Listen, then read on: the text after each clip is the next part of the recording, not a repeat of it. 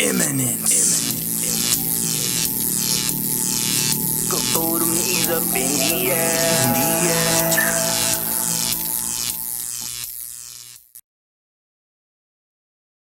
9, 8, 7. We have a go for main engine start. 4, 3, 2, 1, and liftoff. I've been waiting all week for some SFL action on a big screen. I feel like I'm Ashley Jackson. Quarterback sneak, 4th and 3, man, what's happening? Touchdown, championships trying to stack up. I've been waiting all week for some SFL action on a big screen. I feel like I'm Ashley Jackson. Quarterback sneak, 4th and 3, man, what's happening? Touchdown, championships trying to stack up. Rushing like a bullet into the end zone. Defense, hold up, no scoring in the red zone. Throw it up, pick 6, I feel like I'm Josh Rowe. Throwing downs over the shoulder, think I'm Jack Winmo. I need me back to back, trying to be like Vulture. Cause a storm, cause I'm mighty, it's in the culture. Esports TV, YouTube, Twitch, SFL Live, tuning you don't wanna miss. I've been waiting all week for some SFL action on a big screen. I feel like I'm Ashley Jackson. Quarterback sneak, 4th and 3, man, what's happening? Touchdown, championships trying to stack up. I've been waiting all week for some SFL action on a big screen. I feel like I'm Ashley Jackson. Quarterback sneak, 4th and 3, man, what's happening? Touchdown, championships trying to stack them.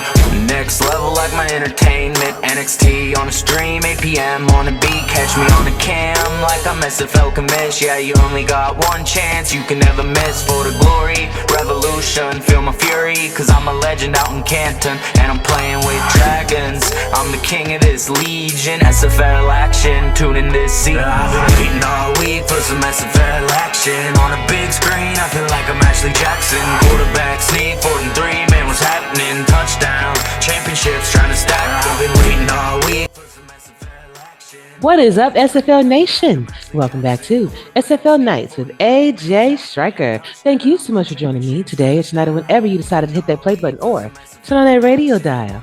Really appreciate it, y'all. And I have here with me my co-host, Diggy. How are you doing today?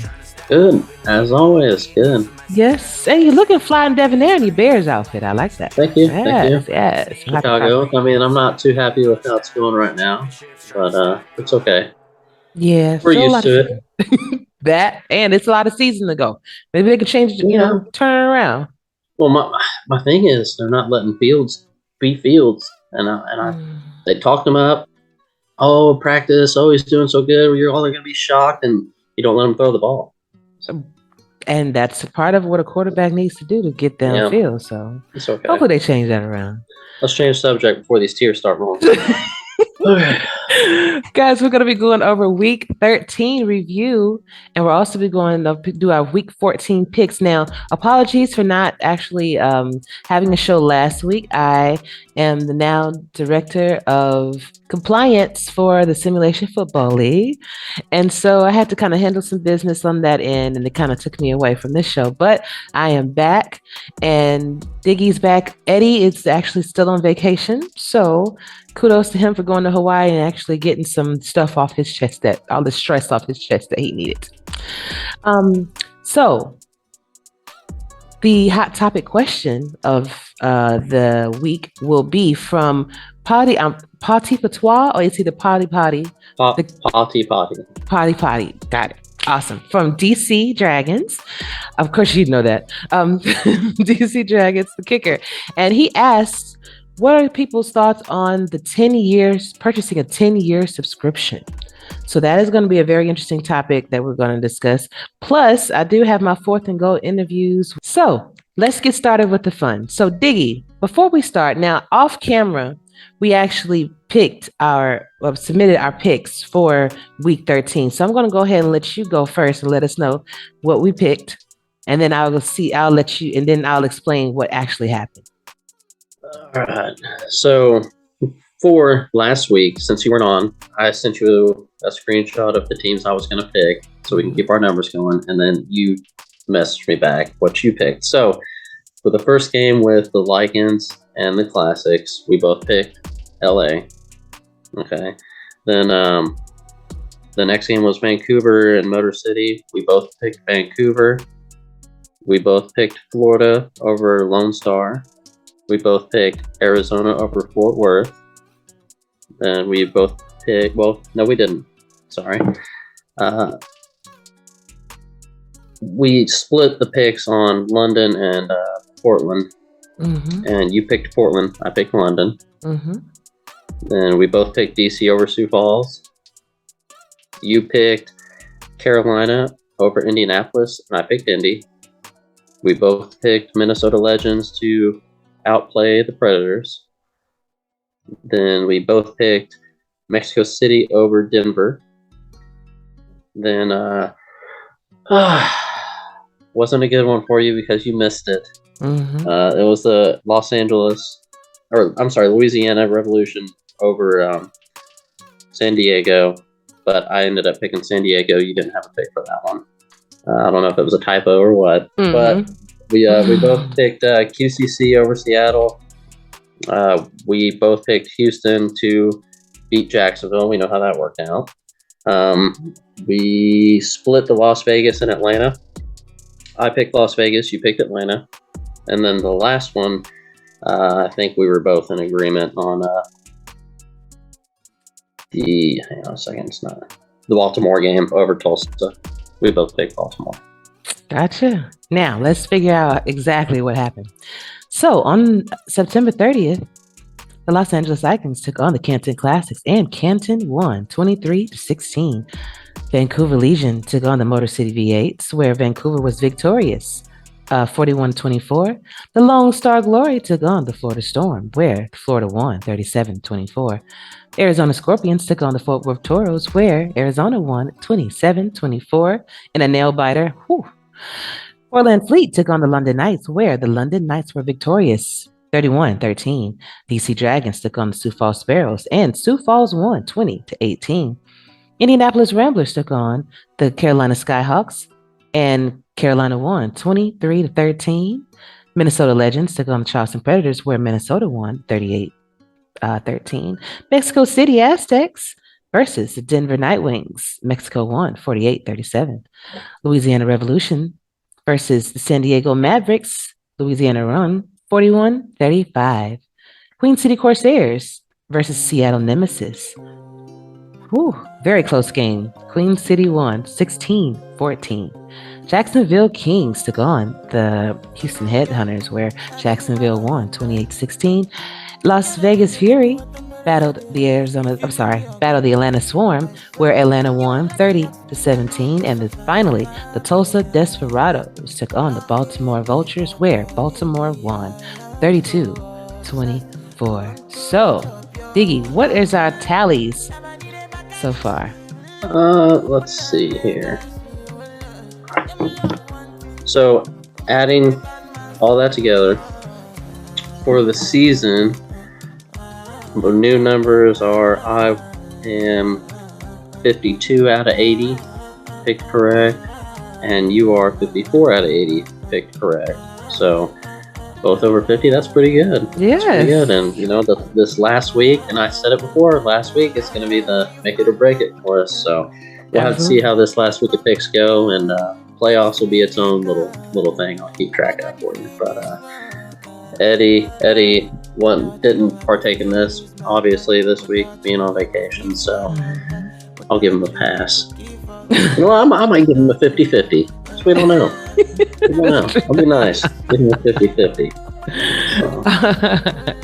Well, I'm going to review the Los Angeles Vikings and the Canton Classics game first. Canton did win this game, and so Los Angeles had 297 yards passing, only 30 yards rushing, and one passing touchdown. They had 327 yards total. They held the ball for 22 minutes and 40 seconds with 2 turnovers. Los Angeles scored most of their points in the second quarter, scoring 10 points and only 2 field goals in the third and fourth quarter. Canton was definitely, it's a little weird when I explain. So they had 196 yards passing, 40 yards rushing, and 1 rushing touchdown. They had 236 yards total. They held the ball for 21 minutes and 15 seconds and no mistakes. They scored their points 10 points in the first quarter, 7 points in the second quarter, and 2 field goals in the third and fourth quarters. So it's interesting how I'm finding that even with your time of possession, it doesn't matter how long you hold the ball, it's what you do with it during that time. And since they were able to hold Los Angeles to no score in the first quarter, I think that was a secret of them winning, besides not having any mistakes. They were great on third down conversions, and even fourth down conversions. They had one fourth down conversion, and those little things are the keys to success. I know Canton struggled at the beginning of the year. I know Los Angeles has been trying to find their stride. So this was a great matchup, but in the end, Canton came out victorious because they made no mistakes. They were careful with the ball for the time that they had it, and they were able to score in all 4 quarters. And that was the secret. What about you, Diggy? Well, I agree with you on that. I mean, it's not. It has to be what you can do with the ball when you have it. Because if you're going to play the game of we got to do what we can to keep the ball out of their hands as long as we can, and we see that a lot with some of the Baltimore games. I mean, or these high-powered offenses, you try to keep the ball out of their hands. But if you're gonna try to play that game, I mean, you could end up, hurting yourself a little bit if you're not that effective. So it's a make or break decision, just like every game plan every week. But I did. I'll start with DC and Sioux Falls. I did that one. It was close. It was a close game. Once we got back into it, so it was a close game for the whole deal. But I mean, great job by Sioux Falls of scouting the game or whatever game plan they used, and it worked. And props to them. And it's not like DC's defense didn't do everything we could to give us every opportunity to win it, because 4 interceptions and a forced fumble, and it was there. We just didn't capitalize on some stuff, and we made a couple of mistakes, and we just kept some passes kept getting by, and it just wasn't our game. And like I said, Sioux Falls did a great job. But the thing I do kind of wonder is, both the games I chose were really close, and Sioux Falls won by 2 points. Okay, they won by 2 points that last second field goal, but to ice your own kicker, you called a timeout and iced your own kicker. I was like, was the moment too big, and he needed to calm himself for a second? It was just, I've never seen that before. It was crazy. The only time I've seen that is in NFL. And it's usually the other team that's icing the kicker. Yeah, it worked for him, though. I mean, he come out there and knocked that thing between the posts and won. So yeah. Had a moment to reset, recenter, right? Well, my second game is Arizona Scorpions taking on the Fort Worth Toros. Now, when I tell you, so we have a voice chat, and EJ the Q is always, which is my O lineman. He is always setting up voice chat for us to be in and just making sure that everybody can watch the game together. So, first quarter, Fort Worth went up 14 points. We didn't score not a point. And so at that point, I was like, listen, I actually can't watch the game. I feel like when we start off and we're losing, I will sit in voice chat and just hear everybody's interactions, but I can't watch it. I just feel like I'm bad luck sometimes. But to that point, Arizona wound up having 315 yards passing and 85 yards rushing. We had 400 points total of offense. We held the ball for 22 minutes and 7 seconds. We did not score, like I said, in the first quarter. We didn't score in the first quarter or the fourth quarter, but we did score 17 points in the second quarter and 7 in the third. Fort Worth had 239 yards passing and 126 yards rushing. So their ground game was a lot better than ours this time around, but they only had 365 yards in total of offense. They held the ball longer with 25 minutes and 35 seconds, scoring 14 points in the first quarter, 7 points in the second, nothing in the third quarter, and only a field goal in the fourth quarter. Now, it went down to overtime. And the reason that it went to overtime was because Emily Rose went to kick the ball and it was blocked.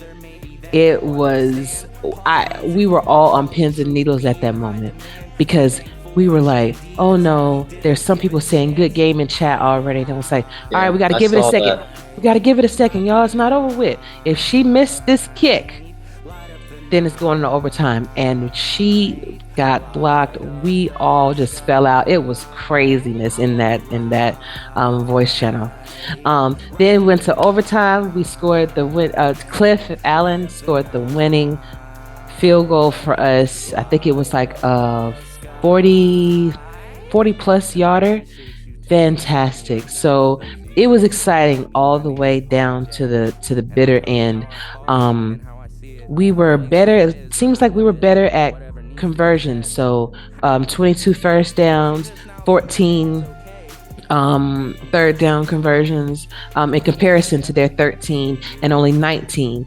Well, it's 19 first downs and 13 third down conversions. We just had a better game, and we even held the ball with less time, but we just had a better game. Again, when you're smarter with the ball, when you're connecting with the right people, that definitely makes a difference. But if Emily did not miss that field goal, it would have been a totally different game. So it was, those moments are the reason why I love this game, why I love football in general, because it is an emotional sport. It is something that makes you feel alive at those moments. You know, when you're scared, when you're sitting on pins and needles because you don't know how it's going to work out. It's a beautiful thing. And it worked out for us. But Fort Worth is nothing to sleep on.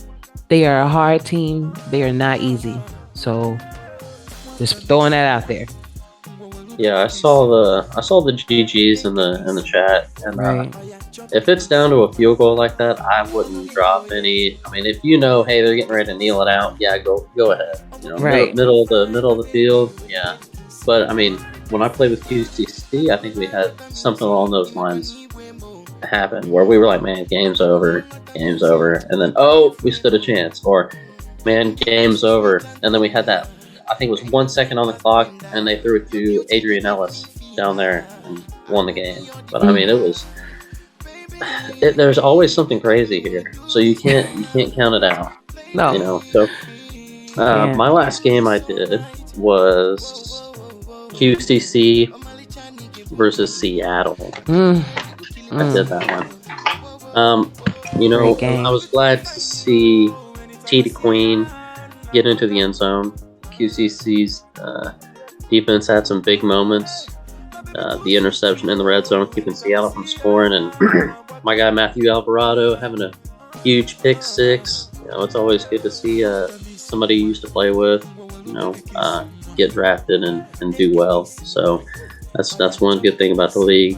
You know, you can still have friends on other teams and all that, and get an enjoyment of watching them do good things. So I think he'll only get better from here. I was high on him when I was in Madison. So, but back to it, the biggest story for me of that game is the team people continue to overlook. Seattle's not a bad team. Seattle is not a bad team, but they keep. I mean, you can see it in the pick'ems. It's they ain't gonna win. They ain't gonna win. They ain't gonna win.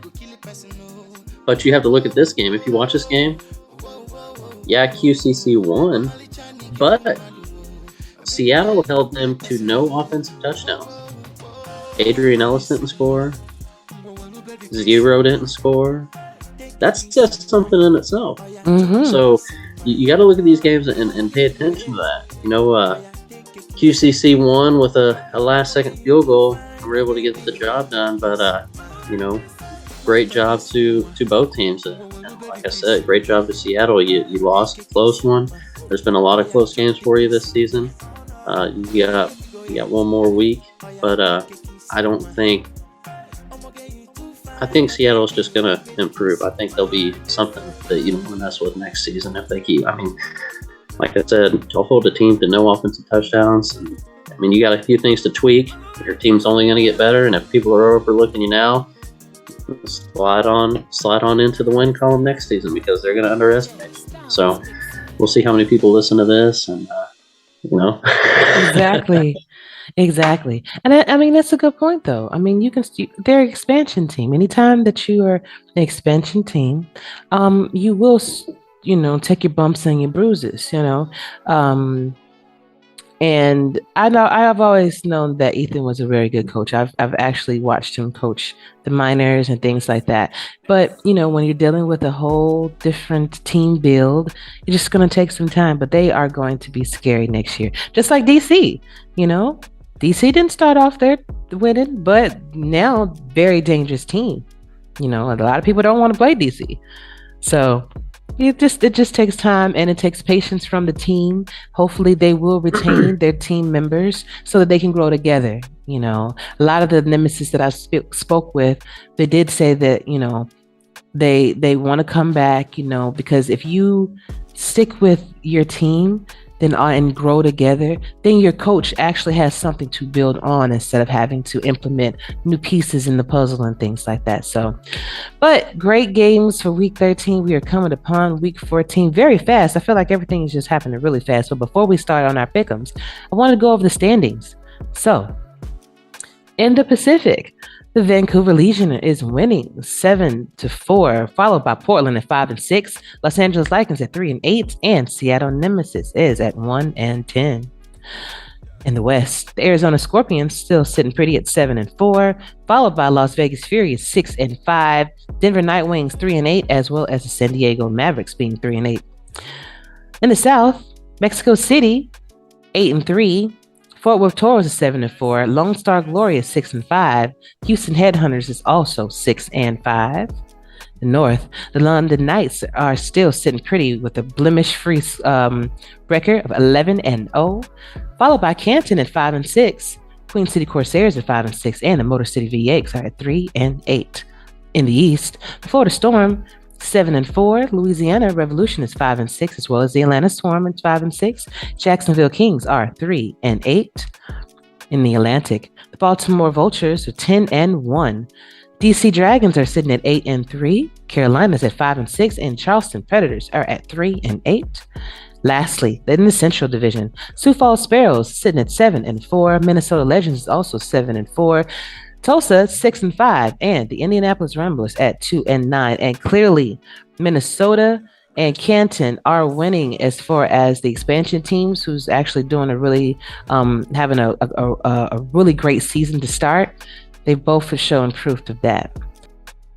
Can you hear me? I can hear you. All good. I gotta check because sometimes we can't. So yeah, it's all good. It's all good. So. Standings. Now it's interesting, Diggy, because there are a lot of teams sitting at 7-4, period. And it's interesting, particularly in the South Division, right? So if Lone Star wins their game and Houston wins their game, then that means it will be 3 teams in the South Division alone that's going to be like 7-5. So it's going to be really interesting to see how everything is going to shape up in the end. But do you have any, input on the standings? Well, Vancouver's pretty much got theirs locked down. It's going to come down to this last week's game with you and Las Vegas. That's a must-win for you guys. Absolutely. But I don't know how the strength of schedule is looking. You know what I'm saying? Fort Worth and Mexico City, that's going to be a close one. Of course, London's already locked it down. Florida's locked it down. Baltimore's locked it down. And Minnesota and Sioux Falls, what a way to end the season on that one. So a battle of the top teams in their division. Indeed. So Indeed. we'll see what happens there. But I just know somebody, I think it was Fox, made a post. I couldn't find it in regards to like who, if who won and who lost, what would be a thing. But it said there was, I guess, a chance if DC could miss the playoffs. And they take a lot of time.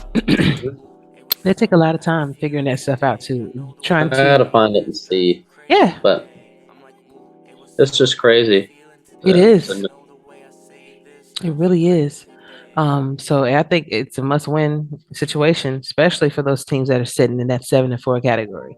You have to be able to set yourself apart because you may not make it. So, but on to week 14 pick'ems now on starting on October the 9th.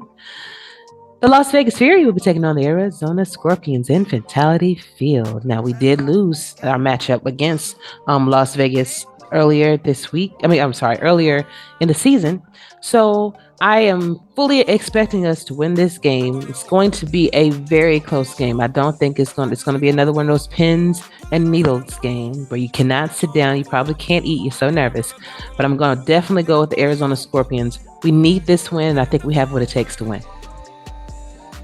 I'm gonna go with you and go Arizona. I mean, I think Las Vegas has a lot of firepower, but like we kind of mentioned, off camera, sometimes these games get split. So I'm gonna go with Arizona on this one. All right, Jacksonville Kings will be taking on the Atlanta Swarm in the Hive. Diggy, who you got? Man, picking against Sype is kind of starting to push this little button here.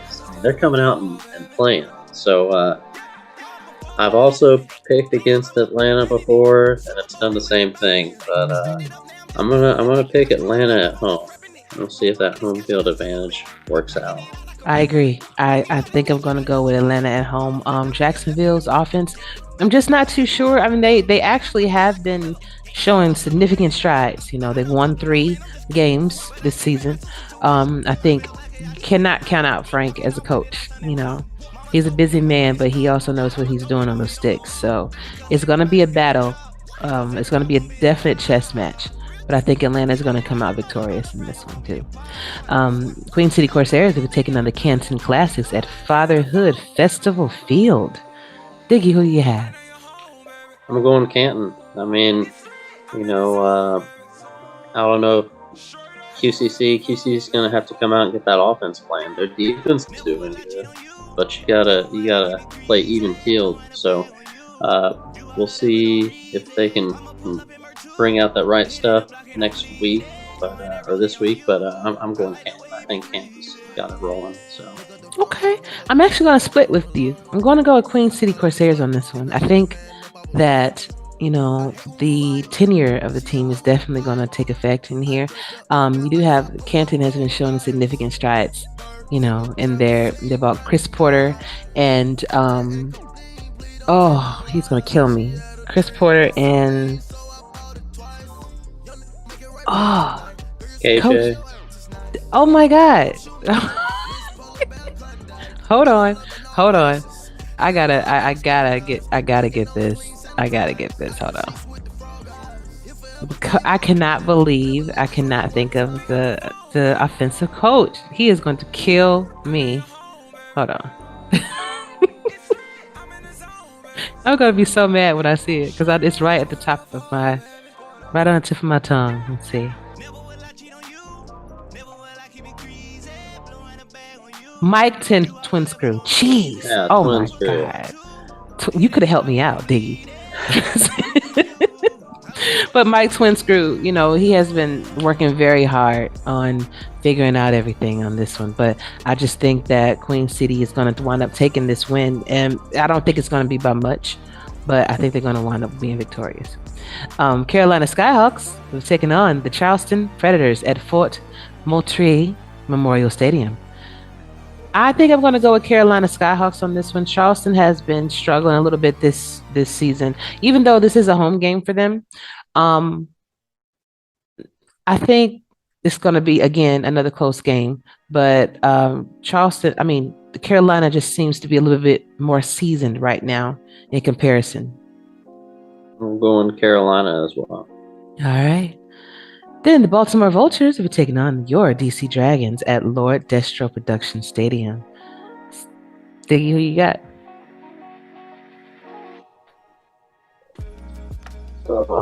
Okay. I want DC to win at home. I really do. I'm kind of. That's tough, man. I know. Yeah, week one, nobody really knew what to prepare for, and you don't know if Baltimore is gonna, sandbag it a little bit. If DC's offense can click, I think they stand a chance to win because I think our defense is good. I'm gonna say I want DC to win, but I'm gonna pick Baltimore. Got it. And I have to side with you on that. I'm going to pick Baltimore as well. T-Pat has been around. Well, actually, T-Pat and Destro have been around for a very long time. But I think T-Pat and TJ just have that formula, that Destro split it with them last season. Mm-hmm. They lost the first time and won this, won. So that they can get it done too. Yes, so they that's can. what I'm saying. I want my team to win. But points wise, I need to do what I can to beat you. So that's I gotta make that pick. Gotcha. Houston Headhunters will be taking on the Fort Worth Toros in the Stockyards. Now, as I said, Fort Worth is no joke. Actually, Houston's defense is no joke either. Houston's offense has its moments of brilliance. But lately I noticed they haven't really been getting the ball out to their wide receivers. If they can, then they will win. But I'm going to actually go with Fort Worth Toros on this one. I'm with you. I am going Fort Worth. Okay. Minnesota Legends will be taking on the Indianapolis Ramblers at the Snake Pit. What do you have? Minnesota. Okay. Yeah, Minnesota. Yeah. I mean, I'm liking I'm liking the not the tweets. Well, they could be tweets, whatever it is. The back and forth. Yes. Did you see the one with the pregnancy test? No. You gotta go look at it. Oh, it's so funny. It was somebody. I think Indianapolis made one that was a Sasquatch with a unicorn horn. Like, that's what we think you look like, and that's y'all got lucky or whatever. And oh my God. Minnesota, boom, right back on it. That's the girl with the pregnancy test, and it was like, "Who's your daddy?" Yeah, you look at the pregnancy test. It don't say positive. It's a check engine light. Oh, it's so good. This is going to be probably the greatest rivalry in the SFL. Like what they come up with and how quick they respond to each other. It's kind of like back when you would see what was it, Wendy's and them make a little back and forth. Yes. Yes. So it's going to be good. Truly. That's probably the game of the week too, just because of the how it all starts, on Twitter, the Twitter beef that goes on. And I enjoy it because both teams, they are friendly with it. There's nothing that no one's getting upset, no one's getting angry or, in their feelings about things. They're just having fun with it, and I can dig it. Vancouver Legion will be taking on the Los Angeles Likings at Full Moon Coliseum. This is going to be a good game to watch.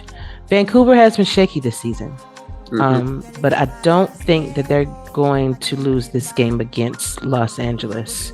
If Sully can get that ball out, and go downfield on them, that'll be good. But I think Vancouver is going to probably use Robert Redford a lot this game, and I think that they're going to be successful in winning. So I'm going Vancouver.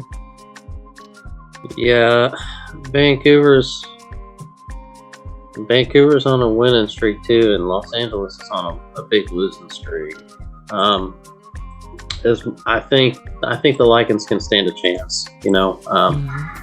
They've been in some closer games before, and that defense has really stepped up when it needed to. Sometimes, so they've just barely lost a couple. Mm-hmm. But I got to go Vancouver and stick with the hot hand right now. Got it. Florida Storm will be taking on Louisiana Revolution at Stack Up Stadium. Another great game to watch. Probably the game of the week too, because both of these teams have been pulling out some significant wins. I will go with the Florida Storm on this one, even though it is a home game for Louisiana. Florida just has that magic at times. Hall of Fame team. They've been in. They're the champions, former champions. Like I think they won 3 championships or something like that. And I just think that they just have what it takes right now. They're coming in hot, and I think they're going to continue. Yeah, we mentioned something about Florida a couple weeks ago, and it must have lit a fire because they come out swinging. So I'm going Florida, like you said, over Louisiana. Mm-hmm. Another interesting game to watch besides the Houston Headhunters and Fort Worth game is going to be this Lone Star Glory versus Mexico City. So, as I said before, if Lone Star and Houston want to win the game, that means it's going to be 3 teams. It's going to be 7-5. Now, does Lone Star have the potential to win over Mexico City? Absolutely. Will they, as they play in Estadio Matt Wilson? I'm not quite sure. I'm going to go with Mexico City on this one. I'm going Mexico City as well. Yeah. The London Knights will take another Motor City V8s at Motor City Stadium. And London has been coming in. Well, I'm going to let you pick first. Who do you have, Diggy?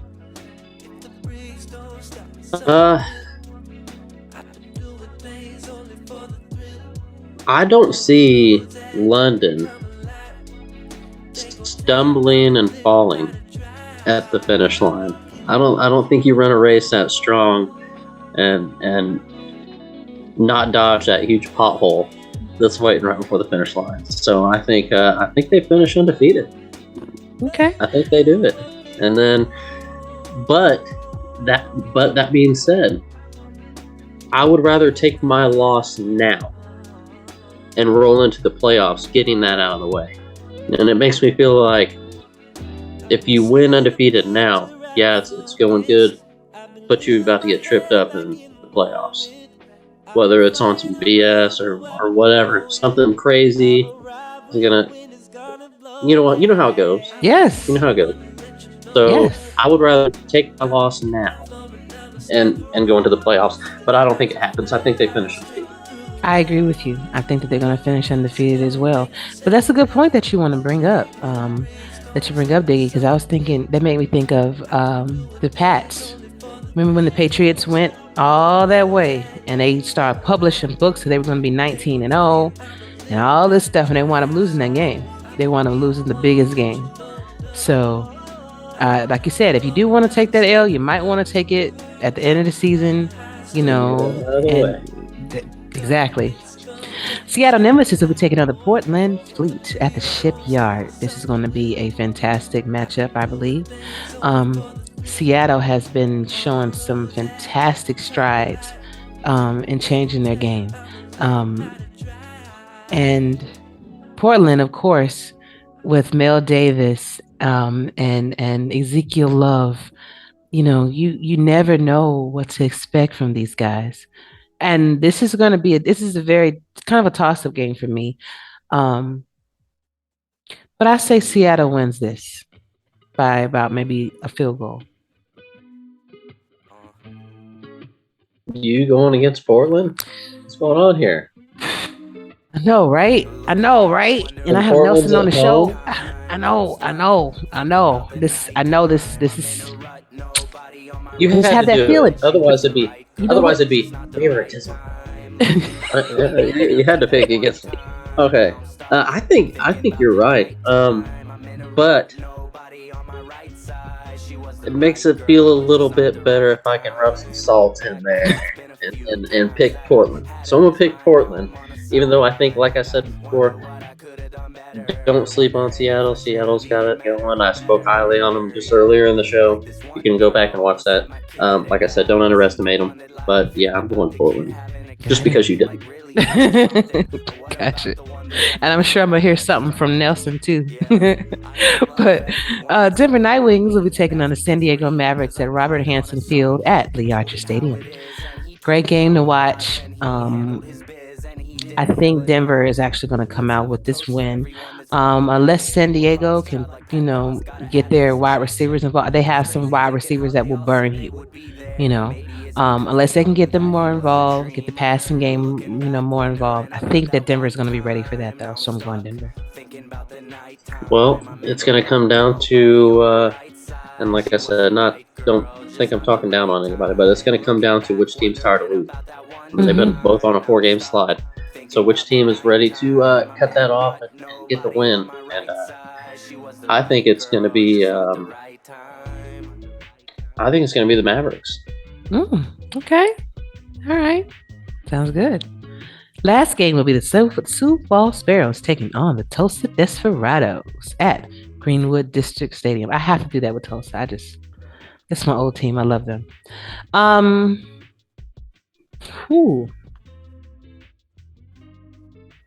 gonna let you go first. Go ahead. I'm about the same as you right now, struggling with it. I mean, Tulsa's a great team, as well as Sioux Falls. And like I said, Sioux Falls is back to the ways of old and riding a 4-game win streak. So I'm gonna go Sioux Falls and that defense picking the ball out of the air. So we'll see if they can keep it up. So yeah, I'm gonna go Sioux Falls. Oh, yeah, this is a difficult one. They both have promise, but I think take your words of wisdom from Eddie. I think that Sioux Falls here, not here. Okay. I think that Sioux Falls is going to wind up taking it, not by much. But like you said, they have been on a winning streak as of lately. And when you coming in hot, sometimes that fire doesn't subside. So I think that's the reason that they're going to win this game. Now, keep in mind, it is a home game for Tulsa. So we'll see. But again, people, do not take what we say to heart. This is all fun and games for us. We're not trying to put anybody down. We're not trying to, wish any bad luck or any harm on you or anything like that. We're just having fun. Just like with the Who You Got standings, this is our Who You Got. All right. So let me say this before you move on here. We picked 3 games different from each other. Yeah. This week. I'm losing to you by 2 games. So just like these games last week, it might come down to that last second field goal. So I'm gonna have to hit on these 3 games to beat you. Otherwise, it's a tie. So it's going to be exciting for me, even more exciting for me to watch games this week. Exactly. It's going to be interesting to see how everything works out for both of us. I mean, this would be the first time you've ever won against me if you win. So. Well, I'm gonna expect my championship belt if I win. It'll be in the mail. Yeah, make it out of macaroni. Make the kids have something to do over there. Hey, you got to do this. I got plenty of macaroni too. Now that you say that. Be light and easy to mail. There you go. I love it. All right, so 10-year subscription. Well, first of all, this is our hot topic question. We're going over to a hot topic question. 10-year subscriptions presented by Potty. Now, I thought this was a really good question, and I was asking everyone that was on the show to know what their thoughts and opinions about it was. But would it be possible to make a one-time purchase and subscribe to the SFL for 10 years? Do you think, Diggy, that this is a something that the league should probably look into? Or do you think that maybe 10 years is a little bit too long of a stretch? That's 20 seasons.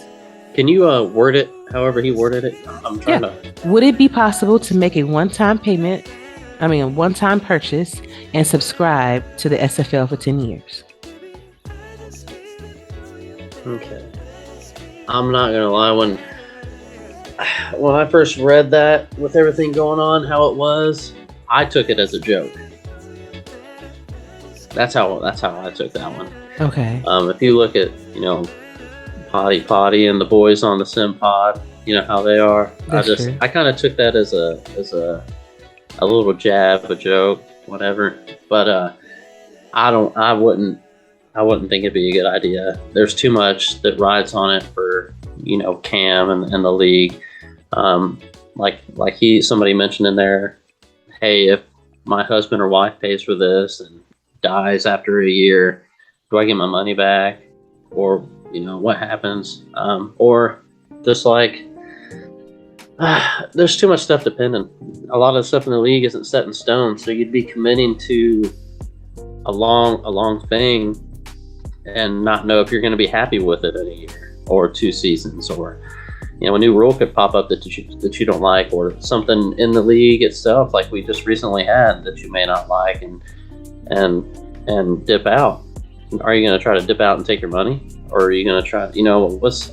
There's just too much to it. I mean, it's a big investment. I don't think a lot of people have the money to drop like that. But I do think if they did something a little bit longer, it wouldn't be a bad idea to be like, right now, hey, you pay monthly, you're paying monthly, or you can do the 6-month payment and save $10 or something like that. You know what I'm saying? Just with Right. price increases and stuff. So Right. you got to think too with the price increase. We got 2 differentials here, really. I like this league because it's a more mature league. I've been in some other ones that's got a bunch of kids in it. Mm. So you have more mature people. Some of them on retirement, some of them on disability. And then you got some college kids, Mhm. right? Mhm. Some early 20s people, late teens, who's still working and paying their college debt, still all that stuff. So you've got kind of a limited income. You got the nice middle. I can work the extra hours if I need to, and then you've got the fixed income. Now the fixed income is, man, if it raises past a certain amount, we're not going to be able to afford it because I can't go out and work an extra shift or half a shift or pick up for somebody one day and make it okay. So, I mean, as far as back to the original question, the 10-year thing, nah, I just took it as a joke. Mhm. I think max a year is fine because you're committed to it. I mean, that way, I mean, if somebody passes, it's not like a reoccurring debit on your card. You have to make Yes. a payment. So, Good stuff. I agree with you. I didn't take it as a joke necessarily, but then again, like you said, it is a sim pod, so you don't know how to. But for me, 10 years, 20 seasons, that's a long time for you to commit to something like that, and when you don't know what your life is going to be like tomorrow. That said, if they did want to present a package deal of where it could be maybe 5 years, that's 10 seasons. And again, this will be the choice of the consumer to have, just like, well, you have this, the monthly, the 3 months, 6 months, that would just be another choice that, hey, if you decide that you want to purchase this, and for a fact that you love this, the league that much as you want to participate in for 10 seasons, then that's cool. Go ahead and purchase it. But just understand final binding. That's the thing. If you say that all sales are final and that, hey, there is no going back on this, once it is, this is what it is, then that may, while give the league some comfort in knowing that they don't have to return any monies or thing like that, you have to see on the other side of it, is that really fair to be able to do that when you don't know, again, like what's going to happen to you tomorrow, if you're even going to be here tomorrow. So it is something to consider. Maybe they can do a 2-year deal, or a three-year deal or something like that. That's a little bit more feasible than 20 seasons. Although there are some people that have been here for damn near 20 seasons, so if not 20 seasons. So Then what about those people? How much would that be? Did you calculate how big a chunk of change that would be? I did not calculate that. How much is it for a year? I can pull it up. Let's see. Well, actually, go ahead and increase it because it's going to be. I guess we would have to know what the increase in order to get that actual number. It was $2 a month. So like $24. So then that'd be like what? Let me see. For the year, I think. And it's different if you are a quarterback or a running back too. That's another charge. Yeah, we'll just keep it general. Okay. And they can know it'll be more for them.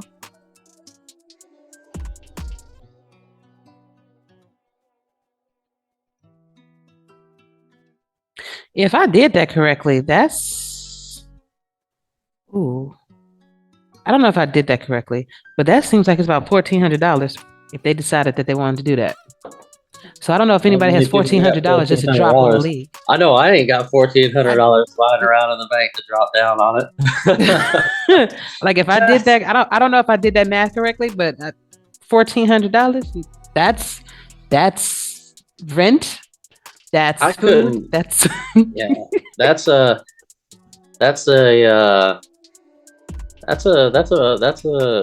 tipping point in a household moment. What the hell did you drop $1,400 on? It's a football game for TV. For me, it's a sim game. You telling me you dropped $1,400 on? No, you better be well prepared if you're gonna drop news like that, or if that's maybe it. Okay. Well, a hell of an explanation. Yeah, something. I know I couldn't justify it. Me either. That's pretty steep. So either way, that was a good point that Potty brought up, and we're going to hear everybody else's thoughts and opinions on that in a few moments. See you in a few.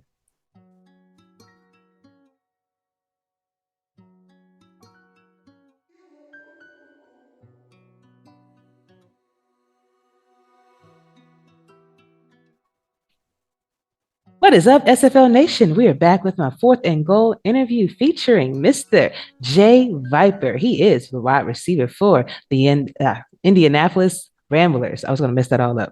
How are you doing? Oh, good. How have you been? Man, love to be on the show again. I'm glad to have you as usual.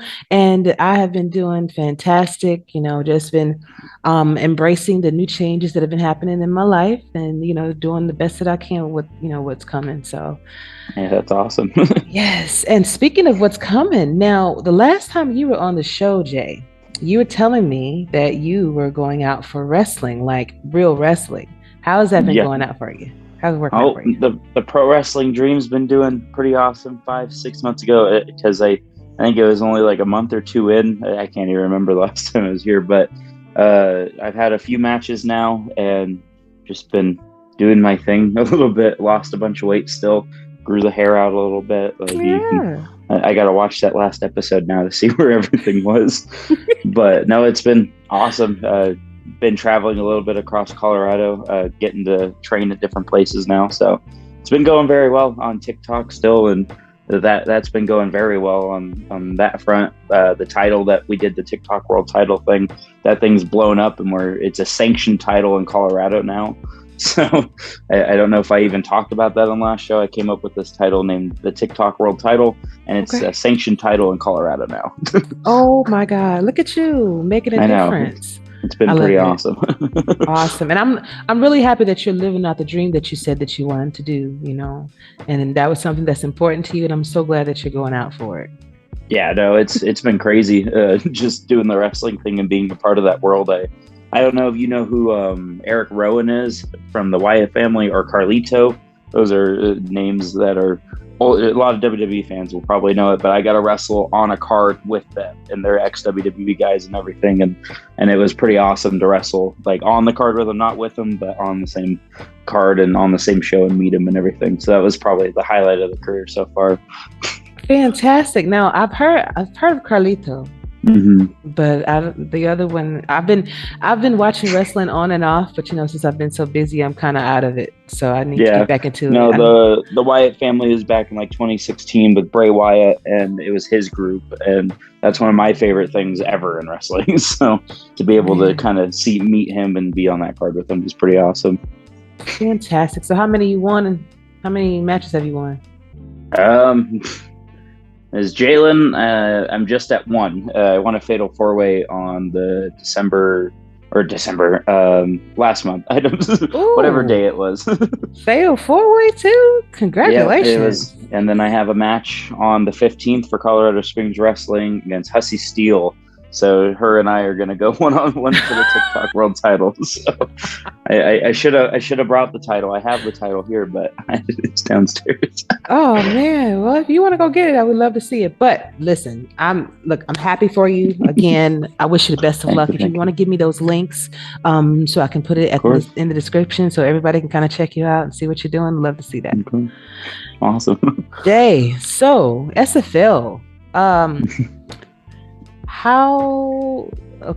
So initial thoughts on how your team has been doing and how have you been enjoying your professional career in SFL so far?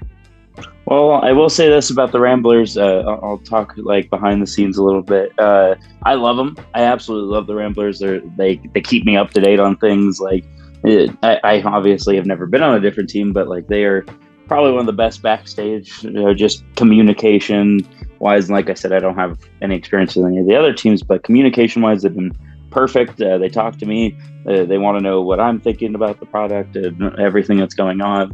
And it's been great. I've enjoyed every second of it. I'm glad the Ramblers chose me, and it's been a lot of fun. The team hasn't been doing the best, but we are expansion team, first season. All the hiccups that you run in as a team, I get it, and I don't blame the coaching staff. It just happens, But I feel like a couple of years and Indy will be a competitor. It's just we need to kind of work through our first year, because if we could get it done in the first year, that'd be pretty impressive. But that's probably a taller task than running a football team. Because you look at any NFL team, you even see NFL teams that have been around for 50 years not doing good. So it's just a matter of you just have to have the right cards, and we have the right people, and we're getting there. But Ramblers will be competitors in a couple of years. I feel like we just got to get over that first year's hiccups. Yeah, indeed. And I mean, 2-9 for an expansion team, I've seen expansion teams, go winless. So you did get those 2 wins, and I never want to see any team, go winless. And I'm looking at your stats now, and I see that you have 30 to this day, 39 receptions, 406 yards and a touchdown. You've been targeted 61 times. So they're definitely trying to get you the ball. They're definitely trying to get you involved and things like that. But I was wondering, how do you feel about your current stats in comparison to when you were a rookie, when you had 66 receptions, you were targeted 97 times, you had 729 yards and 4 receiving touchdowns. That was in the SFLm, right? Yes, for San Jose flight. Yeah, so that one, I knew coming in, because I'm wide receiver 3, and I knew coming in I wouldn't get as many, because I believe I was wide receiver 1 for San Jose, and I thought I did very well. And coming into the league, I figured I knew I wasn't going to be number 1. And so I was actually told by a lot of teams that I'd get less than 200 yards. I probably wouldn't really get a lot of connections. So the fact that I've been able to, 1, get a touchdown and have as many completions as I had and everything, I love it. And they're working me into the offense as much as possible. And any person's going to see the stats and be like, oh, I want more. And obviously, as competitive as I am, I would love more stats, more completions and everything. But the team needs me to catch the ball there. I'll catch it. I like being the team player over kind of self gain at that point. But would I like to move up? Of course, everybody wants to move up. But right now the Ramblers have me slotted at the 3, so that's where I'm that's where I'm kind of satisfied until I am able to move up. So you are running back kick returns too, right? As wide receiver 3. I believe so. Okay. So hopefully you can get a kick return touchdown too in there somewhere. Gotta get it where you can, man. Exactly, that would be nice. I haven't been able to watch a couple of last games just because I have like 3 matches coming up for wrestling, so I've had to kind of put in a little bit more training on that end. But I've tried to watch. I watched the first 5 games, I know that, and then gotten kind of sidetracked. So gotcha. Well, tell me about those first 5 games. What were the thoughts going through your head with watching those games? Because I was going to go over the one from last week, but since I know you didn't watch it, then we can omit that one. Well, the first 5 weeks, I believe we got 1 win, and that one was like the really impressive comeback win. I believe was one of because I remember watching that and being like, we were down by like 20 or something, and then we ended up winning, and everybody was very happy, and we thought that would be signs. And then I just remember watching the rest of them being, disappointed, but being like, all right, we're going to change, we're going to get better, whatever. And in a sense, we have, because we did get a couple of wins, but my opinions on the first 5 games were, you could definitely tell we're a new team. We're trying to figure out the system. We have systems in place that work, but we're playing the teams that have been around for a little bit and some expansion teams. But like, I can't name any of the players, any of the plays or anything since it's been like 4 weeks. But I just remember watching those games and being really excited about being in the league and everything, and just excited to be part of the system, no matter how good or bad we were doing.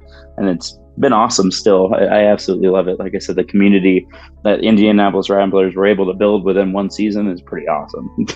Indeed. Now, I do see one of your wins was over the Canton Classics, which was which is a expansion team, and then looks like the Motor City V8s as well, which is not an expansion team, but it's still one of the more comparable teams in the league. And hey, those are some great teams to get those first wins over.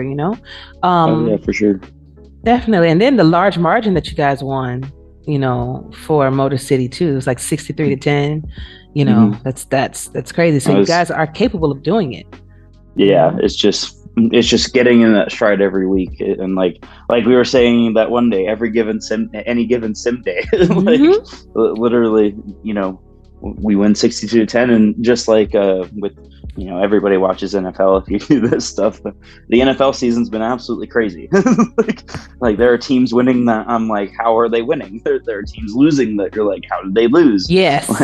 Like the Ravens, who I watched yesterday, play the Bills, and they were up by 20 points, and then they lose, and you're like, how did they do that? or even the Broncos, who lost yesterday to the Raiders. TJ, I know you're gonna say something about it, and he already has, because he's the Raiders fan, I'm the Broncos fan. But like there's just certain teams that you're like, how? And then the Chiefs losing, I can't even remember against who, but they lost, and you're like, how did the Chiefs lose? But here at SFL, we got that win against Detroit, and haven't done a lot, but like I said, it's been a lot of fun. Absolutely. Now your final game is the Minnesota Legends, which is another expansion team, and I think this is going to be an exciting game because both of you, again, are expansion teams, kind of new to it. It's going to be every match is like a chess match to me. There is over 8,000 plays that you have to sift through to see what works for your team, what the other team is going to be doing. So that's very daunting. But what are your thoughts on this upcoming game? Well, like you said, it's going to be one of those games. It's especially for expansion teams, and I don't know what's their stats looking like. Like, what are they? What's their record and everything? I can actually do that. While you go ahead and continue on with I can go ahead and get you that. With these two, we're expansion teams, so like, and I once I find out what they're we're both like, especially us, we're looking for that win just to get into the off season, because I feel like if we end with 3 wins, that'd be incredible. I think, because most people probably wrote us off right away, and so getting 3 wins over like what probably people were saying 0 or 1 or even 2. Like, I think for us, it's getting that win and being like, all right, we know what works, and we can look at what we did good, and then go into next season and apply it to everything. And I think it's just who wants it more, and I feel like the Ramblers the Ramblers need it a little bit more. So we're going to work hard to end that season on a good note. Indeed. Now, to answer your question, Minnesota Legends are 7-4 right now. Oh man, they're doing great. Yeah, they're doing great. They're probably doing. I think they're doing better. They are the they're doing better than all the other expansion teams as of right now.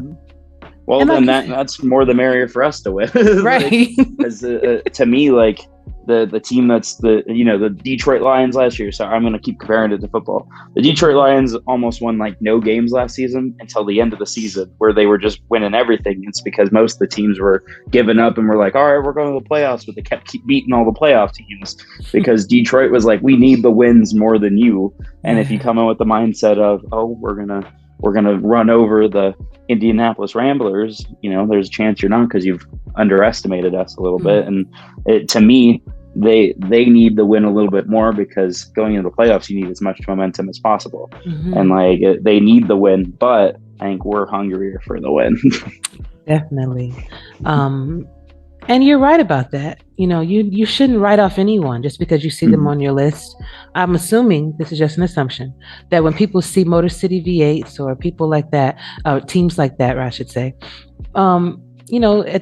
sometimes you can just chalk it up. Oh, we're going to win this. But then you wind up realizing that they had your number, and then that will in turn teach you not to take anyone for granted. Tell me, what is the locker room like? What is the vibe in the locker room that you guys are doing 2-9, that you are 2-9 right now? Surprisingly, it's still pretty good. All of us, obviously, we want to win, and it has its moments where it's kind of dead because after the losses, because everyone's just trying to process it. But then you have the owners, Roland, and everybody else on the staff that kind of try to get in there and try to start conversation, say we did good, but we need to work on this. This didn't happen, whatever. They give us kind of a talk after each game, and they do very well with that. And like I said, communication is like the one thing I can't even complain about, because they text me like, just because, like I said, I've been busy. So my progressions, I haven't missed a progression because of that. And I have to thank them, because they'll hit me up. They'll be like, last day for progression. I'm like, oh, thank you. So communication is one thing that I really enjoy on this team. And I think that's one of the reasons why like everybody's still so positive, even with the record, because like we know that with some teams, it probably would affect morale pretty bad.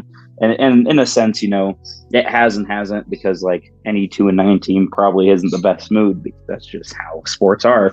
Right. But like the fact that we are still, talking to each other, having fun, talking about random things and everything, it's still a great locker room scenario, and I love it. Even for the record. And like I know next year, no matter what happens, that Indianapolis Ramblers are going to hopefully be something to not to mess with. So what are your thoughts on the coaching style of Chad Rowland? Now, I know that you said communication is definitely there. Communication is key for you. But first of all, what is your thoughts on his coaching style? And secondly, what else is a key part of you staying with the Ramblers? Well, I love his style, and like I said, I haven't been there for the last 4 games, but I remember and when I was drafted in, he said, we want to try to get you passes. He said that his last team, he tried to do that with, and he got his wide receiver 3 a lot of passes like me, because I know I can't prove it, and I know it'd be a really hard stat to look up. Any wide receiver 3 out there, I don't know if I have the most targets or anything like that, and I don't expect you to go look at that, but like I would say I probably am one of the higher targeted wide receiver 3s, and because that's what he said he was going to do, that's what he drilled in. And like he looked at what I did in San Jose, and he said, you can catch, you can do this, you're fast, whatever, we're going to prove on this with your progressions and everything. And we did exactly that. I've been a lot better player here in Indianapolis, and I love the style he's coaching, because it's that old style, just pass it and get it done, try to get the job done. And obviously it has its firebacks, but like once he drills it in, once he gets it settled in and settles into Indianapolis, I think we'll be good. Fantastic. Have you spoken to anybody or have you been keeping up with anybody from San Jose Flight? No, just a couple of my teammates that got drafted with me, and that's about it. I try to talk to everyone, but like I said, when I'm You've been busy. not doing it, yeah. I try to be in the locker room. I try that. That's definitely going to be a goal for next year once I settle in, because I won't be training as much because I'll be, main roster guy. So I'll be able to like do a lot more on the road rather than and be able to text people and everything. So I'm trying to work on my communication better for next year, and Indianapolis has got theirs. Phenomenal. The rookies that are upcoming this season, you were just a rookie last season. What is some advice that you would have for them in creating their player and even just in general? The name, this is a weird little quirk. If you make your name like J Viper, like you're a little bit more marketable because like we play at the Snake Pit.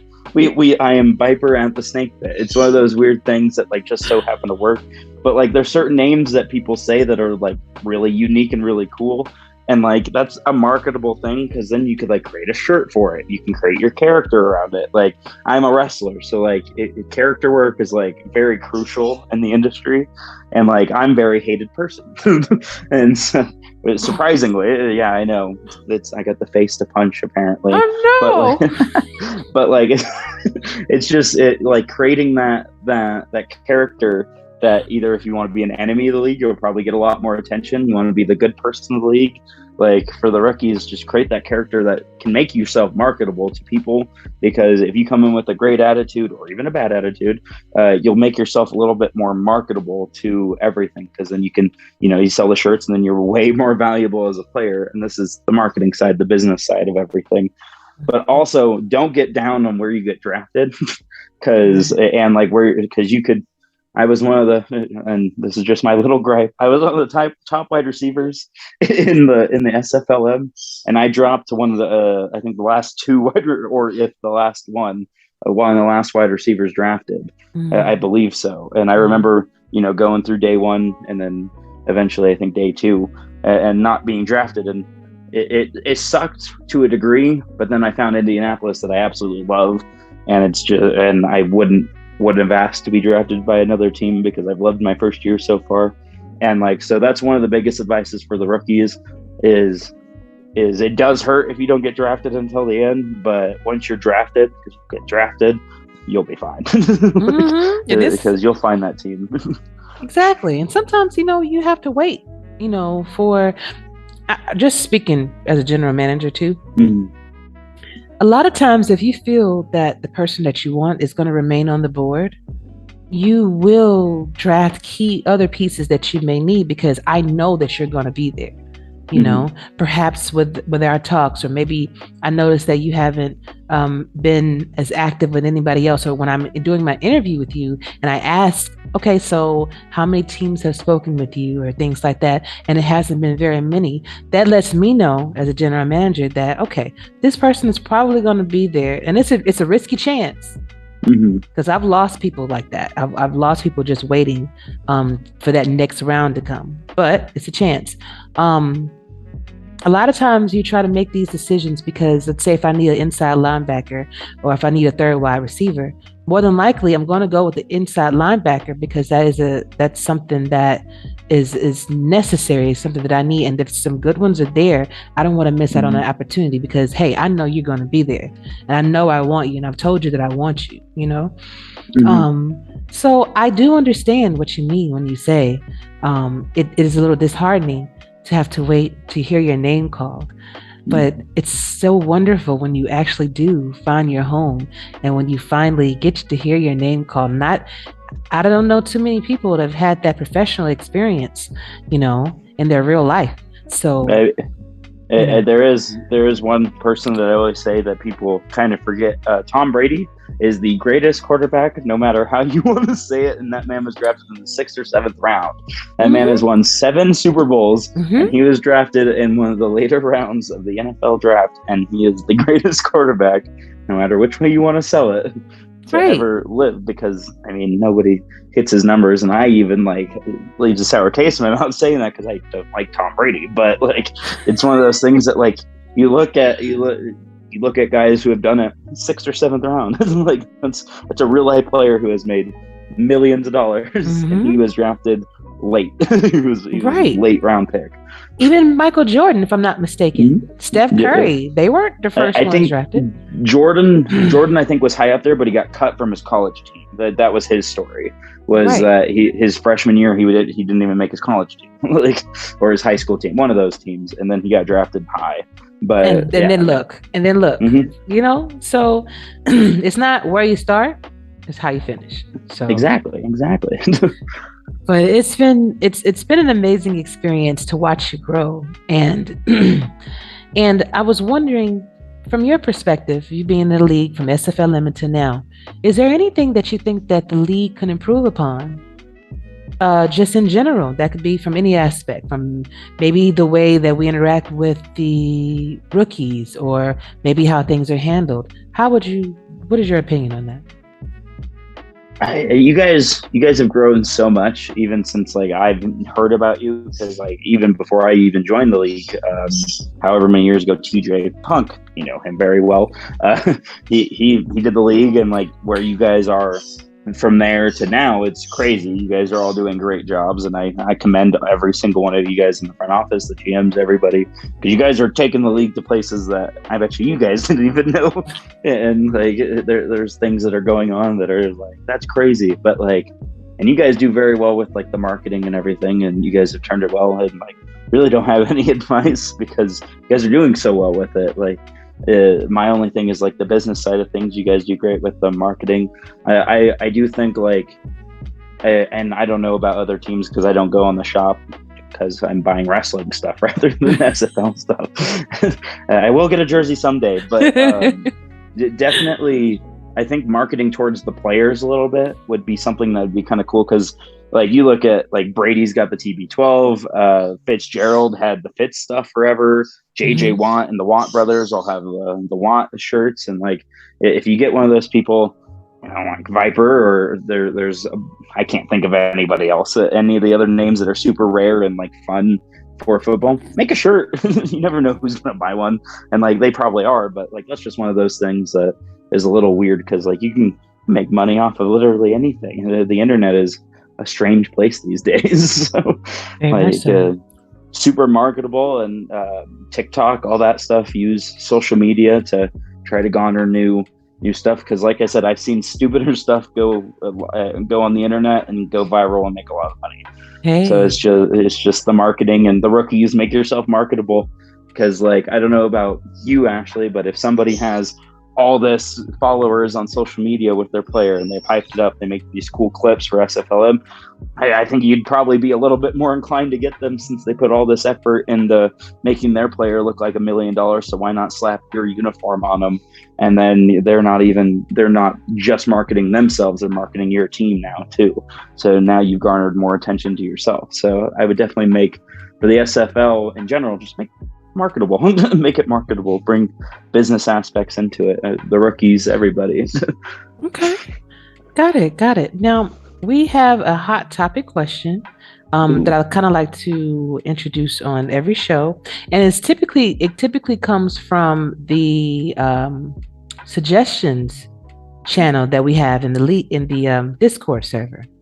And so we're actually talking about, this was presented by Potty, as I like to call him, over in DC. 10-year subscriptions. Would it be possible? Well, the question was, would it be possible to make one-time purchases and subscribe for the SFL for 10 years? Would that be something that you would be interested in if you could make that purchase? Yes and no. Like, okay. I think 10 years is awesome, and that would be one of those things. And like, if I had the money, 100%. Like, the only issue that I see in that is if like something happens in the 10 years, and like you can only fulfill 6 years of it, but you still have 4 years left, and like you've spent the money and all that. So I think 10 years might be a little too far ahead, because like you look at where the league was even 2 years ago, it's changed dramatically. like or even where my life was 2 years ago, it's changed dramatically. I'm in a new place, wrestling, all that stuff, and like so life changes pretty quickly these days. And I know COVID kind of was a big thing, and even then, like you look at that 2-3 years ago, we really weren't doing anything like this. Like this was the top of the food chain because it was all online. And like so 10 years 5 years would probably be more manageable, I think, for some people, because like I couldn't tell you what I'm going to do at I'm 20. I just turned 21, so at 31 I couldn't tell you what I'm going to do in 10 years. Like so like it's one of those things that like it's a great idea, and the people who are committed to it, you know, the people who are the GMs, those guys, and the people who are all in on it, definitely get the 10-year, because you're probably going to be here doing it and you're going to be growing with the league and everything. But I think in some aspect, going maybe slightly lower on it would probably be a better thing, just because, like I said, 10 years is a long time. True. That's 20 time. seasons. Yeah, exactly. that's a long time. Perhaps maybe 5 years, or exactly, that's 10 seasons. So yeah, so that'd be 10 seasons worth of football, and it's only half that time because instead of being 10 years, because like I said, in 2 years it's been a lot, but at least 5 years, a little bit more manageable. Like, is there 1 year subscriptions yet or no? I believe there is 1 year. I know that there's the monthly, and then there is the 3 months, 6 months. I think it just goes to 6 months. I have to double check that. But I thought I like the idea of kind of like a package deal, because you do have those different tiers that if you just want to go from month to month, you know, just see how you like it if you're a rookie, or if you know that you like it and you want to just, hey, I don't want to have to worry about this for 6 months, you know, I'm just going to do that, you know. So it's a work in progress, and I actually like that question a lot. Because it does offer. It's a good question. It raises and like obviously the people who have been here for, I don't know how long has SFL been going on? Like how many years is it now? I mean, we're in season 19, so at least 19 years at the very least. Yeah. So like, see, that's crazy. Like, and some people that were back there, back at the start of it and everything, could have done the 10 years. Like, you know, and like, and there are people that are going to be with it until it's eventual, because everything has its ups and downs, and eventually, you know, unfortunately time marches on. That's just one of those things. But like, you know, there are people that are 10 years down the road, they're going to be like, that Viper guy was wrong, I'm here 10 years later. Like, and like, I get that. And there are people, and so maybe that 10-year subscription would be for those people, but I don't know, I feel like time changes so quickly nowadays, and so it's one of those things that if you put in 10 years worth of money and then you only can do 6 years of it, it would, like, to me, it just kind of sucks. You know, I think that there would be, if they did something like that, there would have to be some kind of contingency, like, hey, I can no longer be a part of the league. You know, there may, I'm sure there are going to be some refunds for that, because, you know, it's not right if you are not able to participate any longer, life gets in the way, perhaps you have to move and you're no longer able to, whatever the situation is. You know, you've invested that, and then, you know, if you don't use it, then you should be able to get it back. So that's, you know, we'll see how that's going to work out. But a fun question for you, so, well, two actually, who do you think is going to win the championship this season? I don't even know the records. So I can give it to you right quick. Yeah. So you have London at 11-0. You have Baltimore at 9-1. DC Dragons at 8-3, as well as Mexico City, Sioux Falls Sparrows, Arizona Scorpions, Florida Storm, Fort Worth Toros, Minnesota Legends, Vancouver Legion are all 7-4. Well, I think I can be a little biased since I usually root with my buddies. so I'm going Arizona. Just because I'm biased. London probably would be the safe bet, and everyone, but how many times does an undefeated team win it, or whatever team's undefeated? I think I said that right. Well, yeah, that's true, because even when Baltimore won, they weren't undefeated. They were undefeated for a period of time, but then once they lost, I think it was last season they lost 2 games, but they still won the championship. Yeah, so. exactly. But like you even look at like I said, I compare to NFL because that's what I know. There's only been one team to do undefeated, and that was the Dolphins, I believe. Right? No, because the Patriots went to the Super Bowl and I lost. Yes, they went undefeated all the way up until the Giants beat them. So, like it's one of those things. And Carolina Panthers, they were undefeated going against they had 1 loss, and that was at like the very end of the season, going into the playoffs. They lost 1 game, and the Broncos beat them. And that's my team. and it was a great game. It was awesome. Von Miller, Peyton Manning. But like, it's just one of those things, like everyone's safe bet's probably going to be London. You're probably going to hear that one a lot. But I'm going to Arizona because I have buddies on that team. Okay. So but London is probably a safer pick. But also, I think London's going to probably, I'm calling it, going to go out a little early because of all the expectations on them. Because when you put a spotlight of undefeated or even 11-1, because I'm guessing going into the last game, they're either going to come out undefeated or they're going to end up with 1 loss. But either way, you're going to have a lot of attention on you, and that can get to some people. Maybe it hasn't, but that 1 loss would probably be very helpful going into the playoffs, so you know what you did wrong. I'll tell you what. When you're perfect, you think you're perfect. just like. Well, I'll tell you what, if you're going to lose, you need to lose in the regular season, because if you don't, it's only one and done. Now, to your point with the Patriots, I remember that season, and because they were actually putting out that they won a Super, it was like 19-0, and they had books made, they had everything. And when they lost, like, I couldn't do nothing but laugh, because it's like, you guys, you did all of this, and I bet you people are using those books for doorstops right now. Because and the tattoos that probably said undefeated Super Bowl champions that they still have to today, because people do it every year where they pre-do the Super Bowl championship. Like, craziness. It happens every single year, and then the Giants beat them. Right. Like, the helmet catch. Like, it's a great game, by the way. If there is one NFL game that I'll rewatch, it's that one, just because it's so good. The story going into it's so good. Like, and that's what makes sports good. When you have a good story, when you have, like, the undefeated Patriots, everyone's starting to hate the Patriots at this point because they just are doing so goddamn good.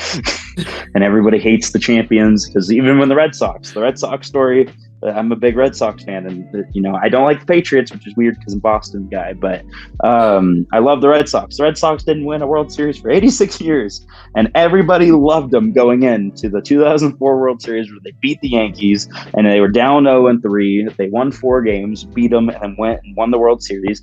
Everybody loved them until they won in 2007, 2013, and 2018. And now, guess what they are? Villains, because we won. Because we won all the games. We were loved because we were the underdogs in 2004, and now we're hated in 2022 because we won it so many times now. Like, it's just what happens. Indeed. But last question for you. What do you think, how do I want to ask this question? What is an underrated sport that you think should get more attention? I kind of think where you're going with this, but I'm going to see if I'm right. An underrated sport. Just doesn't get enough attention. Baseball's getting there. Baseball's getting there. Okay. Basketball is so media. Soccer's there internationally. I'm trying to think. Baseball is probably the one that gets the most grief, honestly.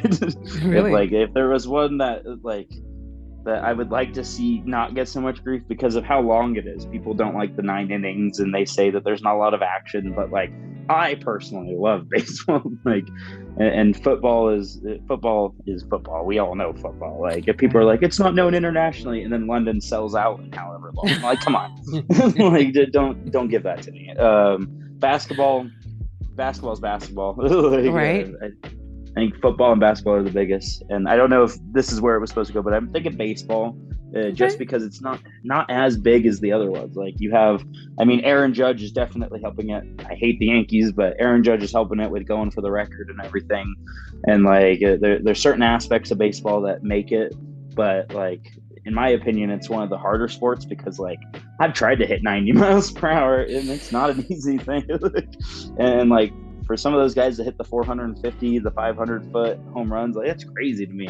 And then like the pitching aspect and like being able to hit the timing, like I've tried baseball, I've tried football, and like football, you just got to be a big guy, and obviously Mahomes, those guys are the athletes. Like, and obviously you have those guys in baseball, Ortiz, Jeter, those guys. But like I feel like on a nationally wide known thing, baseball sits lower because football and basketball are just so big. And I don't know if that's where you thought I was going. I kind of am interested to see where you thought I was going. I thought you were going to say wrestling. Yeah. Oh, well, yeah. Well, that's like, yeah, it is a sport. And then it's like, I don't know. It's in its own classification, in my opinion. Because like sports can tell a great story. There's the Red Sox are one of those stories. The Eagles, the year they won. Like there's certain stories that come out of football, baseball, basketball. Like I don't know if you've ever seen the Field of Dreams game with the MLB. Did you ever watch that? That's a long time ago. Yeah, so that's the movie, but they decided to move a game to the actual Field of Dreams and play in the cornfield. And like, if you watch the first one, it is so good. And like the first game ended with a walk-off, and it was like the coolest thing ever. They had them coming out of the corn. It was like the coolest thing ever. And you're watching as a baseball fan. It's like one of those moments that you're like, this is awesome. Like it's so like baseball's romantic is what people like to say it. Like, how could you not love baseball? And football's the same way. Like there's certain moments that you're like, wow. But like with wrestling, it's all story. It's all like you have those moments. But that always happens in wrestling because we all know that wrestling, isn't full, but like the athleticism is there, and it is a sport in that aspect. And for people that say, "Oh, it's fake," it's not fake. It's just like I get adamant. Like I'm hurt all the time. I have bruises all over from wrestling. Like I'm hurt currently because of my shoulder, but I'm still going out there and doing it. And like, so it's not fake in that aspect. It's not fake at all. But like people will classify it differently. And the wrestling talk people, I think, get on it is because you do have the endings that are predetermined, but that is what it is. It's just, but you don't get the moments like in UFC, Conor McGregor walks in and he's one of the biggest stars ever, and he can get his lights punched out, and like that's great storytelling because he is seen as the bad guy. But when Conor McGregor goes and beats the Super Omega baby face, is what we would call it, people are going to be upset about it. Like when people beat the good guy, you don't get that satisfaction of saying Daniel Bryan won WrestleMania 30 after he beat Authority, he beat Randy Orton, he beat Batista, and it became one of the greatest moments in sports history because Daniel Bryan was suppressed and everybody went with him. Steve Austin and McMahon, same thing. Like, I don't know how many places that you can go and stun your boss.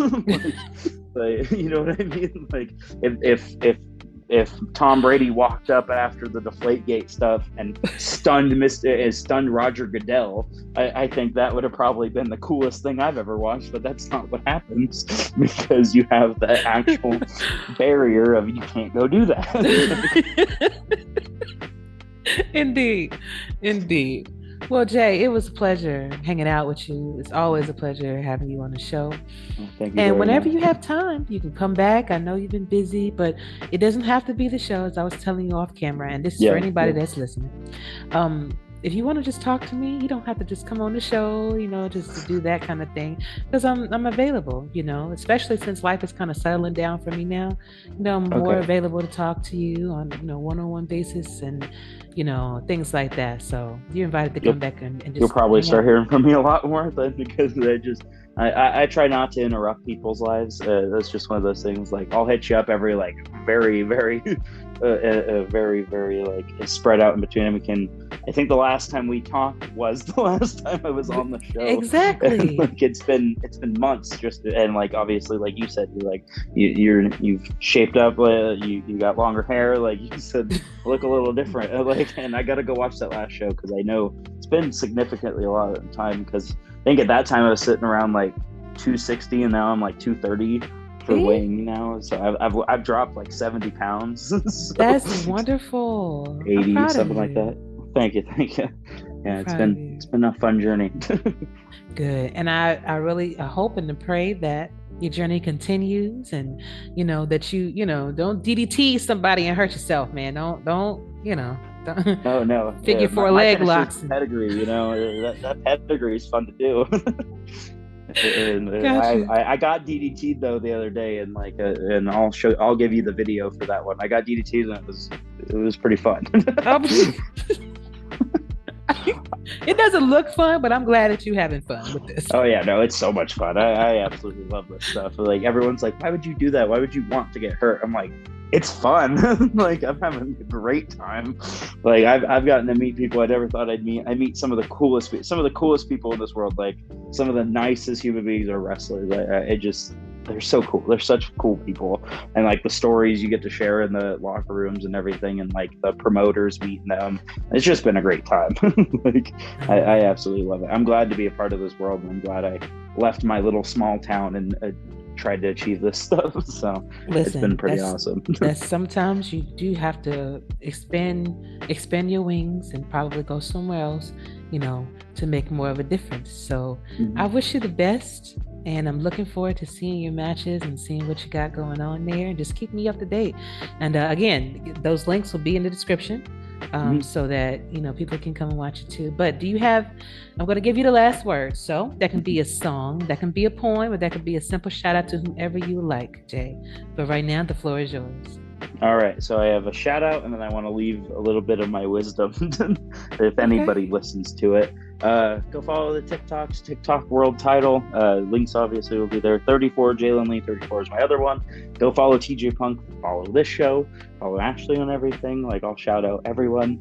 My last tidbit is I am from a small town, like I said, 15,000 people. And if you're watching this and I somehow resonate with you, go do the dream that you want to do. Go try it at least. Give it a good old college try. Go out there and do it. Because like I'll give my story a little bit. 300 pounds, was doing nothing, went to work every day and decided one day I'm like, I want to try this wrestling thing. And now 70 pounds later and 6 matches or so into pro wrestling and officially going to be doing some big things here pretty soon and loving every second of it. So if there's one thing that you take away from seeing a 21-year-old clean baby face person, go try the dream. You never know. I know people who are 42 just getting into the industry. Like there are people from all ages. There's a guy who's like 65 who's refereeing, and he got to referee a match with Jake the Snake Roberts, and that was huge for him. Like, and he got in the industry way later than he said he should have. Like, so go do it. Go do the dream that you want to do. Go try to go do that. That's about it. Just do it. In the words of Nike, just go try it out. I love that motto. And people ask, hey, is it hard to start a podcast? I mean, it can be, but if you're sitting around and you're waiting to figure things out instead of just putting yourself out there, then you're failing before you start. Yeah, you gotta jump into the deep end. Like if you don't just like literally, I like I said, I had no training. I had nothing. I was very, very unathletic and overweight and everything. And then it just happens with time. Like the podcast thing, you probably just did it, and now look at you. You're like, you do a great podcast. You have a great show. I mean, you have me on it, so I don't know. But, yeah, I mean, and that just made it even better. There you go. Right, there you go. Good save on that one. I tried to lob it up there. No, but like, it comes with time, and if you second guess yourself, you're never going to do it. Like if you keep saying, I'm going to do it next year, I'm going to do it next year, you never do it because it's just one of those things. Like I was pretty good in my small little town working my job, and then I was like, I want to try it. At least give it a try, because then I can move back if anything. And I'm loving that I did it, because like if you say, oh, I'm going to do it next year, you're not going to do it. I almost did that. I almost waited a year, and then I knew it probably would have never happened. So 2 months after I said, I might do it, 2 months later I was here. So like 2 months later I moved and everything. So I say do it. You got to kind of jump off that deep end and just put your mind to it, because if you really want to do it, it'll shine through. And I absolutely love it. So I'm glad I did it. I'm glad you did too. Faith over fear, always. Exactly. Oh yeah. Right. And it's gonna be scary. It's gonna be a bumpy ride, but if you're really willing to do it, you'll get there. Like if you really want to put your mind to it, you will. Awesome. Thank you, Jay. I'm looking forward problem. to seeing you again soon. And again, my door is always open for you. Okay. We might have to do a 3-month update thing. Like my hair will be longer, might be skinnier. Like every 3 months, come in here and be like, "Hello." You see the muscles now. You see I'm toned now. A little bit, yeah. I love it, man. I'll see you soon. And good luck in the next game. Oh, thank you.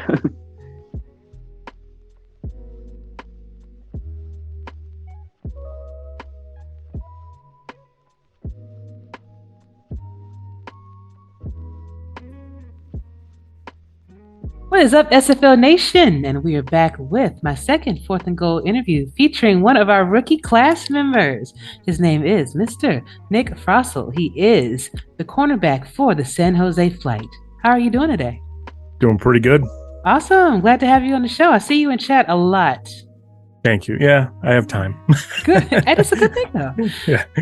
That's a good thing. That's one of the things that, owners and GMs take pride in, and we look for, especially with rookies, to see how active you are. So I definitely see you out there. Well, I appreciate it. Anytime. So let's get to know a little bit about you. So You can give us your age, if you like to, your hometown, interesting fact about yourself, and your favorite NFL team. So I'm 42. I live in Whitensville. It's in Massachusetts. Okay. And my favorite team is the Patriots, obviously, because I'm from New England. Ooh. And interesting facts, I'm a gamer, but I do love gardening. I love gardening also. So A gardening gamer. I love it. Yeah. I love it. So, Pats fan, huh? Yes. So how'd you feel about Tom Brady when he left? What was weird? I always had a love-hate relationship for him because I was a huge Bledsoe fan. Okay. I felt bad when he took over for Bledsoe, but I really like Jimmy Garoppolo too, so I was ready for him to leave then. But it does kind of stink that we missed so many more Super Bowls. But I mean, you had enough. Yeah, but we learned our lesson, because I don't know if you know anything about the 80s Celtics, but they held on to their players really too long, and they ended up not being good for a long time. So I was okay with moving on. That actually makes sense, though. Because they get older, things like that, and they're not as fast as they used to be, things of that nature. So I guess I get that. Yeah. So what brought you to the SFL? I believe I was watching some Madden. I like franchise mode on Madden, where you build your own team, and I was watching a few playthroughs, and I must have went down a rabbit hole, and I found the SFL, and I was like, "What is this?" And I love the idea of it, and because I'm a video gamer, so. There's the video game aspect, there's the role-playing aspect, there's the sports aspect, so it kind of fits everything that I like. Awesome. What games do you like to play?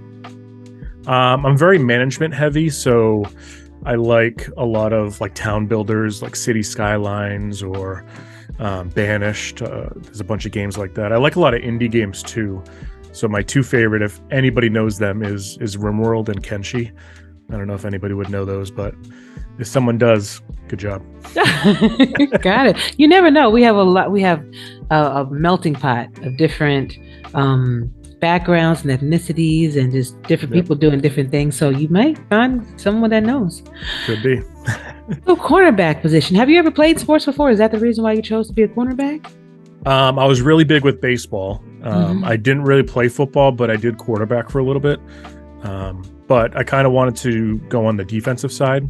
Okay. And my dream was always to be fast, which I wasn't really that fast. So I said cornerback's a good position to dream of. Absolutely. Plus, I I tend to get into things, so I created a character. So it's technically not me. It's Nicholas Frossil. So he's a cornerback, not myself. There you go. I like it. I like it. So what do you want Nicholas to be known for particularly? What kind of attitude does he bring to the SFL? He's a little sarcastic. Okay. I've already created a rivalry with one of the quarterbacks. I think it's for Ottawa, the Ottawa quarterback. So we're having a little fun with that back and forth. I think I joked originally that I'd like him to be Frossil Island, kind of like Revis Island. So nobody wants to go his way. I like it already. Now, since you are into the management side of gaming, would you be interested, or maybe would you see a future in you possibly scouting or coaching or being a part of the SFL in another aspect, maybe beat writing or something like that, or even broadcasting? Yeah, I mean, I used to do streaming in the past, so that's why I have like a mic and stuff like that. But yeah, I mean, coaching, scouting, anything, I kind of like to help. I even spoke a little bit, way too early on that, but about ownership. I like to earn I have to earn your stripes first, but because it would be nice to have a team in New England. But yeah, scouting, coaching, anything I can do to help, that'd be fun. Okay, so how did it feel? Well, first of all, do you have the game by chance? The All Pro 2K? I did. I have a nice computer, so I could download the emulator, but I ended up picking it up for the 360. Awesome. Hey, that's gonna put you that's gonna help you out a lot with your draft stock. If they know you have the game, they know you have the emulator, they know that you're into doing that. I could see you going really early. How did it feel? I was going to say, I'm really vain though. So not vain, but I take care of looks on my characters and stuff like that. So I've been doing scouting of like what teams look good and like what the uniforms look good. And I thought the game would be good because then I could check out like what the different visors look like and what the different uniform accessories look like. So I figured that'd be good to get the game for that. Absolutely. I like that. That. So how did it feel when you first entered the San Jose locker room with your new teammates? What was that vibe like, and how did the conversations go? It's a great vibe. San Jose is a nice little team there. It would be nice to see. I think we found out earlier that the two-way players were added. So I think they might have been added to our locker room also. So it'll be nice to kind of get to know them, because I believe if they were two-way, they might have been with San Jose last year. Again, I'm relatively new into the SFL, but I think they might have been with San Jose last year. So, they're familiar with the team and how everything works. So, yeah, everyone's really nice. I think the coach I was assigned, I don't know if he's technically a coach, he's a mentor, someone who kind of helps you with, what stats you want to pick and stuff like that.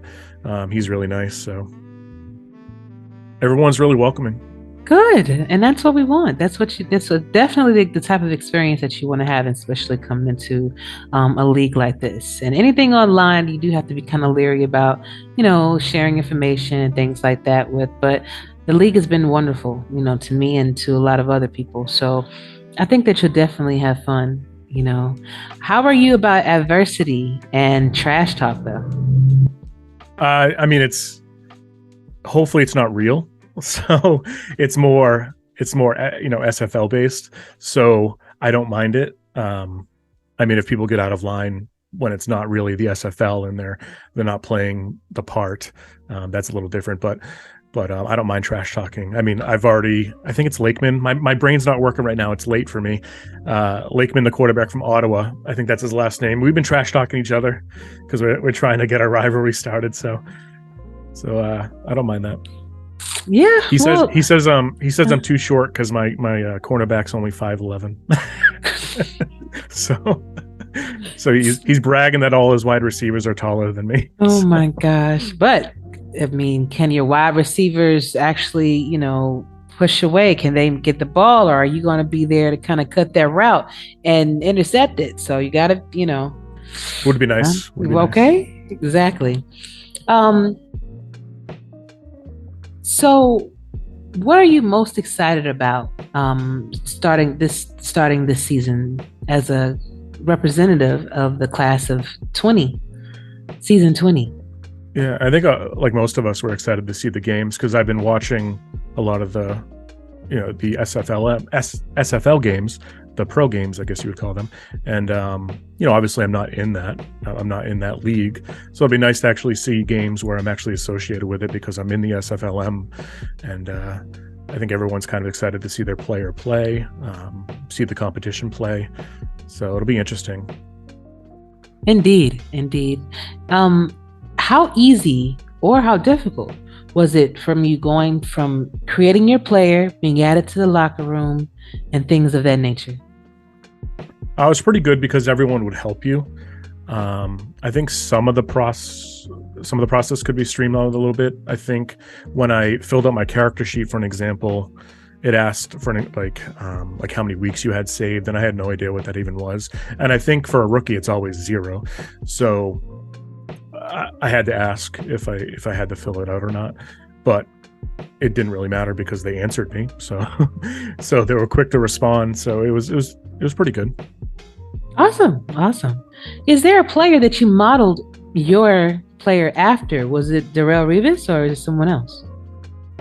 No, I think I took advantage of the website. So I looked at all the cornerbacks in the major leagues, I guess the pro league, and I just kind of looked through and saw what stats they kind of went towards, and maybe saw their progression to see which ones they chose first. Is agility better than coverage? Is speed better than?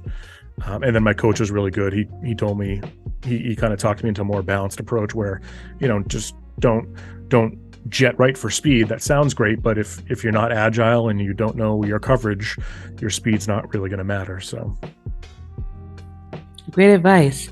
I always like to say to always concentrate on your attributes before starting to add those high value animations, because it's just like having a sundae. You got that beautiful base of ice cream and then you add your toppings, whereas if you add the toppings first and then your ice cream sucks, then what are you doing? So true. Since you have been watching some of the pro games, are there any teams that you're looking forward to see matched up in the playoffs, perhaps? I think they might have locked it in, but I do like the Minnesota Legends. So they're one of my favorite because, again, like I said, I kind of base it off of, I don't know it that well yet, so I base it mostly off of looks and and I like the mascot. I like the uniforms. If Canton gets in, one of the owners for Canton contacted me right when I came in, so it kind of that makes you that's the first team I know, so that makes me a little bit of a fan for that side. I wish I could root for the Nemesis. I like how they're not going to be in the playoffs, but I like what they're doing, and it's kind of nice to have an underdog, and I like how they're going to be building over the years. So even like draft wise, that would be a team I would love going to, for an example, just because they're not the most powerful team. So it's fun. It's fun going to a Super Bowl winner every year, but it's also fun trying to build a team, with your friends and everybody who you talk to. And I don't know, either way would be fine with me. Awesome. So what type of personality will you be bringing to someone's locker room when you are drafted? Yeah, hopefully it's when. When? Yeah, hopefully. Oh, you have the game in the emulator. I know they're going to get you. So yeah, probably. But I don't know. I like to be talkative and interactive. I mean, like I said, I'm usually on Discord anyways because I play a lot of games, so I have a lot of gaming friends. So I'll usually just pop into the SFL Discord, a bunch of times a day and just check what's going on. I almost pop in too much because the feeds aren't going by fast enough. I'm like, oh, nobody said anything in the last 5 minutes. so I like when game days come because it's more active. So Gotcha. So what are your expectations of the team that will draft you eventually? It's kind of similar to how I would act myself. So I just hope it's a very active locker room. People want to be there. just basically that, because you just want to have fun. You know, I'm doing this for fun, so I want to have fun with the people I'm playing with. Good stuff. Good stuff. Fun question for you. So, what is considered a sport right now that should not be considered a sport, in your opinion? That's a good question. I don't know. So, I mean, to me, sport is athletic. So I don't know if, say, chess is chess considered a sport? So I would say no to that, even though I appreciate it, because I can't do it. So I would lose handily to a novice. Yeah. Like my 2.5-year-old would have a shot at beating me at chess. So, but to me, I've always grown up with there being an athletic ability there. So maybe that. I know people always say hurling, but I don't know those people. Curling. They always say curling, but it takes a lot of skill to just edge down that line. And I call them professional ice sweepers. Now, I say that affectionately. I'd say that with love, but I want to know. I want to meet the person that came up with it, and I just want to know, like, what was going through your mind when you said, "Let's just do this. Let's just." It is. It's almost like shuffleboard. It is sort of random to just think of. Right. They were just like, they were in their house and there was a lake next door, and they were like, I don't know, I have a broom. We gotta do something. There's a broom. There's a couple rocks. Let's go. Oh man! Now, my hot topic question that I typically ask everyone that comes on the show, that I actually have every week, comes from the suggestions box.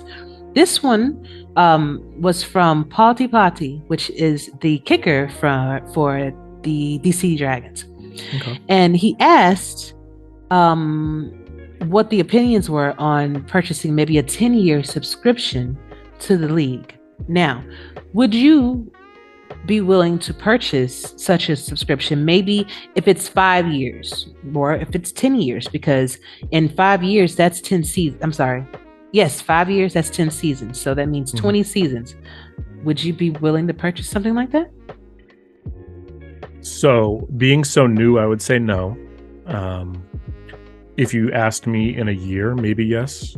I think the positives are this league's been around for a long time. So I feel like purchasing, say, a 10 season or a 20 season block of a subscription, it'll still be around. I think my one question is, I know that was another suggestion type question that was brought up, was retiring. So I am kind of curious how it works in say 5 years, when there's a lot of people that are at the higher end. So that'll be interesting. So, but yeah, I'd be for it, but I'd want to play it longer because I haven't really been exposed to it, and it's been a few months. That's fair. That's definitely fair, because that would be I would imagine that would be a significant pricing for something like that. And I had another person on my show that said that how do you know if you're going to be around that long? And if you're not, if you decide that you had something happen with your family, or you had to move out of the country or anything like that, would you be able to get a refund or things like that? Which I would imagine so. But I'm glad that he asked this question, because we do have the deals where you can purchase them by monthly or 3 months in advance or 6 months. But we're going to see how that works out, That would put a lot of pressure on the league, though. Financially, because 3 years go by and someone purchased a 10-year subscription, it's fine if one person does it, but if it starts 50 5 people, or 6. Yep. Exactly. Yep. So, and we have over 2,000. I think it's last time I checked, it was like 2,043 members in the server. I saw some join today, so that number is probably changing. But yeah, that's something for them to definitely think about. But, yeah. This is amazing, Nicholas. I want to thank you so much for being on the show. And I was wondering if you have any questions for me. So that was kind of funny. There's just one thing. Yes. You said about kind of like security, I guess you would say. When you messaged me, I actually asked someone really quick. I'm like, who is this? Because it shows your Discord name. And I'm like, is this a real person? I'm like, does this person really want to interview me? Is it some trying to bait me for cash? But no, she goes, no, that's Ashley Jackson. She's good. I'm like, okay. All right, I'll respond. Yes. So I will typically reach out to people. Let's say if it's like kind of a slow week and I don't have anybody scheduled, things of that nature. I'll just reach out to random people that I see in the chat typically. And I saw you and I was just like, I see him all the time. I'm going to ask him just so I can get your name out there. And that's actually for any rookie that sees this show. If you talk to anybody, Nicholas, please let them know that this is what this show is about. I give everybody and anybody a voice that wants one.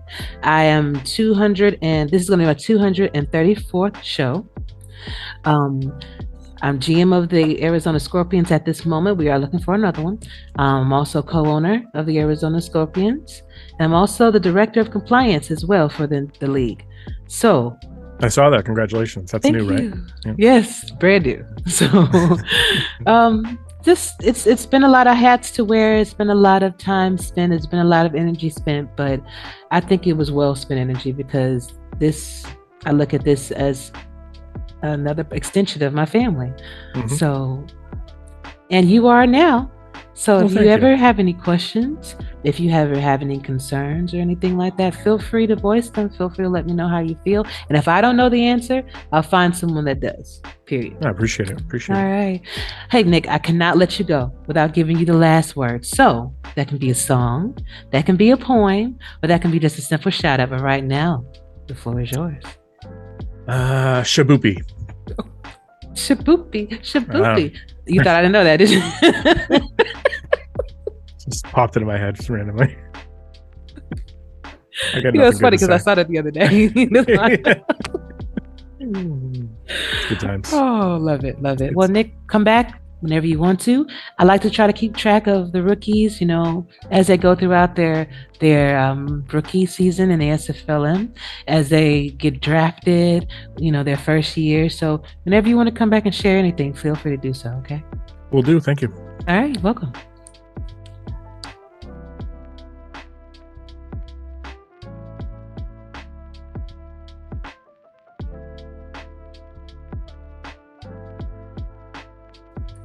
What is up, SFL Nation? We are back with my third Fourth and Goal interview featuring my good friend, Mr. Cory Mennor. He is let's get it right. He is the cornerback for the Houston Headhunters. He's also their director of communications. He's also the director of data entry for the league as well. So how are you doing today? I got all of them right. Do what now? I got all of them right. You got all of them. I think you did. Okay. No, I'm doing great. I hope you're doing all right as well. Doing just fine, dear. It's always a pleasure to see you, and to every time. I will say this: you have been one of the people that always checked on me, no matter what. Just hey, Ash, just popping in, say hi, wanted to know if you're okay, and I just wanted to say thank you for that, man. I really always. That's what I'm here for. Like I've told you before in the past, there's some people you get a good vibe off of, and you're one of those people. You've always been great since I got in the league a couple years back, and when we met in League City at the convention, it was always a good time, and just always enjoyed talking to you. Oh man, same here, man. Same here. Man, so what's been new? What's been going on since League City? Has anything changed with you besides your facial hair? I see, it looks like to me, it looks like you lost weight. That's what I told you that when I first saw you.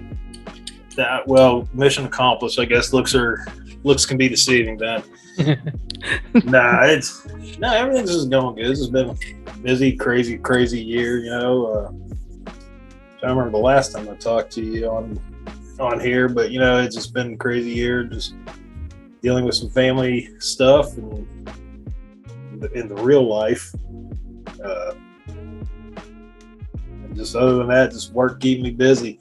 It's just a nonstop grind, just as long as I can take care of my family, keep the roof over the head, and gas in the truck, we're doing okay. Hey, I know that's right. I know that's Absolutely. right. Absolutely. So, what do you think about Houston's season so far? First of all, are you guys out of the playoffs now, or you still got a chance? I think we got 1 foot on the edge. Last time I looked, we were in the number 12 seed.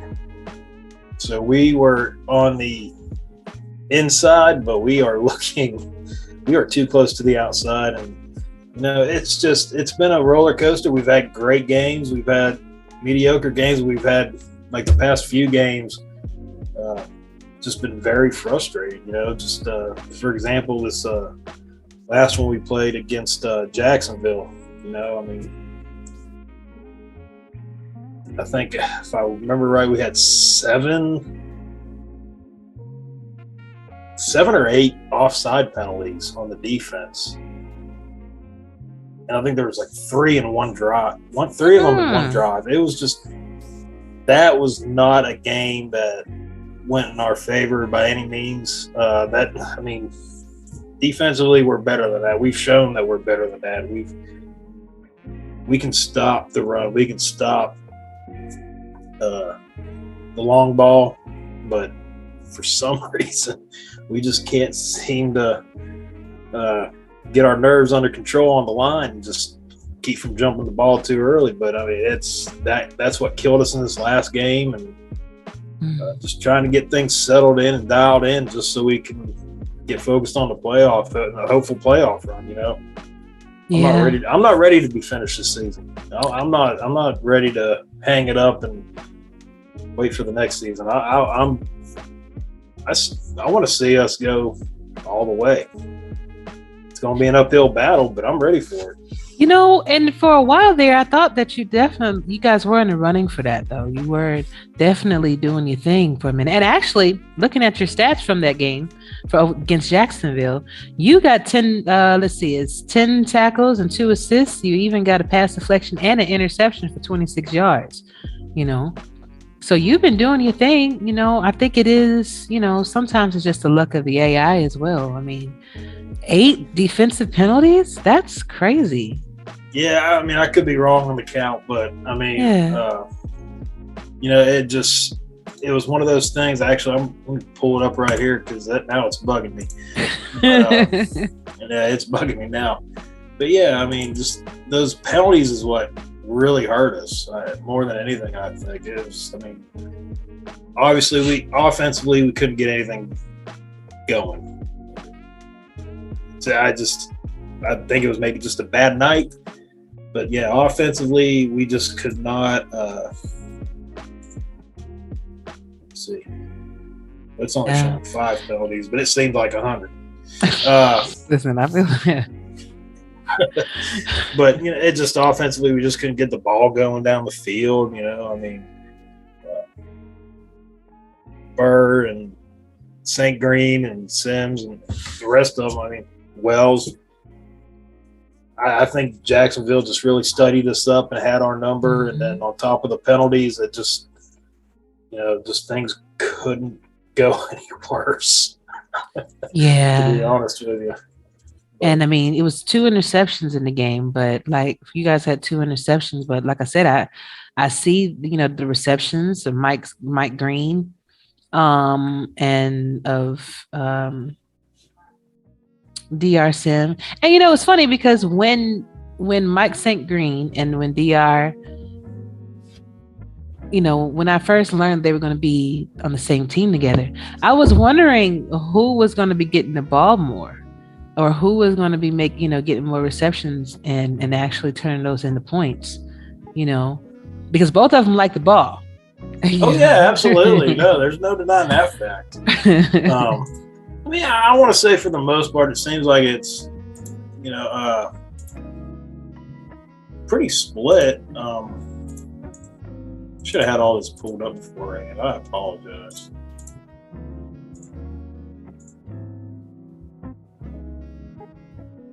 I'm over here talking and I'm I know.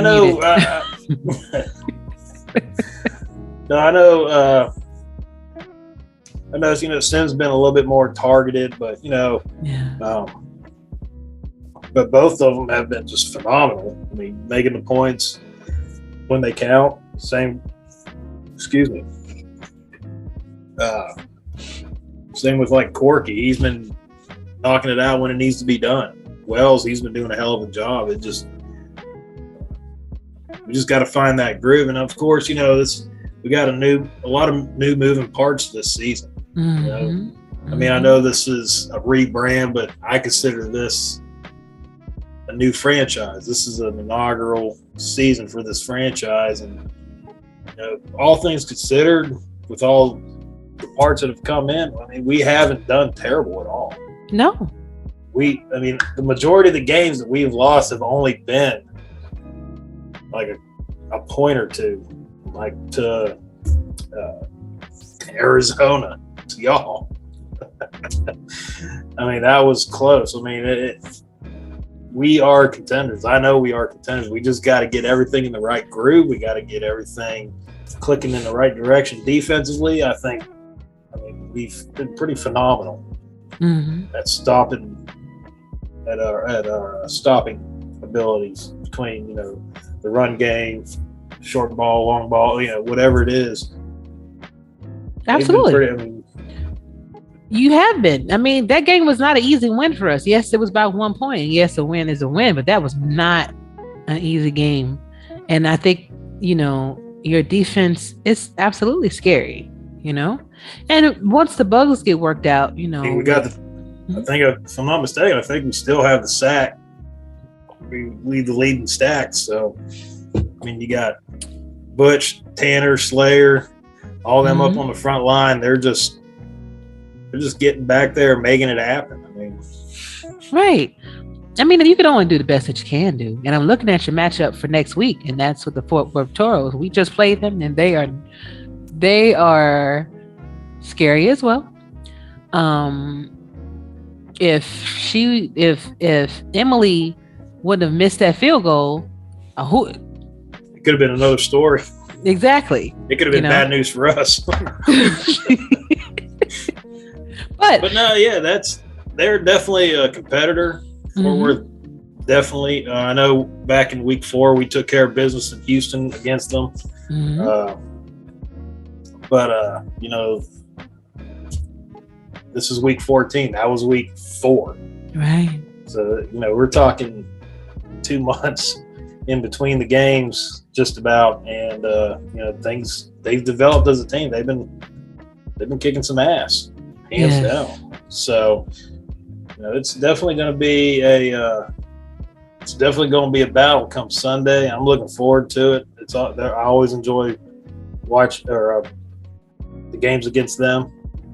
It's definitely going to be a battle, and hopefully one we come out on top, because we're going to need this one to stay and keep our playoff hopes alive. Yeah, definitely. Now, listen, the interesting fact is, so I'm looking at the standings in the South. In Mexico is 8-3. Fort Worth is 7-4. Lone Star and you guys are 6-5, right? So if it's a situation to where Lone Star wins over Mexico City and you guys win over Fort Worth Toros, it's going to be 3 teams in the South. It's going to be 7-5. Yeah. So I'm wondering, how does that get worked out in the grand scheme of things? I'm trying to play it out in my head. I'm horrible at doing this kind of stuff. Yeah, me too. Like, I got to draw it out. Like, I need a coloring book kind of thing. Like, I'm simple. I'm a simpleton. I'm a simple man. You're not. But I know we beat Mexico City. Lost. Wow, I just went blank. Lone Star. They beat us. We already beat Fort Worth once. So if we beat them again, I mean, technically, you should have strength over victory, because right now Lone Star is sitting in the 12th seed and you guys are 13. I think so. Just check. Yes. Yeah, that should be right. Yeah, that's. I'll definitely. Ooh. It's gonna be interesting. That's the. What have I heard it called? The Tex-Mex division. It's definitely. It's definitely heating up a little bit in there. I mean, I know some people have focused on other, games and divisions, but it's been, it's all close. our division. It's definitely anything could happen. I can't wait to see what happens. Indeed, it's gonna be a fight for sure. Oh, absolutely. So, what are your thoughts on how the league divided everyone to begin with when we added, the expansion teams, and were you happy with how everything was divided? The North being consisting of London and Canton and Queen City and Motor City. No, you can go fish. Go ahead. No, go ahead. It's fine. No, I mean, to me, I was really indifferent about it. I mean, I wasn't happy. I wasn't bothered. I will say I did feel bad for Charleston, my former team. They got stuck in the same division with Baltimore. Mm-hmm. And DC. And my heart went out to Jack and Jacob and Robert Cherry and all the rest of them. I was like, oh, that sucks. Yeah. But, I mean, personally, it really, I thought it was split up pretty well for the most part, Okay. And I'm just looking over them again, just making sure I got my bearings. But I mean, it's I was indifferent to it. I mean, it is what it is. I mean, I'm kind of like just dead center on neutral. Gotcha. So, Director of Data Entry, what does that job actually entail for all the rookies, people that are new and that are maybe new to the show listening right now? So that is basically inputting all the stats in that you see on the website, all the season stats. So bottom line, to make a long story short, the games wrap up, I get screenshots of the final stats that are run from the game, and I pull those stats and manually enter them into the website. That way they can be viewed for everybody. They can do whatever they need to do. Some people are really into the stats and want to separate them by, position, quarterback. That way, I do my part, get the stats up. I try to do it as quick as I can. You guys have seen my posts before. I typically have always tried to get them up that night. Life happens. I apologize to everybody. I know it's, work kind of has taken its toll on me this past season. But hey, it's all good. I really enjoy doing the stats. It's, it's a behind the scenes part of the league. I love being able to be a part of this in some way, other than just being a fan of the team and, doing stuff for the team. I like being able to be part of the league as a whole, just doing some little part just to make this machine function. Mm-hmm. And I have no complaints about the job that you have been doing. Every time I needed the stats, I think it's probably only one time that, I noticed where I kind of needed some, but it wasn't available. But I was always able to go back to the game. And the only reason I really need them is for like my show. But I was always able to go back to the game and just look up the in-game graphics. So it didn't really affect me. But the job that you have been doing has been amazing. I mean, I don't think anybody has any gripes about what you have done this season, Yeah, no, I know. I've had people message me when I put that last message out, let them know, hey, work's been a little chaotic. I've had people message me directly saying, hey, don't worry about it. You do you. You gotta take care of things first, then this comes. And, that support, it really helps. It, puts me at ease because I'm not a perfectionist by any means. I want to say, like, I kind of am, but I'm not. Like, I know before I was doing this, I like to see as soon as the game finished, next day I'd like to look at, okay, what did I do? What exactly did I do? Right. How many tackles did I get exactly? So I just try to get it up accurate and quick. That way, for also content creators like you, Eddie, if they ever need to pull anything, it's right there for them. Just trying to make it as quick and convenient as possible. So how difficult is this job, though? I mean, because It's you really literally not. Really? It's really, you just look at the screen. I'm typing in. At first, it took me some time. It took me some time to do games, but I've got a system down now that I've done it quite a few times, so it don't take me 20 minutes to do a game, 25 minutes. And that's as long as the kids are not barging in and screaming and yelling and fighting and driving my wife up the wall. As long as everything else is in good order, and I can do it, then I can knock them out real quick, as long as I got them provided to me. And Cam does a great job getting them to me, and so it's just one big working machine, and I just love being a part of it. So are those the stats that are being taken during the game? So Cam gives you those stats, like what, like the live stats that they're announcing during the game. They give those over to you, and then you add those to the site from that way. No. Oh, These are I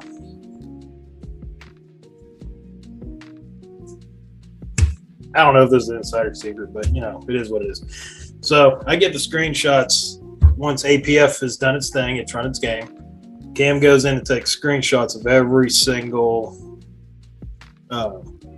stat line, for the quarterbacks, for the receivers, running backs, everything defensively. I mean, I have everything I need right there. If I ever need to go back and check something, I'll go back to the video of the or the recording of the game. I'll double check. If I need to, I'll get with the stats guys, or the stats group with Rochelle, and then they'll throw the stats my way. That way I can look up what I need to look up if it's missing. Whatever it takes, I'll make sure I get it in. okay. It's after everything's said and done. These are the actual results that come from APF. I was always curious about how that worked, and for some reason, I was just thinking that you were just going back and watching the in-game graphic, from. If that job was that involved, trust me, I would probably be divorced. Don't get me wrong. God bless my wife. She supports this 100%. She loves that I love this. She loves the passion that I have for this. And, even more so because it's a family thing, with my brother Butch being in it and stepdad, Mike St. Green. He's in it, But, so it makes it even, she gets it, it's a passion we have. It's a love we have for this. Not just the game, but just this league, just everything about it. Trust me, there's nights she just, she'll check in on me, and sometimes it's kind of like, what? Don't get upset, But no, she's supportive about it. She loves it too. Just she had a player at one point, but I think just life got a little bit too busy. So she had what was her name? Rachel Mennor, her real name. She was she did linebacker for Indianapolis. I don't know if her thing's still active. She hasn't had a chance to check on it lately. Gotcha. It was right around the time that she lost her dad earlier this year. So that everything here took a backseat, which I understood. I wasn't mad at her. I was like, hey, we got this to handle. So, but I mean, it's all good. She loves that. My passion, my brother's passion, Mike's passion. She loves seeing how much we're involved with this and how much we love doing this, which is great. And my thing is, it's keeping you in the house. You could be out in the streets getting in trouble, but I told her that exact same thing. I told her the exact same thing. I was like, I could be at a house of ill repute. I could be, we got. There's tons of strip clubs around here. I could be hanging out at, You See? got, So the You SFL got- is saving marriages, you know, with, I got adult supervision right here in front of me, and you ain't got to worry about it. Right. Exactly. You know, I mean, You know where what I else- am what at else do you all want? times. Exactly. I told her that. Like I always joke with her. I was always told her, I was like, honey, I can have worse hobbies. You know, I mean, I could go Breaking Bad style and create a methamphetamine ring. I don't know. Like, there's just a bunch of crap that I could probably do. And, like, trust me, you got me right here. I'm locked in right here at my workstation, either doing stats or creating graphics for the next Headhunters game. Oh, that's you? You do the Headhunters graphics? Mhm. Okay. Oh, yeah. Well, you are the director of communications, but like. Oh yeah, I got a couple. I do a lot on that side. Some of it I'll admit that it was more due to work. I was working on, just different on top of graphics, just trying to, create like apparel and stuff like that. It just hopefully though, once I get through this season and work levels out, I mean, work is already leveled out, but once things cool down, simmer down, I'll be able to put full focus back on everything and try to get my mission back on task. Just trying to bring this team, because Houston's a sports town. I mean, Houston loves their sports, especially football. So I'm trying to bring some, big legitimacy to this. Bring some big attention to not just our team, but the SFL as a whole in Houston. Just trying to bring the attention, and hopefully within, in the near future, I'll be able to definitely do that. Definitely. I think that's something that all of us kind of should work towards, because look at Canton, for example. They have been so involved in their city and, with the newspaper and everything that they have going on over there. It's been interesting to watch them, because when Yes, it has been, to be honest with you. When Adam and when KJ were on my show, they explained that was what they were going to be doing, and to see it actually happening in real time. Yeah, and come to fruition. And right. It's been amazing. And it also lets me know, and I'm hoping that everyone else kind of takes it this way too, that nothing is impossible. As long as you put forth that work and that effort, you can definitely do it. Absolutely. You got that drive and you want to do it, then if the opportunity's there, then go for it. You just got to put some effort behind it. And like I said, I'll be honest, I fell short on our end for Houston this season, but there's always next season. 1,000 other jobs though. So I understand, things taking a little back seat, but it is about finding your niche. It is about finding what you think people want. Like for me, I've been going after the water. I'm in the desert. We need water. So right. I literally contacted some water providers and even some water bottling companies, and I got a hit too. So we're going to just, awesome. trying to take, we're going to talk more, talk more in detail about that. And, it just kind of inspires you when you see people doing the right thing and doing good things. It makes you want to do that same thing, for your team, and for your city. So and that will be a lot. And I won't even lie, with, I already had these plans in place. And then when I saw Canton doing it too and able to succeed, it gave me a little bit more hope that, okay, this can become something. Exactly. You can do this. So, especially with the Houston market. Yes. Yeah. I mean, Houston's a huge city. Lots of suburbs, and there's no reason this can't happen. But like I said, it'll come in time. Exactly. There's no reason to rush it and give them a bad product. You don't want to do that. Right. So, it'll come, and Mike and Damon have been supportive in it, you know, and they never, like anything I've always presented to them, they've never turned their nose up to it. They've always been supportive, which I appreciate. You know, it's just, you know, I mean, don't get me wrong. If I need some negative feedback, give it to me. I'd rather you tell me the truth than, you know, blow smoke in my ass. Right. But you know, everything has been good. I mean, they've been supportive. So, me personally, I feel like this is where I was meant to be. I mean, I have all the love in the world for Charleston. They gave me my start in the league, and you know, Jacob's awesome, Jack's awesome. I have nothing bad to say about anybody in that group. They're all great. Awesome. I just, you know, especially, I know Eddie likes to give some hell about it, about how, you know, how Eddie, you know, he was giving shit about he went to go play with his stepdaddy. He said it made it easier for recruiting new players to the new franchise. Oh gosh. But no, that's nothing but love for Eddie. That honestly made me laugh. I was laughing about that.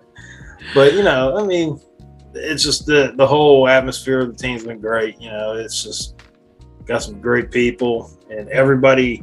I don't think there hasn't been a single player that hasn't made like a play that has been a game changer. I mean, at one point or another, somebody's done something, whether it be a pick, whether it be some kind of tackle, a pass deflection, a touchdown, whatever the case is. And it's everybody has played a part, and that's why, you know, Houston Headhunters, I mean, we're collecting trophies. We're making it happen. And come next season, we're going to come back even stronger. No matter what the outcome this season, we're going to be stronger next season. That's right. That's right. Now, a couple fun questions for you. So, who do you think will wind up being in the championship this season? What two teams do you think are going to go against each other? And if you want to go a step further, who do you think is going to win the entire thing? Ooh. I mean, I definitely want to say us. I mean, by hands down, I want our team to go. And you can. But if that's what you truly believe. What I really want, us against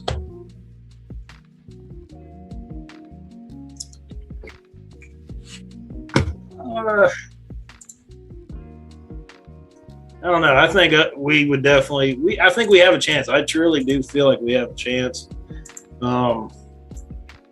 Possibly even against. I don't know.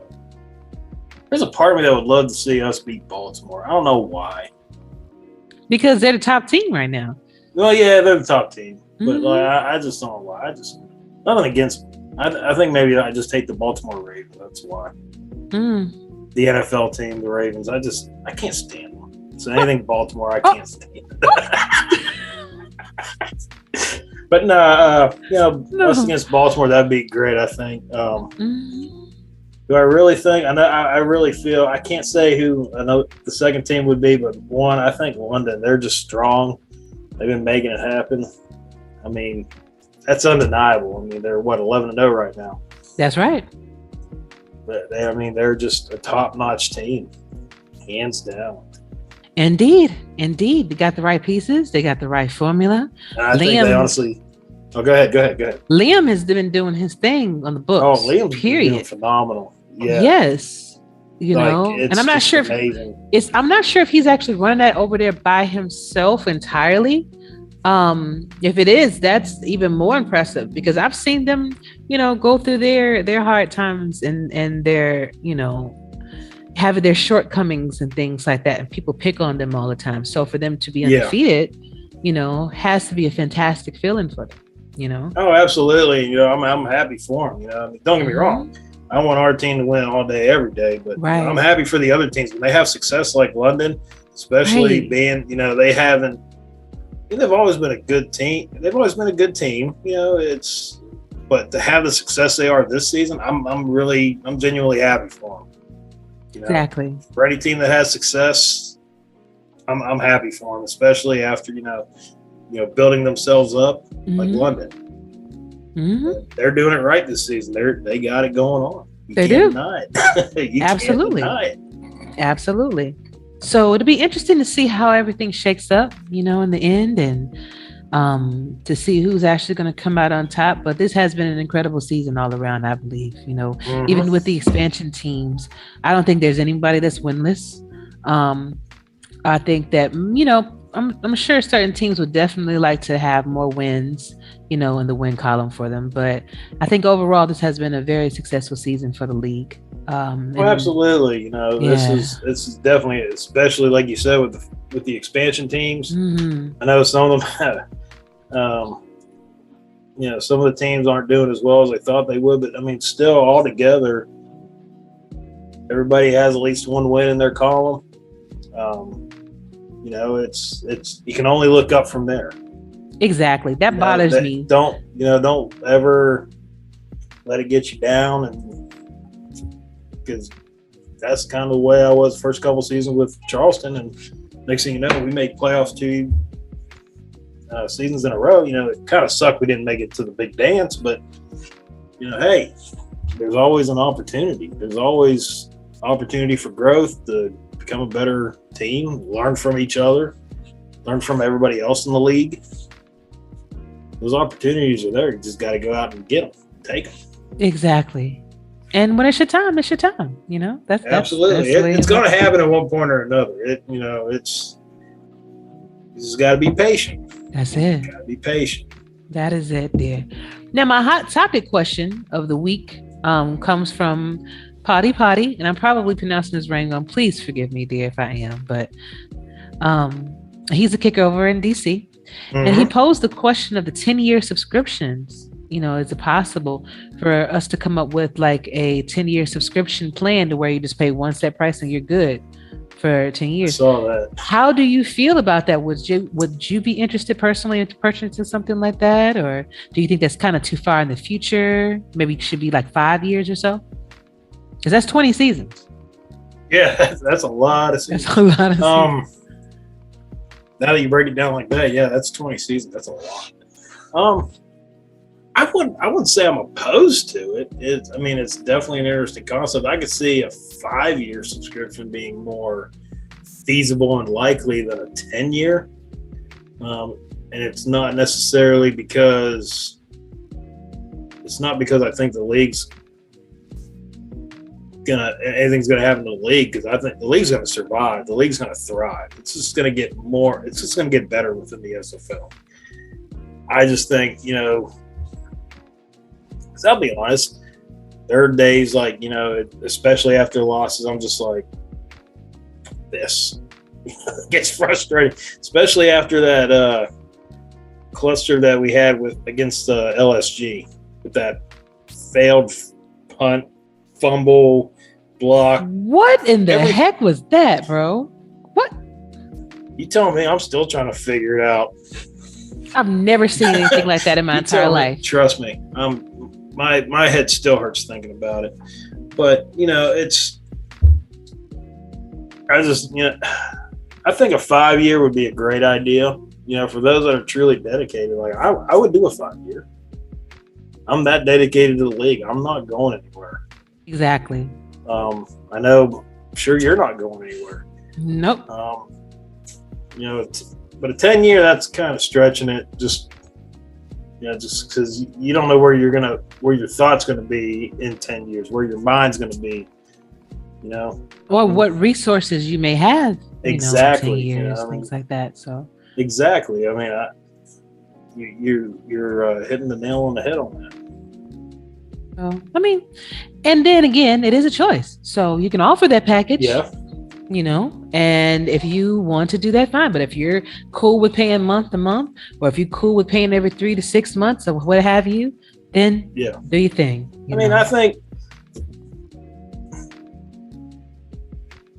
even 5-year, that's even pushing it now to think about. I think a 5-year would be the most ideal. Exactly. And like I said, it's not because of how I think the league direction is. I don't know where I'm going to be in 5 years. It's because of life. That's I know right. where I'm going to be. I just don't know where I'm going to be. Exactly. Exactly. I definitely understand that. I'll probably be still sitting right here, just cursing my guy out for having butterfingers and dropping picks like he always does. Well, I mean, hey, when you get him though, you get him. Just like this last time, you got him. He had two opportunities earlier in that game against Jacksonville. One of them could have very well been a pick six if things gone right, but no, just freaking butterfingers. Just can't do anything. Nah, I think you do enough. I think you do enough. But listen, tell me, do you have? Hey, you just cut out. What was that? I just muted myself on accident again. So, do you happen to have your stats handy with you? Because I'm curious to know what is your career totals. Let me see if I can. Because see if I can beat you to right it. Here. Probably not, because I got Frontier internet and they suck. I'm serious. Like they just, if you ever decide to go, with a new internet, avoid Frontier if it's in your area because they suck. All right, I got it. Okay. Actually, I beat you. I did beat you, but it's okay. Go ahead. I'll let you go since you beat me. No, it's all right, Levy. I was actually looking at your total interceptions. You got 22 interceptions, 342 yards, and an interception touchdown. Finally. Right? 223 tackles, 75 assists over 5 years. 5 seasons, I should say. So, that's pretty impressive.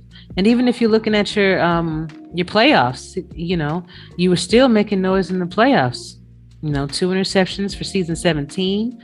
And then, and with 10 tackles for 18 and 19, it's been, I don't know why I say 19. Oh, I'm sorry. That was 17 and 18. Your player has been very effective. And I'm wondering, did you model your player after someone in particular? I'm kind of asking this question for the rookies that may be listening. Because I think sometimes they may need a little guidance on what to kind of concentrate their points on. I've always told them to do attributes first and then your low value and high value animations. Now, I do say, one of the biggest things, now granted, big disclaimer here, I don't play with APF nearly as much as everybody else. And when I say not that much, I mean I don't. I don't at all. My Xbox, bless its soul, it broke. So yeah, it was heartbreaking. But no, one of the biggest things that I've noticed, because there's a few seasons that we worked some points around, we took some things away, and trying to build some room. And one of the biggest things I would say that I've noticed personally that I feel like definitely like somebody in the backfield, defensive backfield, should keep up is aggression. For some reason, I just feel like keeping your aggression maxed out or as close to maxed out as you possibly can get it will make a difference on how a player attacks the ball. And I've noticed this myself. I know I only got 4 interceptions for the season, but that first one came in the first game. The other 3 came later in the season after I got my aggression maxed back out. Maybe it's just a coincidence. Maybe I'm just crazy. I don't know. But I just feel like having aggression built up is one of the keys. And so I'm trying to get to.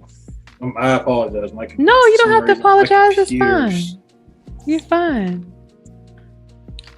don't know what the heck's going on. Back to where I was.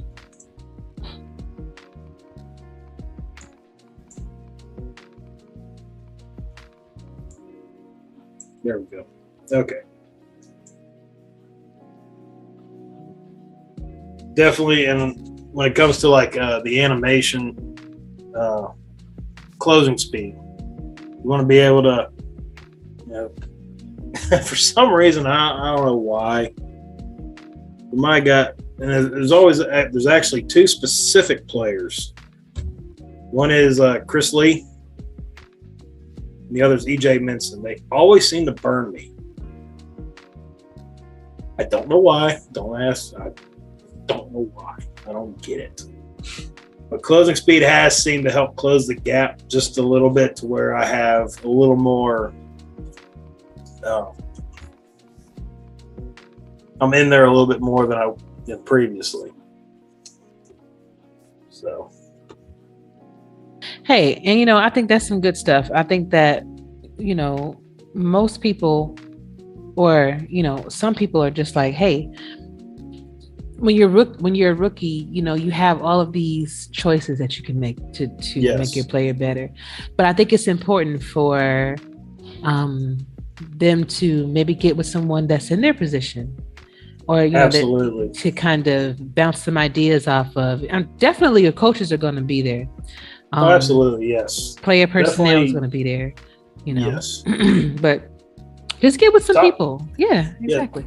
Definitely talk around the league. Don't get me wrong. You don't have to live on the SFL Discord 24/7, but I mean, reach out. Talk to some people, get some thoughts on your position. I mean, Exactly. and your coaches. I know some of them may be newer coaches. Some of them have been seasoned veterans. Luckily, I have a seasoned veteran that's been around. He's seen it. He knows. I feel honestly like there's been an animation bump master. I added it to mine, and it's been effective. Just reach out, talk to people, and listen to your coaches. That's the biggest thing. Take their advice. They know. They've been down this path. Some of them have been here since damn near the beginning of the SFL. Right. So these people, they know, these coaches know what the hell they're talking about. It's important. Just take their advice, and that's the best advice I can give you, because like I said, when it comes to APF, I'm not too savvy. I've played with it, but I don't have the time to really get into it like I wish I could. Mm-hmm. But there are some out there that are dedicated to it, and you just need to take their advice, go with them, whatever they tell you to do, and go with it. Indeed. And then my final question to you is another fun one. What sport that currently exists do you think is underrated that maybe more people should get into?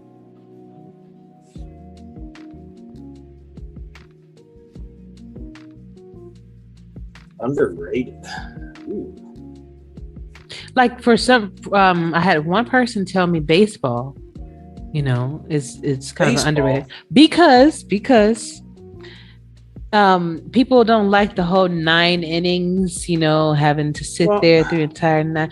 But some people do. I have a hard time seeing that. I mean, don't get me wrong. I know every sports is going to have their high moment, low moment. It's going to fluctuate.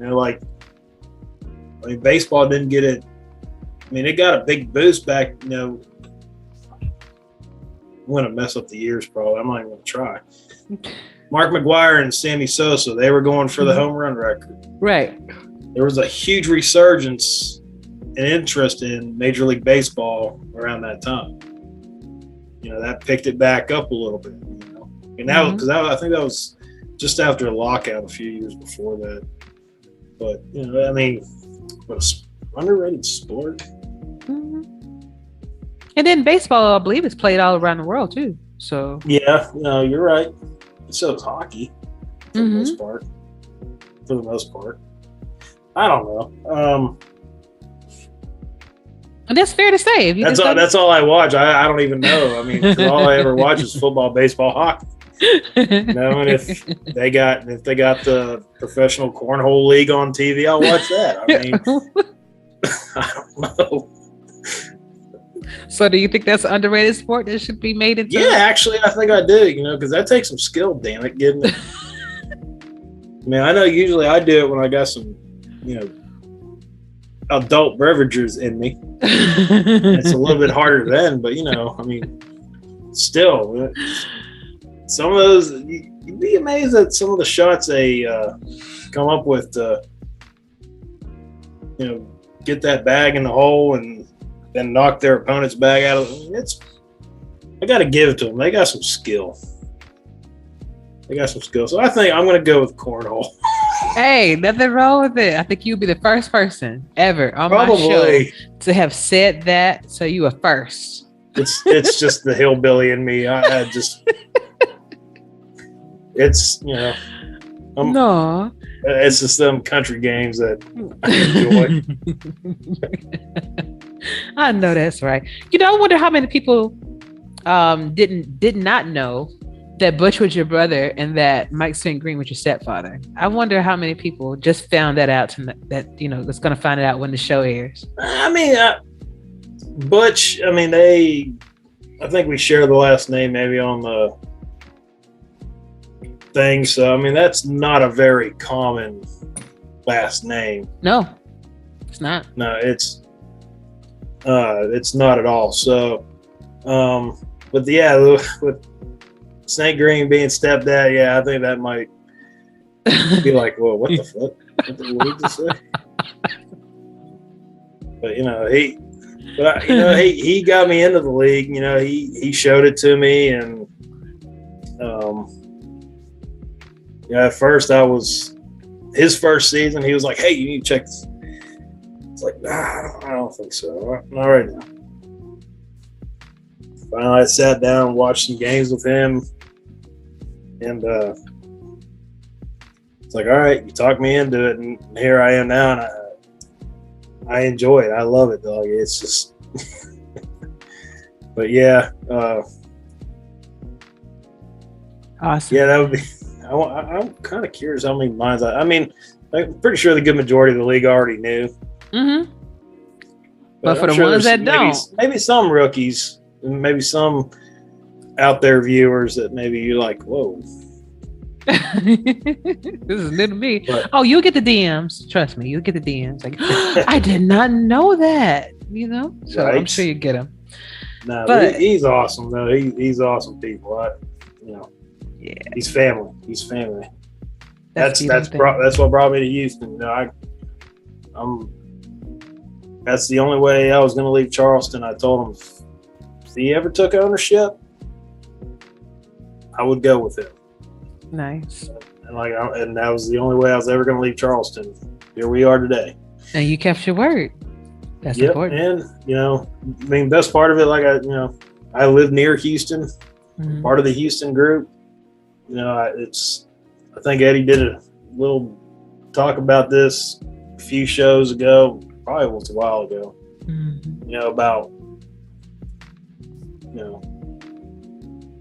having the way people represent within their city. And it's like, yeah, may not be from here, but I'm here now, so I'm going to represent. Except that terrible towel I see in the background over there. You do not talk negative about that terrible towel. I You do will not. leave- Oh, you will I love leave that Pittsburgh. terrible towel. You will leave. Don't talk bad about my towel. I do not have any qualms with the steel curtain, but I'm just looking at it. I mean, Pittsburgh is really far away from Texas. That's all I'm saying. Well, it wasn't my damn fault. You can blame Mrs. St. Green. She's the one who drug my ass down here. I know that's. I was what, 12, 13? I didn't have a damn choice. But hey, that's what I always tell people. Yeah, I'm from Texas. I claim, I'm from Texas. I'm a Texan to an extent, but first thing, like T-shirt, Yinzer. I'm from Pittsburgh. I'm from the Pittsburgh area. That's where I grew up and spent my early years, and that's I always consider that home. Hey, That's nothing home. wrong with that. Nothing wrong with that. I'm a Bears fan, and I am a Falcons The fan. Bears. Yes. I just, they just make it hard to be a fan sometimes. But Oh, trust me, Pittsburgh's been doing that to me this season. we all Trust suffer, me. honey. All suffer. Well, hey, you know what? They benched Trubisky. They're putting in Pickett, so they're starting Pickett on Sunday. So You confident? I wouldn't say I'm confident. They're going against the Bills, Well, but that's my second favorite team. So it's like, well, okay. shit, here we go. Toss a But- coin. Yeah, it's like I'm doomed either way, so it don't matter. Good. On a positive note, at least one of your teams is going to win. There you go. Actually, I'm more worried about our game against Fort Worth Sunday. To be honest with you, I'm more worried about that game. So I can't remember who I was talking to. I'm like, I'm gonna have high blood pressure problems come the end of Sunday because between the Houston Fort Worth game and Steelers playing the Bills, it's like shit. My stress is gonna be through the roof. Oh man, this is some good times though. That is some really absolutely, good times. absolutely. But Cory, it's been amazing having you on the show. You know that you always have a spot anytime you want to come on. You don't have to wait for me to ask. You can always just say, "Hey, listen, I want to come back and visit." I'm right here. And even if you just want to talk, and I was just explaining this to Jay Viper earlier today because he made this statement saying that he feels like, the only time he gets a chance to really talk to me is on the show. And I'm like, don't feel like that. And if you do, I apologize, for putting that, for making it like that or anything, or if you had that feeling. But come to me anytime. My DM's always open. I think you have my phone number. So if you can't reach me in DM, you could just give me a text. Hey, I'm here, and I want to talk. I'm always going to be here for y'all, man. Yeah, that's the biggest thing. Like, I may not be every day, but once a week I'll at least try to shoot you a message. Just hey, hope everything's going good. That's the biggest thing, making sure everything's good. That's it, man. If you can't get back today, it's not the end of the world. There's always tomorrow. That's There's always right. the next day. That's right. It's not the end of the world. It is not. But come back whenever you want to. Did you have a shout out? This is the the part where you can either sing a song or you can recite a poem or you can just give a simple shout out. Right now, Cory, the floor is yours. I'm just gonna give a shout out to everybody on the Houston team. Everybody's been doing an amazing job. I can't wait to see how things turn out Sunday, and whether good or bad, I'm looking forward to the next season. It's going to be a good run. We've had a great run this season. It's going to be even better next season. That's right. You don't want me to sing, trust me. I mean, maybe one day I will have a karaoke show. Well, it's supposed to be when in Vegas, but I got that changed the plans. But hey, one day we'll see what happens. I was looking forward to it. Drink enough, maybe I'll blast out some Billy Joel or something. There you go. That's what I'm talking about. Oh, yeah. All right, brother. I'll talk to you soon. All right. All right. Bye.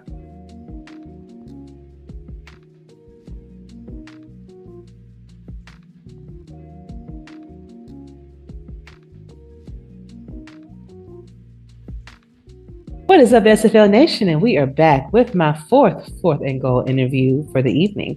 I have a good friend of mine, Mr. Nelson Lozano Jr. He is the GM of the Portland Fleet. How are you doing, sir? It's been so long since I've seen you.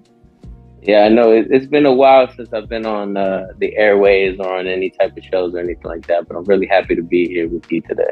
Man, I'm happy to have you, man. And yes, it has been. We do miss Inside the League with Nelson Lozano, but I do know that you have some other things going on, in real life that, that put that on the back burner just for a little bit. But we are truly excited that when you get it back, I cannot wait to hear, that radio style voice that you have, man, and the great conversations that you have with the members of the league too, man. We miss it. Yeah, I think it's a fun way of really exploring everybody's story. I think that's why I want to bring it back, and it will be coming back, right? Because the shows that we had, you got to know people in such a different way, and you didn't know where we would go, right? Like, it's not like I know, hey, somebody's going to talk about wrestling this show, and now we're going to be talking about old wrestling things, or falling on where maybe a person comes from and having a connection with that, right? So like I can really tell you that I have a blast getting to know everybody in this league. And like I tell people, regardless whether you think you didn't have a story, as soon as you started talking and we started kind of getting to know each other and everything, you kind of got a better picture of that person. And it was a lot of fun. It was a fun 2 hours of my Friday to really get to know people. And then on my Monday show, it was really good too, to kind of talk about the stuff, what was happening in the league, and really give different opinions. Because everybody got, their opinions on certain things. We all see it, whether it gets put on Gen Chat and whatnot. So, we used to talk about that on Mondays. But I'm excited, it was something that I just got to kind of like lay back and chill, and it was something that, again, with the music that's playing, the headphones, everybody, we're just talking, everybody kind of going in. And you could call into the show, live, so you could call in at that time, which was kind of cool. share things or ask questions and things of that sort too. I just again felt like it was something that I definitely want to bring back. It brings out the best in me and what is my passion. I just need to take the time to work on me first, on the things that I have going on, and then going from there. So that's most important at the end of the day, dear. And like I said, when you do bring it back, I'm sure you're going to be welcomed with open arms to all the community members, that didn't even get a chance to see it. But Nelson, let's talk about your season. Portland Fleet, man. Yeah, let's talk about the Fleet. That's okay, man. So what are your thoughts on the season, being a GM? It's funny because I had Jacob Bovet on, and he said, I said, what is this, the key to Portland retaining its players and just the key, piece of Portland? He definitely mentioned you as one of them. I appreciate that, and he's always paid that forward to us, with making myself and Mel minority owners, right? So he was able to, he knows that we have a passion for the organization. And it's all the work and effort that we put in as a front office. And that's not just so much of like what we do with players, but I think just us filling in the gaps and us understanding each other's strengths and weaknesses, that I feel like we work well together. It's really by committee. And every single player, every single decision we've made is by committee. It's we all discuss it together. We all get the opinions of one another. We all always put the brand first versus, just making a decision and then letting the public eye make the determination of it and stuff. So like, honestly, it is that brain trust. And I'm really appreciative for Jacob for really believing in us and talking so highly about us. Yes, indeed. And, what do you think about Portland's season thus far? Now that we're at the end, so our final game's coming up. What do you think so far? I'm going to be honest with you. I'm excited. And, again, I think the game with London was a very difficult game, which was our last one. But you saw a lot of fight in our team. I mean, we had like 4 takeaways, right? Yeah. So it wasn't like something that, again, it makes me exciting. Going into last season, the challenge was replacing such high key members that we had lost the free agency that year, right? So we lost our 2 starting defensive tackles. We lost one of our linebackers, and then we also lost one of our free safety at that time. So, with these key pieces that we were missing, to see the defense still step up with a lot of the rookies. Like, I'm very proud of my rookie class. I think I had an amazing rookie class. I think Cyrus Jives needs to be considered as the, offensive rookie of the year, because as a rookie coming in and doing what he did and putting us in situations to win games, it's really huge for a rookie to step in. And I think just, coming in here and filling in those shoes when we also in that offseason lost our QB, I think overall it just makes me really excited for what the future holds. I think, again, looking at these games and speaking with the coaches and seeing what our plans is already, going into this upcoming season, it does make me excited. And it shows me that we do have the capabilities. We've learned every single season, right? I tell people all the time, you learn more with losses than you do with wins. And I felt like last season we really realized that. And like I said, to those players that moved on, we don't hold no animosity, but we learned from that situation. And I feel like that is shown with a defense that now has a lot of rookies in that, in those two DT spots, the strong safety spot. It really showed me what's possible. And then the offense really clicking and Jive really being that piece that kind of helps out, right? Because a lot of times people really had a focal point on Zeke. They're like, Portland is just using through Zeke. And you can't really rely on that anymore. Cyrus Jives can throw the ball. He can hit you and he can get it to Gene, who's really coming into his own this season, or to Ben, who, this isn't Ben's first season, nor is it mine. So he has some weapons he can throw it to. And, he has some great linemen in front of him that also contribute to keeping Jive, clean in the pocket and being able to deliver. So I feel like with that acquisition of him, it makes me excited. Yeah, we had a chance to get into the playoffs. And that's probably the biggest disappointment. Again, because we expect better, but, it does make you really excited to see what the future holds. And I'm excited for the offseason. I think we're going to come out of this offseason better than when we came into it, right? We're going to definitely upgrade in some places that I've already started to figure out exactly how we're going to do that. And then, again, the people who are with us want to be here. And I think, again, as a general manager, you really appreciate that. You appreciate people who want to be here, want to see you be successful. And yeah, it's just this season has me excited overall. Good, as you should be. 5 and 6. You still got one more game to go, so you do have a chance to finish at least 500. Yeah. You guys have grown. You guys have grown as a team. And there are times that people think I'm being a little biased when I'm doing my pick-ems. Because I typically go for Portland, but I realize that, there are certain instances where you guys are definitely more successful than other teams. You just maybe had a stroke of bad luck.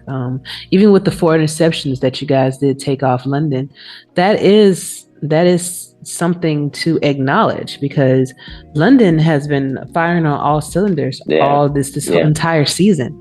And, for you guys to actually give them a run for their money, things like that proves that, you guys are improving, and you retain your team, or most of your team. You guys, take that and just grow with that, the team build, and just kind of, if you have to add pieces, you are making sure that you're grabbing those pieces that make Portland great, and you push it to the limit. So I'm really proud of you for the efforts and things that you have made and that you guys have made over there.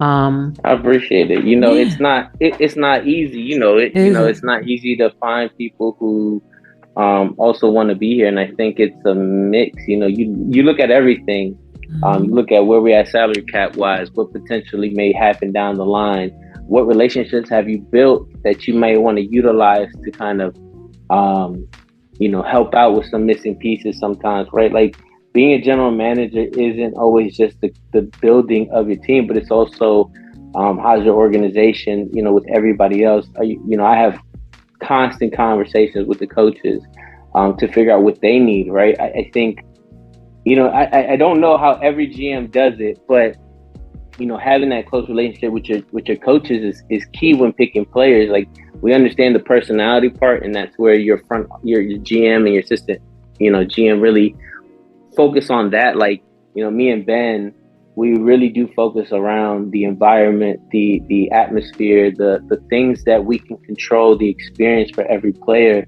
Those are key things that we really focused on. But then we also have to go in and say, okay, owner, what do you need?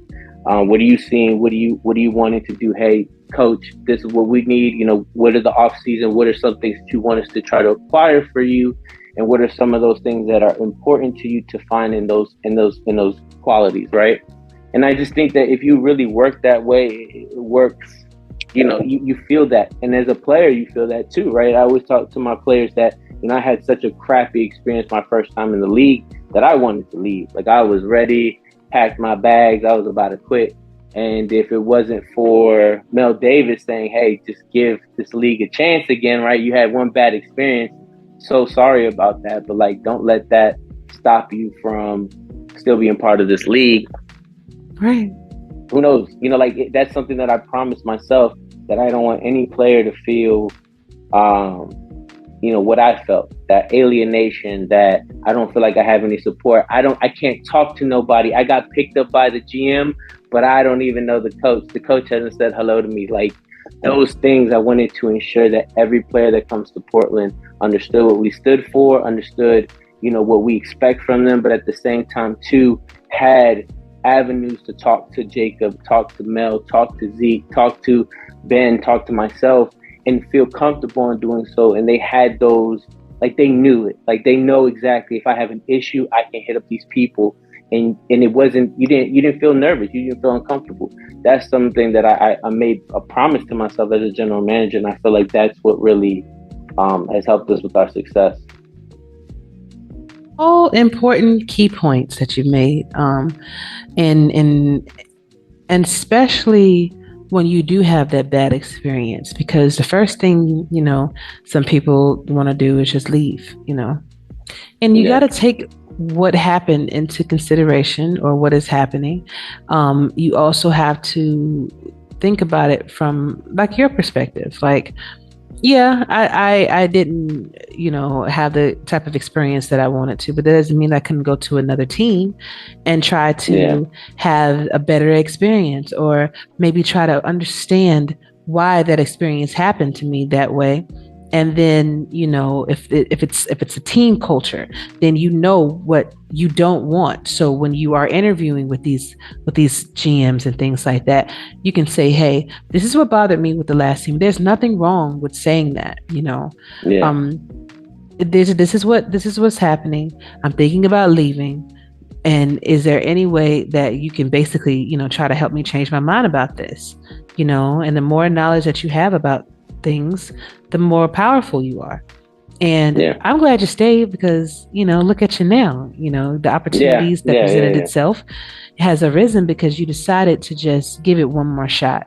So you guys are a good team to play for.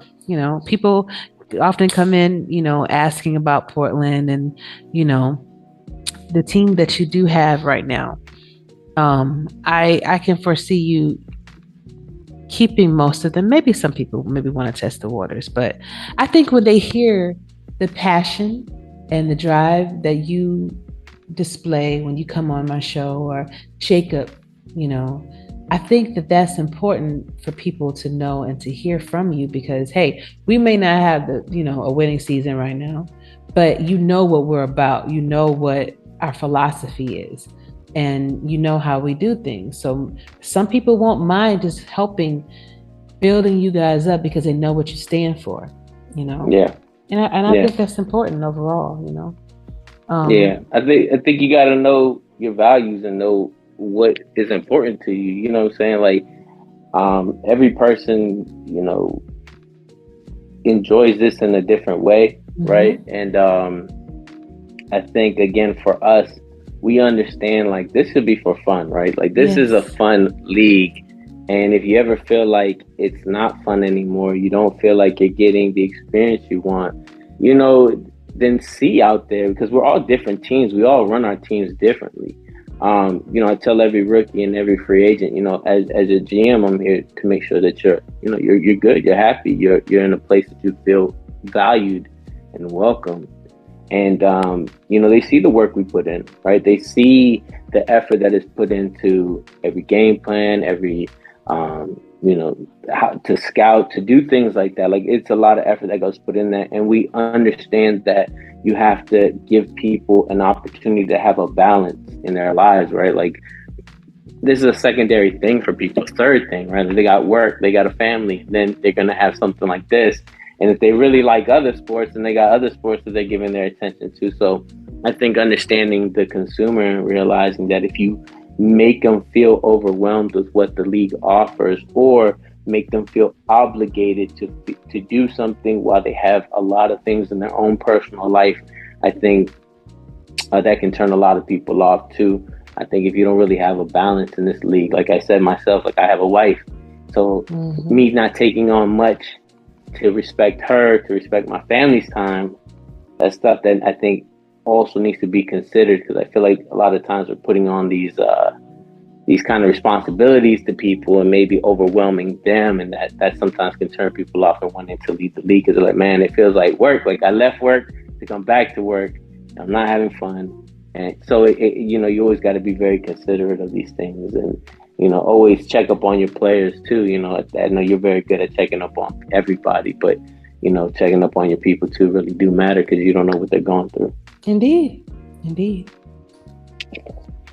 So, what do you think about the changes in the new changes that have happened in the league so far? Because I don't think I've had you on since we've acquired the TV deals, the 24/7 network where all of our wonderful content is going to be placed. So, what are your thoughts about the league growing in such a way? As a matter of fact, I think the last time I checked, we had over 2,000, it's like 2,000, maybe 50 people in our server right now.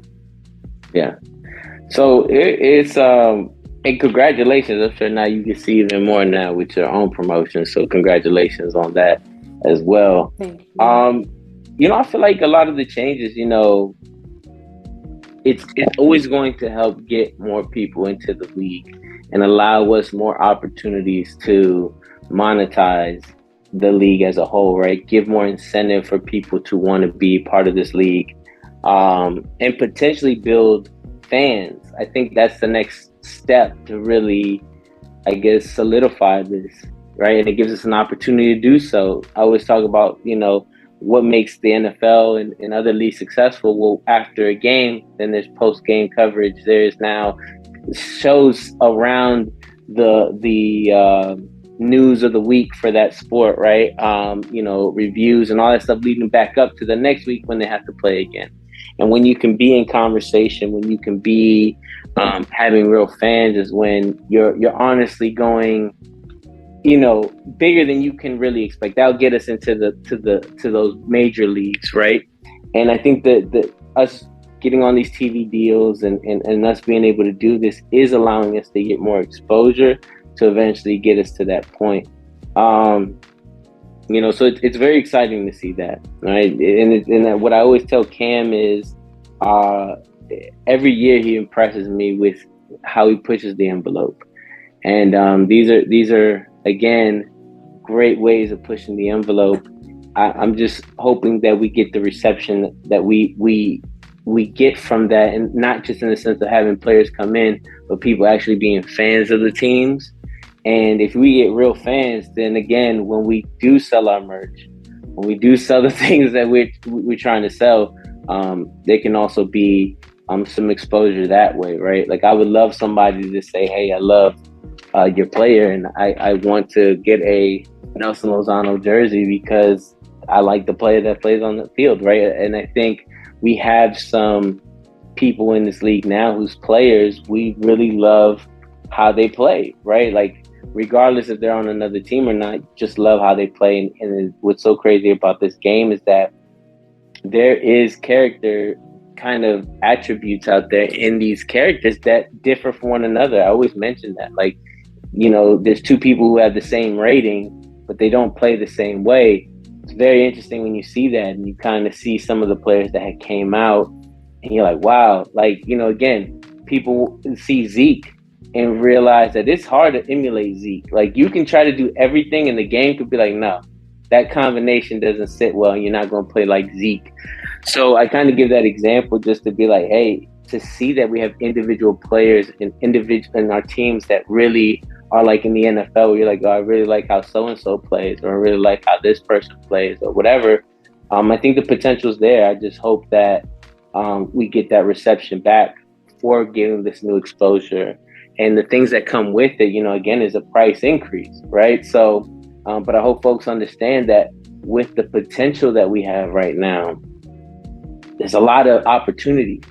And for us to be able to keep those opportunities, but at the same time, keep the quality and keep the effort that's putting in, that sometimes is the cost of doing business.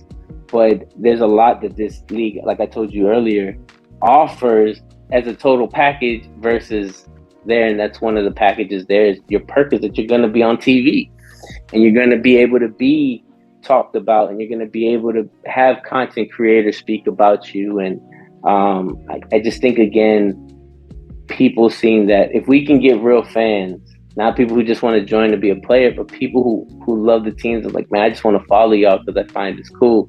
That would be really awesome but that's what we're getting an opportunity to have based on having these deals happen. So I'm real excited.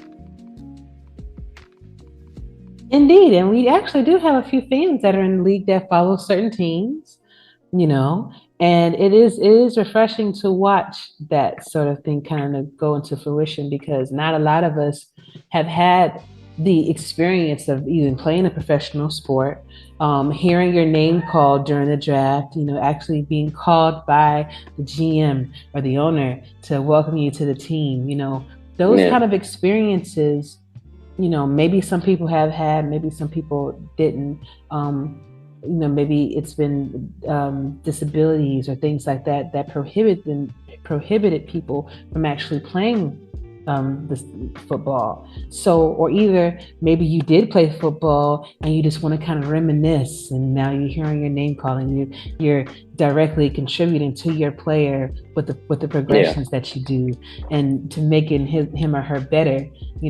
I think it's great. Ashley, I've always said this. Ashley loves being a quarterback, right? But I will not go out here and play for the Atlanta Falcons or the Chicago Bears, which are my teams. I forget or the Arizona Hornets, since I'm out here in Arizona. I'm not getting ready to go out here and go sign up to play for the Arizona Cardinals right now. No, come on now. But it's a beautiful thing that I can watch myself actually have this experience that I know that I would never have here. And so you just gotta weigh what means more to you, And so that's one of the reasons why I come back. That's the reasons why I'm so heavily involved, is because I care. I care about the people here.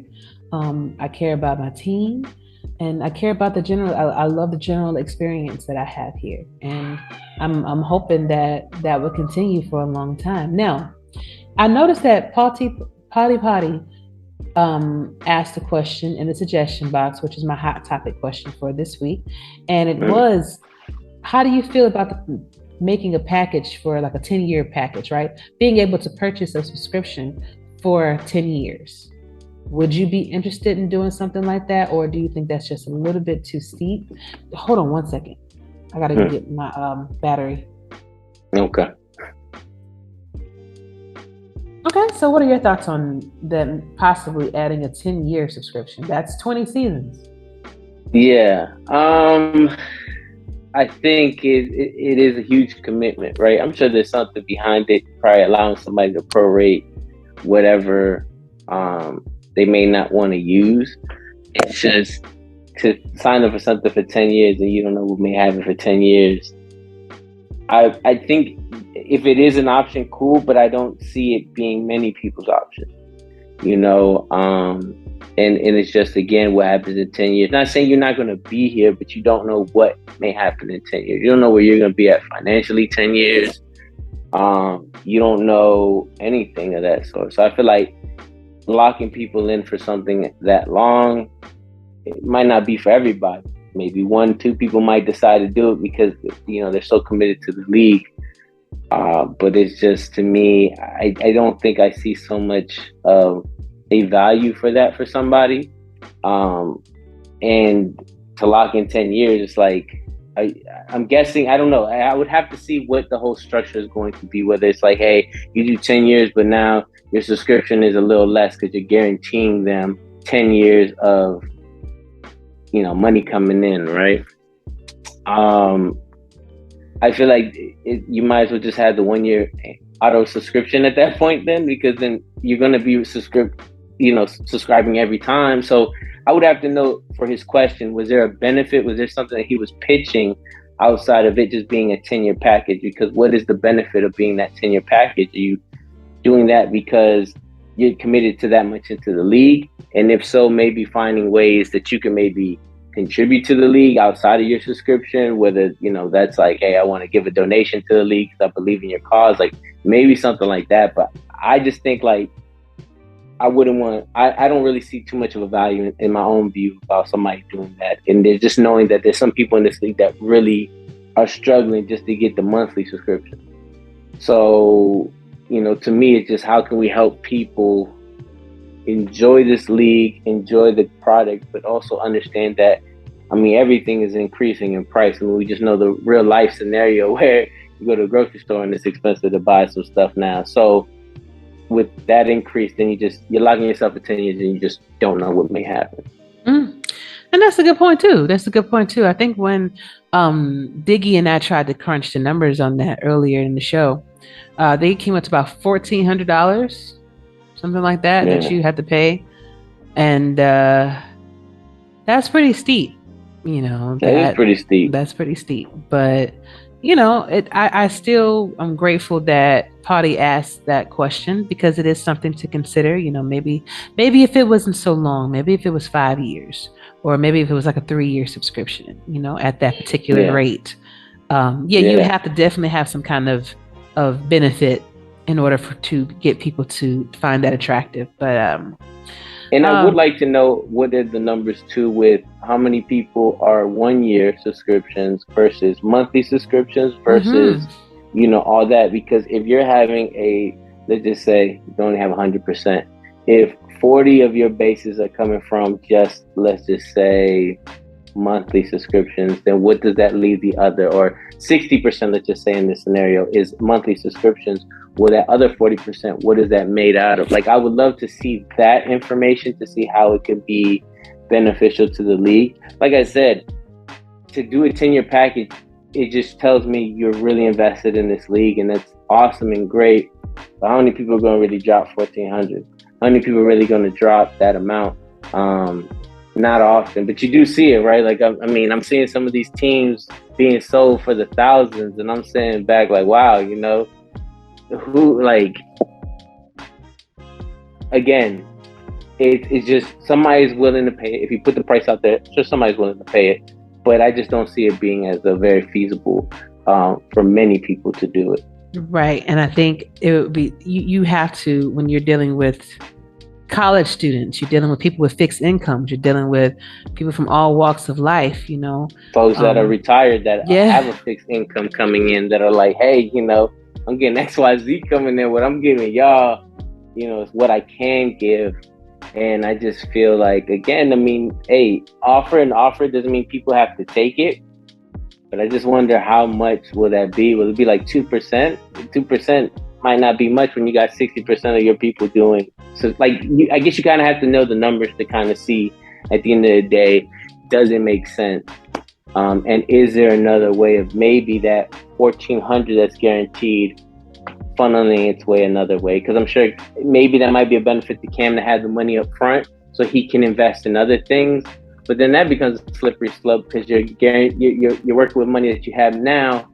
But, again, sometimes the investments don't always pan out the way you want, and that could be a loss as well. So I don't know. I would have to see all the numbers, but I think as of right now, to answer your question, I don't really see the purpose to it.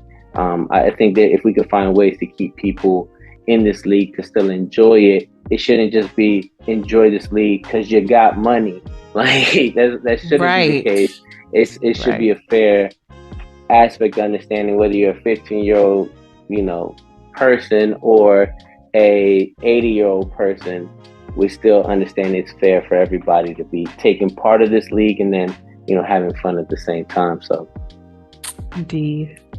So who do you think is going to make it to the championship? What two teams do you think is going to make it to the championship? And you can go a step further. And who do you think is going to wind up winning, taking it all this season? Well, I would be a fool to never not pick Baltimore as one of those teams, right? They find ways to get it done. I understand they got one loss this season, but I mean, come on now. This man's gone undefeated for how many games? Like, you can give him that one loss now, but if you count every other season that they haven't lost any games, like it's a continuous streak. And they lost, so I want to say they lost 2 last season and they still won the championship. Yeah. So they're a team that you can never count out. So you got to count Baltimore in there. Outside of that, it's very difficult to really choose, right? I mean, the natural thing folks would say is London, because London is finding ways to get it done. I don't think, London hasn't faced Baltimore this season, so I think that's where the real challenge lies, right? Where are you able to do it? Minnesota did it, right? So we now know that there is a way of doing it, but that's by a small margin. You now have to do that. So, playoffs really show the experience, and that's where London's really going to be tested around some of these owners and coaches that have been in this game for a long time. There's things that they know that becomes very difficult. You got to learn with experience, right? Like, there's no way of me teaching you other than you learning it when you go through it. So, I would love to see if London really got that opportunity to go, because that would be their final test in a sense to say, hey, you're undefeated. If you can beat a team that is always in the championship in the sense of this, then, the sky's the limit for y'all. But that Baltimore for sure. I think London I would love to see, just because, again, they've been rolling and you'd like to see what that may be. But the playoffs are so difficult to kind of hands down, because I told you, the experience. You start seeing it. Like in the playoffs, when it's like, example being like Ramos with Mexico City, man, when they start, like in the playoffs, like it's really hard to bet against them, because Mexico City has a great game plan offensively and defensively. And then there's new people right now who really are coming in, but the experience, sometimes you really see it in these playoffs where you're like, wow, I can see maybe you was waiting all season to let go of some of this stuff here because you knew that you needed to have something different to get you over the edge for the playoffs. So definitely Baltimore is one of my teams, and to give a fair shot, because London does deserve it for all the wins they've been able to accumulate, London being the other one there, and then seeing what happens. I think that would be a great story there to say, hey, we beat everybody to get here, but I will say, like, this is where people really do shine. We've seen this with other teams too, who've been killing it during the regular season, got into the playoffs, and got smoked, right? And it's a different beast, and it's a different, like, now you're not in there, you're there, but one loss, you're out. That's it. So it's really where you start seeing that experience come to play with some of these coaches. So it's going to be hard to at the end of the day, but Baltimore, just put Baltimore and whoever over there, because that's typically what it ends up being. I understand that, and I agree with that. When the more seasoned coaches start, like for instance, Florida with Mighty, how many times have they been to the championship? How many times have they won? You know what I mean? Yeah.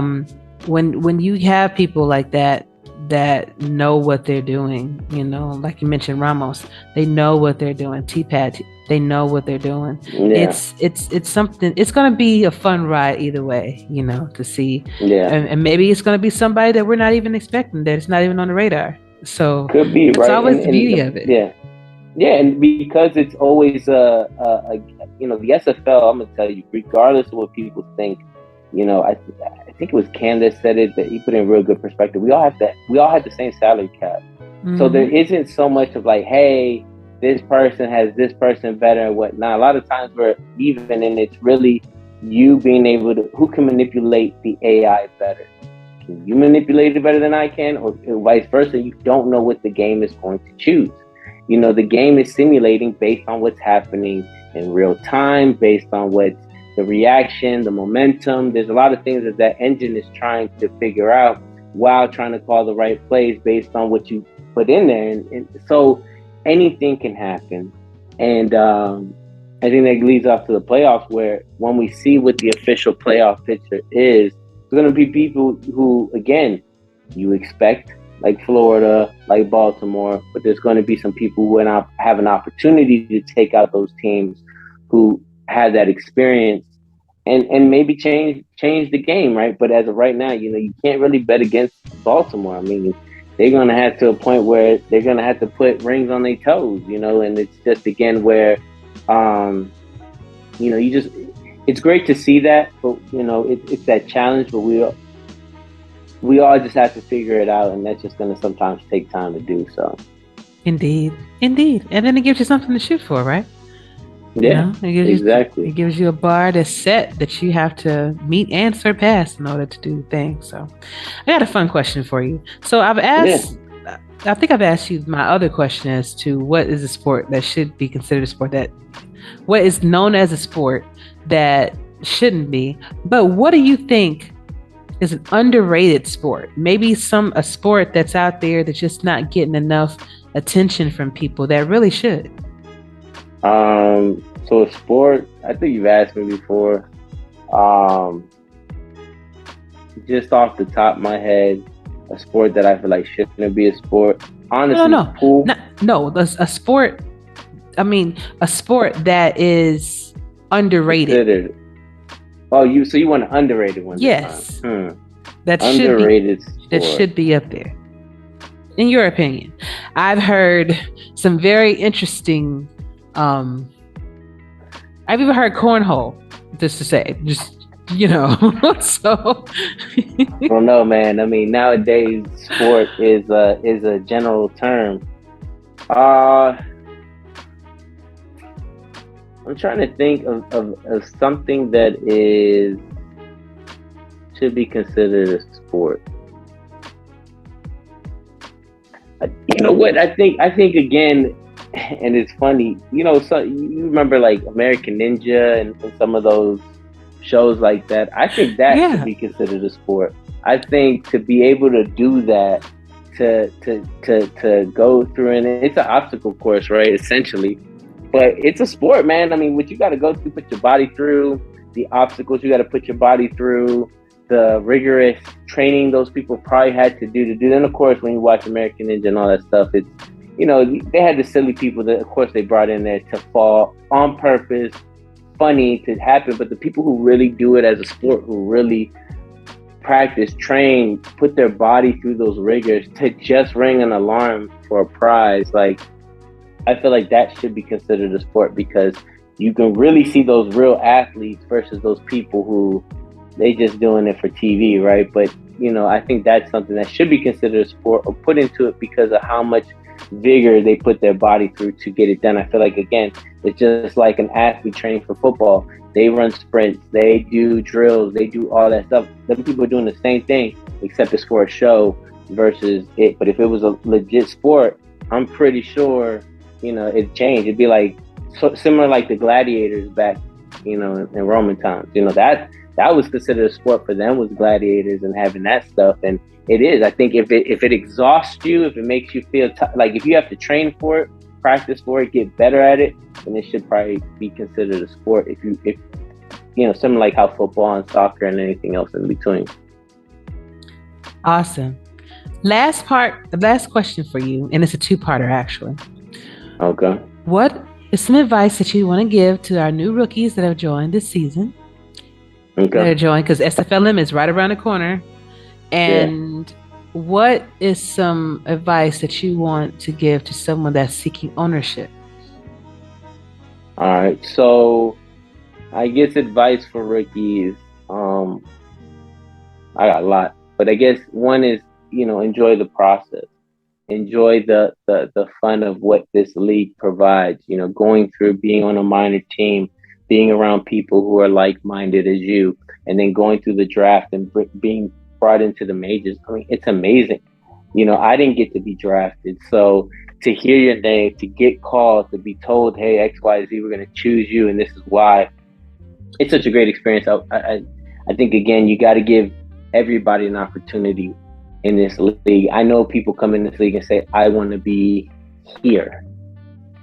But you don't know what everybody else has to offer. And it's only right as a person coming in this league to give everybody that shot. And you make the right decision. There's 28 teams. Out of 28, you're probably going to like 4, 5, 6 teams for sure. And that'll give you a great opportunity, too, to enjoy the draft for what it is versus trying to chase a number. I feel like, again, when people try to chase a number, you see that. You feel that. They want to be the number one pick. It's understandable, right? But it's again, where that can't always be the case. So enjoy the process. Enjoy what you're doing wherever you end up being.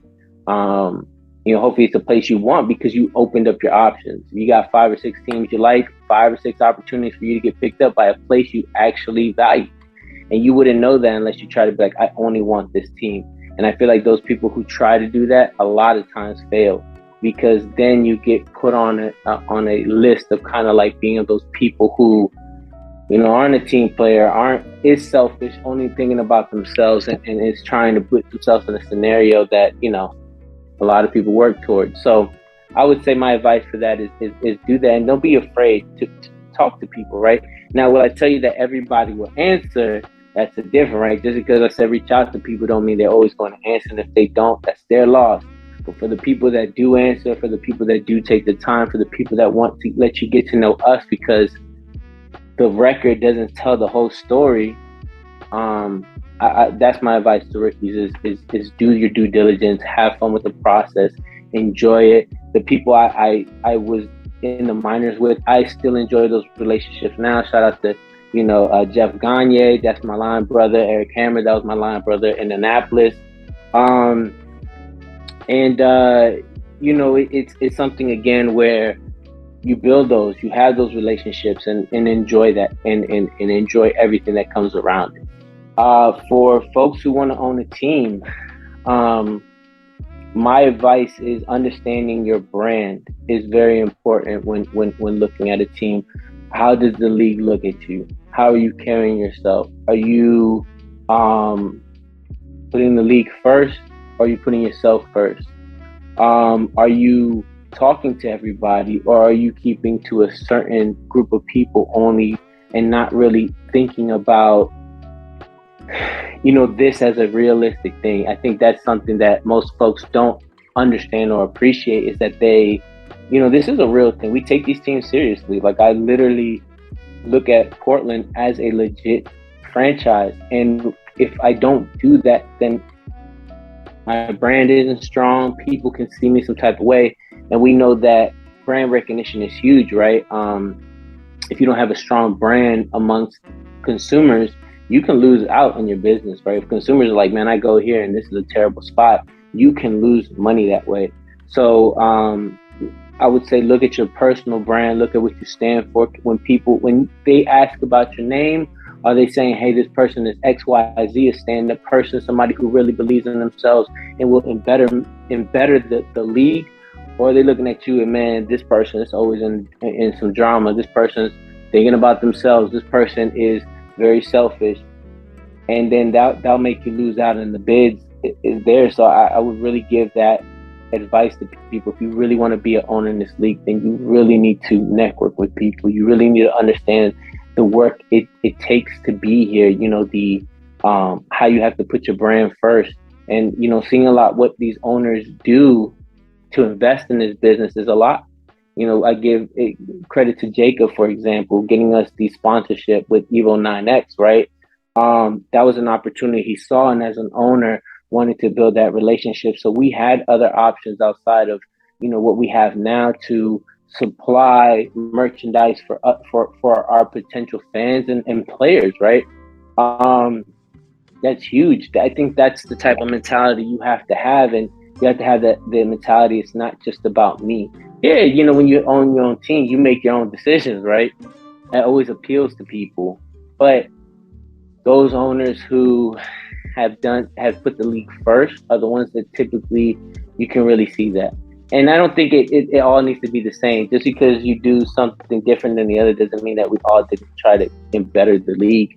I think we all have our own, niche in this segment, and there's some folks that want to be very extravagant and put what they do, but sometimes it's those quiet folks too that also need the recognition, who go above and beyond and talk to people and see how their day is and see how the outside stuff. So I think everybody, as long as you want to better the league, regardless of how you want to do it, I think those are always great ways to get your stuff onto a team.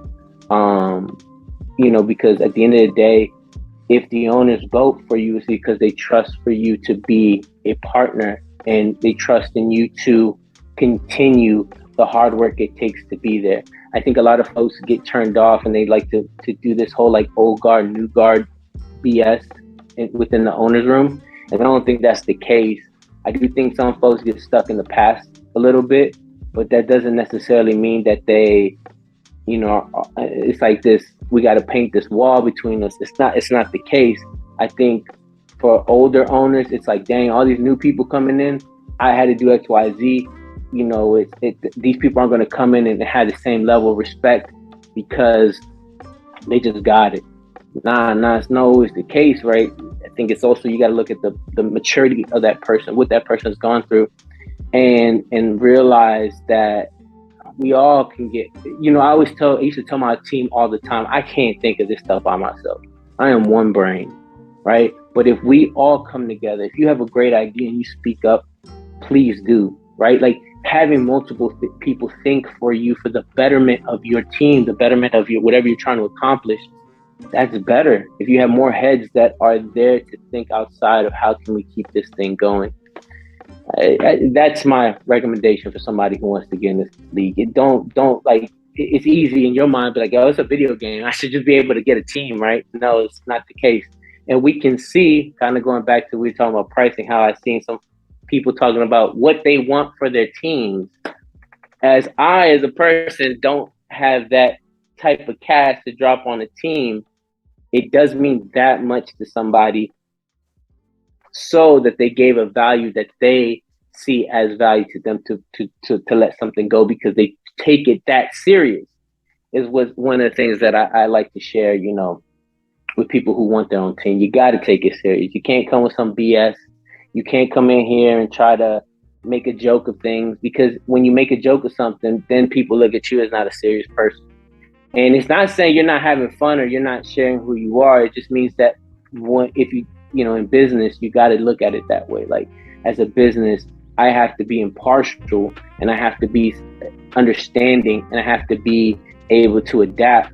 And if you can't do those things, then your business ends up failing with time, because it's just, you can't adapt to the times, or you're not taking feedback. You want to be stagnant in your own way, and you don't want to, what I'm saying? So that's my advice in the long haul, is just make sure you take it serious and make sure you understand your branding. If people say bad things about your name, then you're probably not going to get a team, to be honest. Very true. It has to be a we over me mentality when you're making these decisions, period, But Nelson, this has been an amazing experience having you back on. Of course, brother, you can come back on anytime you want to. As I wanted to reach out to you because it has been a while, and I missed you. So I'm glad you had time for me, and I was wondering. Yeah, I miss doing this. Yeah. This is a lot of fun, when you can kind of discuss, get different things. I mean, we all have different viewpoints, and I think if we have platforms such as this here and other shows, it gives us more opportunity to hear those. And it's not just a pushing one viewpoint, but getting multiple and you making the right decision on what you feel. I feel is what this gives. So trust me, I miss it. I love it. I miss it. It's just like we talked about last time we did an interview. I just need trying to focus on myself. You need to, and take advantage of the opportunity God has given me to do that. Not every time something like this happens, and thank God it wasn't as bad as it was, right? But you can see something that happened almost going on 2 years, right? It's not 2 years yet, but almost getting there. It still affects me to this day. And just makes you appreciative. We dealt with stuff as a league that has hurt, has definitely been painful with some of the people that we've lost in this league as of recent. And it just makes you appreciative. I could have been that next one, you know what I'm saying? If my situation went left instead of right. So, just being very appreciative of what we have and the opportunities we get, and being here with you, I appreciate it. It's a lot of fun. Anytime, man. I was wondering, how I end the show. If you have, you can definitely sing a song, or you can recite a poem, or just give a simple shout out to anybody that you want to. Right now, Nelson, the floor is yours. All right. I don't know how many people do rap and sing, actually. And I probably won't be the next contributor to that. But I will leave a statement, right? One, I want to shout out, again, to my squad, to Portland, to Jacob, to Mel, to Zeke, to Ben. Thank you guys for all the hard work you guys do every season. The outside work you do, the filling in the gaps and the holes, we appreciate it. I want to thank every single player that has decided to come to Portland, play for Portland, be with us.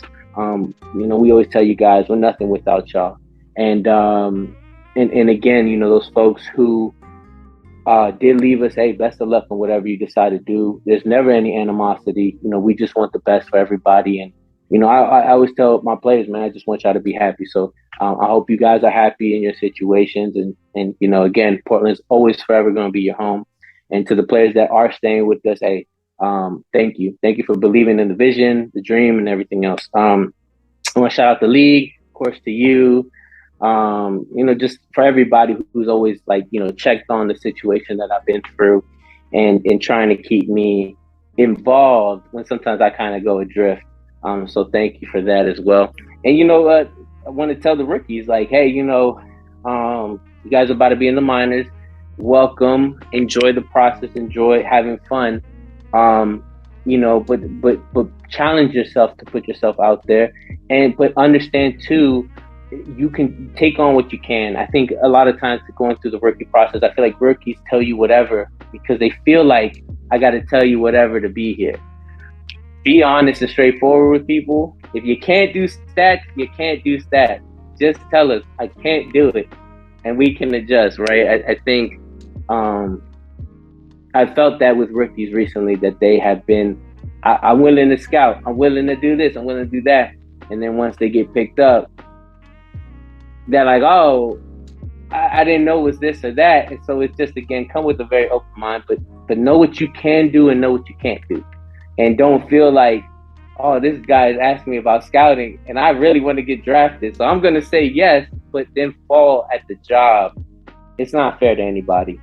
Just be very honest to yourself and be honest with the owners or the GMs or whoever's hitting you up. And just share what you need, and then they'll share what they need and see if it works. You have 28 teams.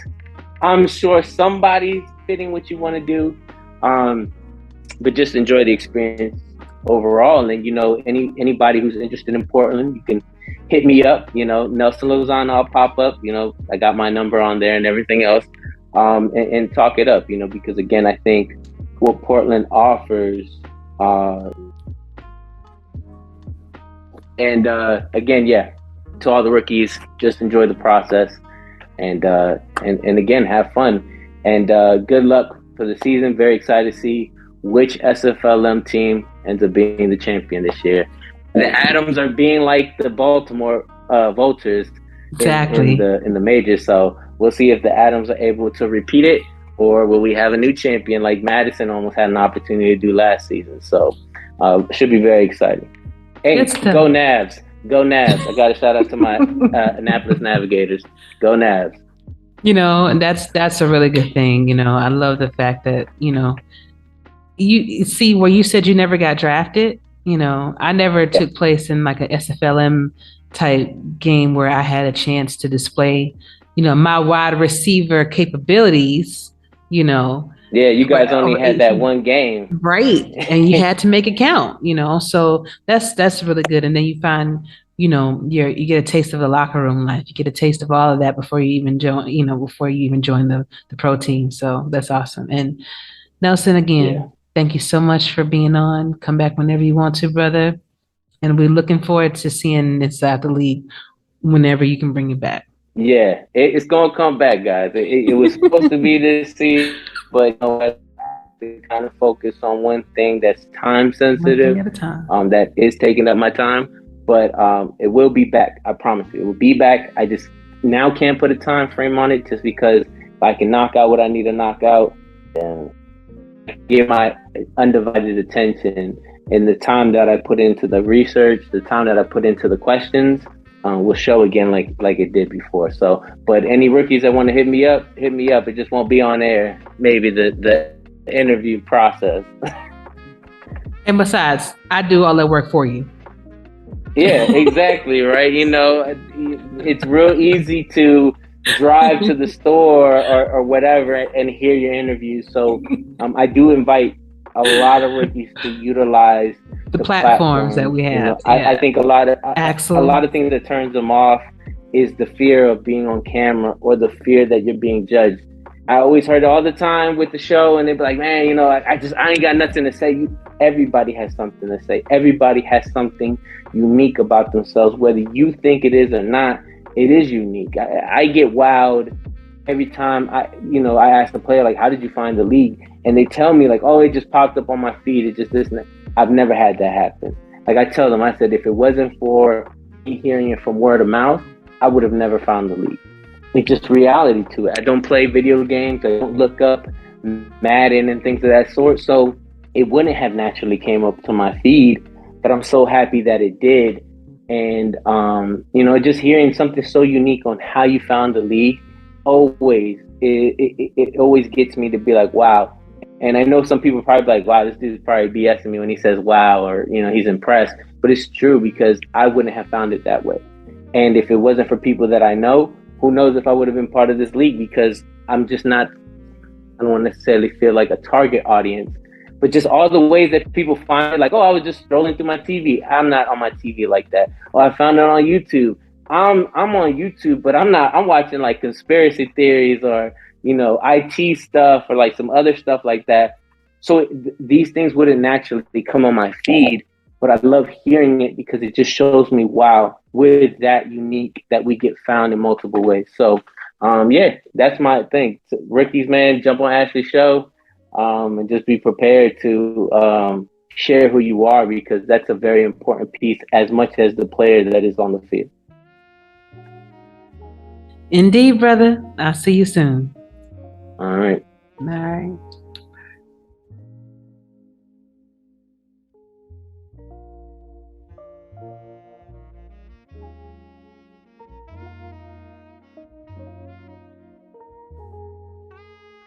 All right, SFL Nation, and we are back with my fifth and final fourth and goal interview tonight. And I have another good friend of mine with me, Mr. Greg Soto. He is the head coach, extraordinaire, a glorious head coach. What else are you? I know it's just a few other titles in there I'm missing. Head coach, offensive coach, part defensive coach, scout. Yeah, overall, doctor for the team. Overall, good guy. Yeah, doctor, the lawyer, the special teams head coach now. There you go. No. Everything. How you doing, Greg? Good to have. Okay, he's for the Long Star Glory, by the way. How you doing? No, I'm good. Oh, and I also do. I make sure that anything that Albert is going to say gets edited. So I'm kind of like an editor for anything that he has to say. So, to be more professional than what Albert would normally talk. So I have that title too, I guess. That's why I wear that hat. So many hats. I'm the grammar police sometimes. But I think everybody in the SFL in any and every SFL locker room, there's got to be somebody, hopefully making fun of somebody's grammar. Okay. I know I get it. Oh my God. But man, welcome back to the show. It's been a minute. I'm glad to have you back on. Thanks for having me. It's always a good time with you. So let's start off by talking about how you think your season is going so far, man. I mean, you guys it's going okay. I would have liked to have been at least 8-4. That's out the door now. The best we could do is 7-5, and I believe, cross our fingers that, which pains me to say, for Fort Worth to beat Houston this weekend as well. So we need a little bit of help. I take back every time I called Fort Worthless. I take that back. I take that back. Hacker is an awesome wide receiver. Oh man, I really got to compliment these guys. They really got to put in a good game plan. You better. Because Damon is really probably going to come out swinging. So that's going to be a hell of a game. Look, I think the South in general is going to both games are going to be crazy. I think. Us traveling south to Mexico City, and then Fort Worth and Houston, playing each other. I think it's going to be a crazy end to the season. Going back to the question, I would have liked to have been 8-4, have a little bit more of a grasp on our own destiny, but things happen. I probably should have opened up the playbook a little bit more and not been a little conservative. But watch out, Mexico City this week. Like any given I'm letting it all ride on this game. I'm letting it all out. So I know Mexico City. I don't know when they're going to watch this, if their playbook's going to be in, but I'm throwing everything in the kitchen sink into that playbook this week. AI gonna be confused. I don't know what to call. That AI is going to be scrambling. Exactly. But I'm looking at your game against the Florida Storm, and I'm wondering for you in that particular game, what do you think the breakdown was? Because you guys, first of all, it was hairy for you guys in the first couple quarters. And then it's like you turned on right at the end, if maybe another quarter, maybe a few more moments, the score line would have been a little bit different. But what would you have done a little bit better or differently in that game? What I'm going to do for Mexico City, I'll open up the playbook. Yeah. I probably should have definitely changed. Not probably. I should have changed a couple of things. That's it. I mean, that's it, really. I mean, some things, just small little tweaks that needed to be done, possibly.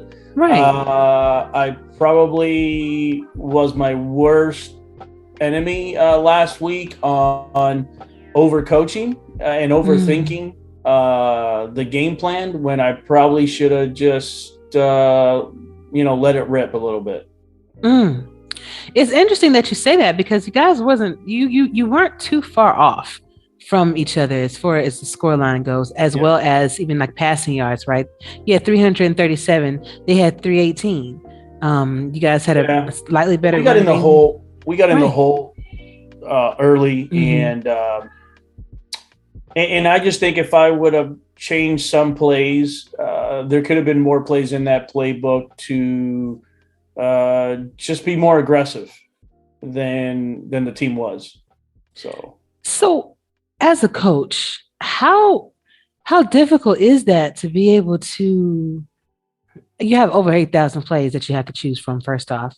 But like, how difficult is that for you to try to figure out, hey, this is the team I need to open up my playbook and add a lot more plays, or this is the one I can be more conservative? How do you find that balance, or do you? That's the balance that we're always struggling with.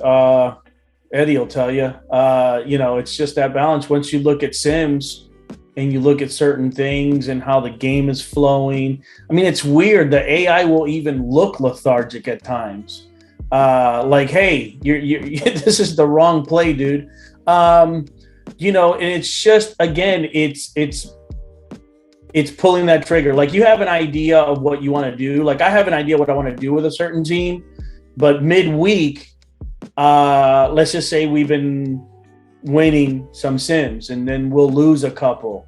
And you're like, oh, well, it's only a couple. Well, maybe I should have probably paid more attention of what caused those couples to lose, and then tweak it and change it and open it up a little bit more and change different plays, maybe different formations.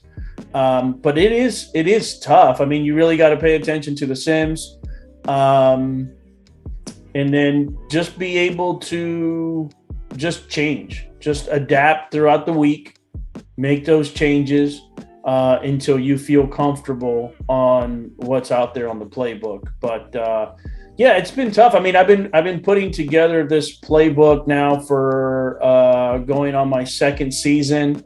I'd say that I'll be honest. I mean, probably my playbook has about 300 and like maybe 50 plays that I feel comfortable with. Now, definitely, I don't think I even come close to 150 at all. But yeah, it's a lot. I mean, because once you feel that certain plays work with certain teams and certain defenses, like my offensive minded, I got to be able to plug and play. Take away, put in. That definitely doesn't work with that defense. Then maybe put that play back in next week. And I do. I tweak a little bit, but I probably should have tweaked a little bit more. And that's understandable. Yeah. Like I said, I've always given coaches and owner coaches kudos for the time that it takes to spend to try to scout these games and try to consider this chess match, you know. And you guys, like I said, you didn't do terrible. And there was a couple interceptions on both sides, Bo Martin Jr., I'm sure he's happy about the interception that he got, because I know he was complaining at the convention in Vegas that nobody ever throws to my side of the field. Nobody ever throws me the ball. Well, that's what happens when you have a good player. I mean, well, he got tested against San Diego, though. I think he got burnt once or twice by somebody. And I do remember, I don't think he'll be bothered by me saying, he goes, what the hell was that? I've never been burnt like that. I'm like, I mean, welcome to San Diego where the wide receivers have 10 animations each. They have jets on their shoes or something. Yeah, I mean, they're, Right, but it's good to see that. It's good to see that because, like, we literally had that conversation. He was just saying that he wants to do more for his team, and it looks like he did. So yeah. So what are your plays this week? Definitely. But what are your thoughts about your season overall up to this point? We have one more game that you're going against Mexico City, but overall, what is your thoughts? Overall, I mean, I think it's good. I think it's good. I mean, we're still in it. Mm-hmm.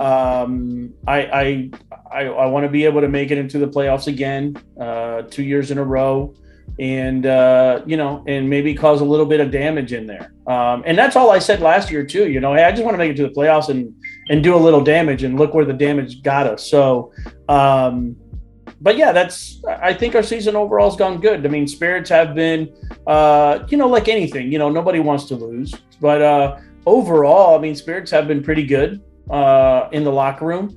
Sometimes it gets a little quiet. And again, losses are tough. Yeah. But everybody picks each other up, and in the locker rooms, like, hey, we trust what you guys are doing, the leadership and the coaching and the scouts, and we just get ready. We just get ready every week and give ourselves a pep talk to each other. And but yeah, it's very active still every day. I'd say more than half the team says good morning, and then the other half eventually, when they have time, they'll drop in the locker room and say, hey, how's everybody doing? When's the game? Stuff like that. So locker room's been still pretty good. It's been good under the leadership of Yogi and Albert. So I love that. I say more leadership on Yogi's part. See, I like to throw jabs at Albert. We go back and forth. You know, That's my he's guy though, man. Albert's my guy. He knows I mess with him. So just a warning. You do know he's supposed to be on next week, so you know. oh, good, perfect. I'll talk more shit about it. Nuts. So, of all the wins that you have occurred this season, which one was your favorite win? And then what loss was one that kind of hurt? Because maybe you had it in the bag and it just kind of slipped through your fingers or something. Yeah. The win that probably meant the most is actually the first game against Fort Worth, especially because of where we're at now, you know. Because definitely if we would have lost that game, we'd be out of the playoffs. So even in the division, we'd be in last place and all the way through, you know. What hurt the most? The Mexico City game hurt the most. I really thought we had a good game plan, and we got the doors blown out of the building. You know, but the only saving grace to that is that, you know, we played Mexico City twice for like the last, I think, 2 or 3 seasons, and we split the series every single season. But yeah, that one hurt. That one stung, and I want that game back this week. So, regardless if we make the playoffs or not, got it. I want that game back. No, I get you. I get it. As a coach, what is the most important part of the team? Or I hope I'm asking this question correctly. Or what is the most important part to you? Is it the offense or is it the defense? Now, I asked Eddie and I asked Mighty the same question the last time I had them two on together. And, you know, both of them are more defensive-minded coaches. So I'm curious to know what your answer is. Oh, man. As a head coach, I mean, yeah, I am more offensive minded. There's a little part of me that says a great offense will take care of the defense. Yeah. If I score a lot of points, then you just guys have to stop them to, like, you know, certain amount, and that's it, you know. But no, I mean, I've changed that a little bit. I used to think more that way. That offense definitely. You know, we just score a certain amount of points, and you guys just have to worry about holding them to a certain amount, which is the case for everything, though. But being a head coach, I think they're both. I'm having fun learning from Albert and James. I think they're both equally important, I think. Now that I'm returning kicks again, I want to say that special teams is the place to be. You know, without a good special teams, you know, a kicker, a good punter, a good field goal kicker. I mean, look at Louisiana last season. You know, their field goal kicker. I mean, it was amazing. I think they like 150 some points or something like that in the whole season. I don't know. It was crazy amount of points. So I guess since I'm returning kicks now for the last couple of weeks, I think I'll be a little bit selfish. And, you know, offense and defense balance each other out. It's really up to the special teams to make something happen. Good point. Good point. So what are your thoughts on the expansion teams and how, you know, basically we're down to last week. They've shown what they got. What are your thoughts on how well they did this season? Yeah, Minnesota is just unbelievable. Just awesome. I can't say anything negative. I don't know if I went back. I got to go back to Eddie's server. I don't remember what I said, but I do think that I did say that maybe Minnesota was probably going to be the better one out of the 4. I had a feeling that, and I don't know what Canton's record is. I think I called Canton to go 5-7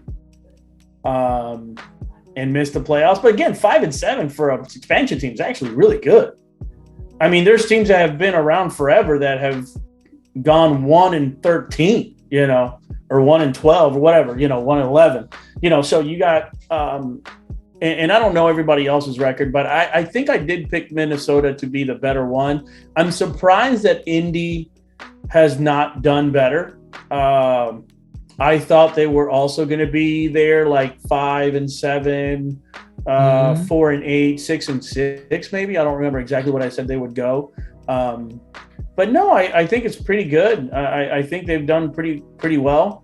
Canton, getting off the blocks was took a long time to get their first win, but ever since then, I don't know. I think they've won 4 or 5 already. I think so. Right. So Minnesota's at 7-4.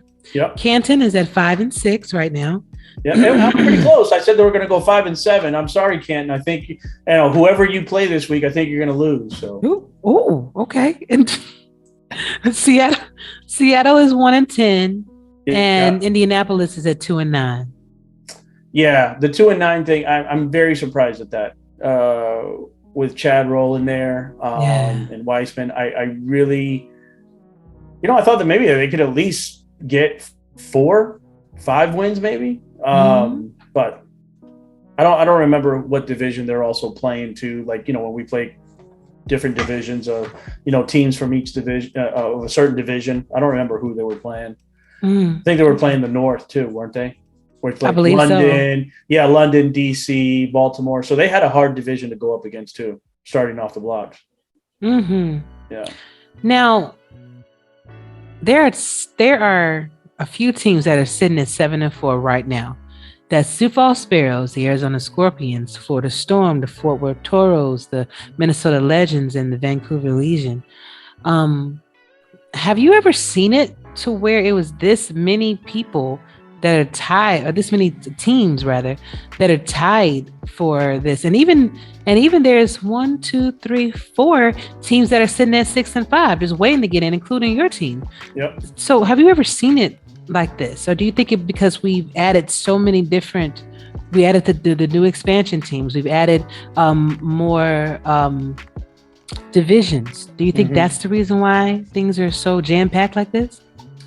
I think so. It has something to do with it. And I think in general, just it shows that the coaching is getting better too.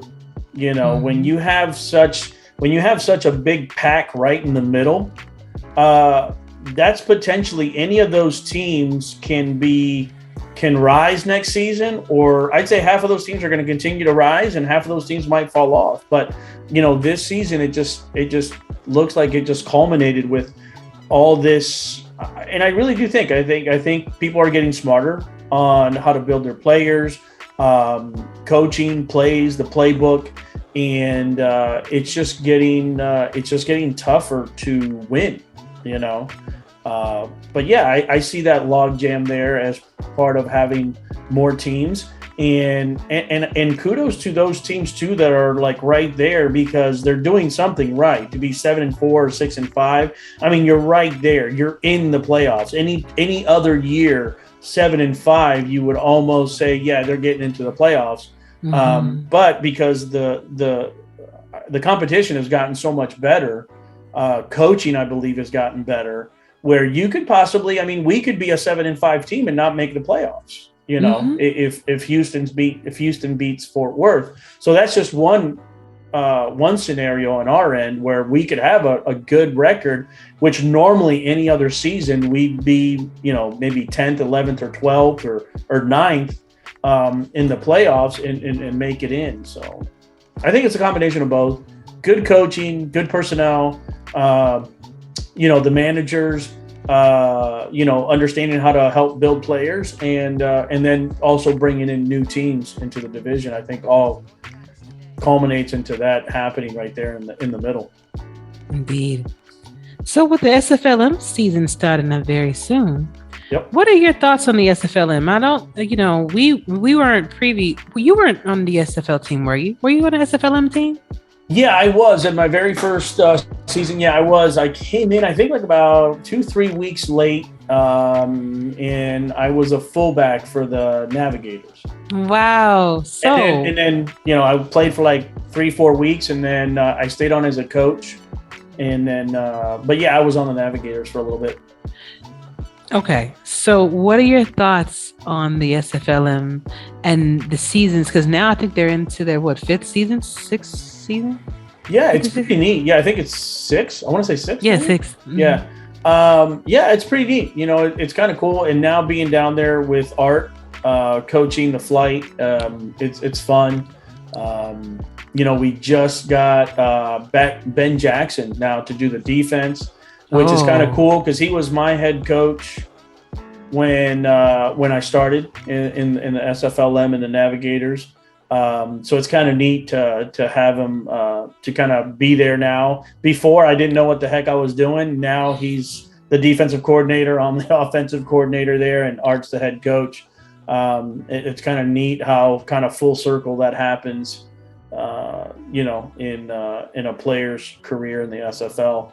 But no, I think we're excited. I think we did pretty well. I tried to do pretty well as much as I could last season. The flight, we ended up on a low note in the playoffs.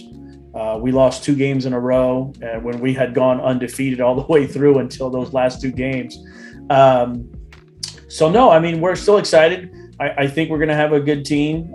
We definitely have still good coaching available to the team, and we have a good GM and people helping with progression. I think now, since Yogi took over ownership of Lone Star, he had to leave the team in the SFLm in the flight, but now we replaced Yogi with Juke and Rukin, which so now he's helping make sure everybody gets their, helping them with their build, with their progression.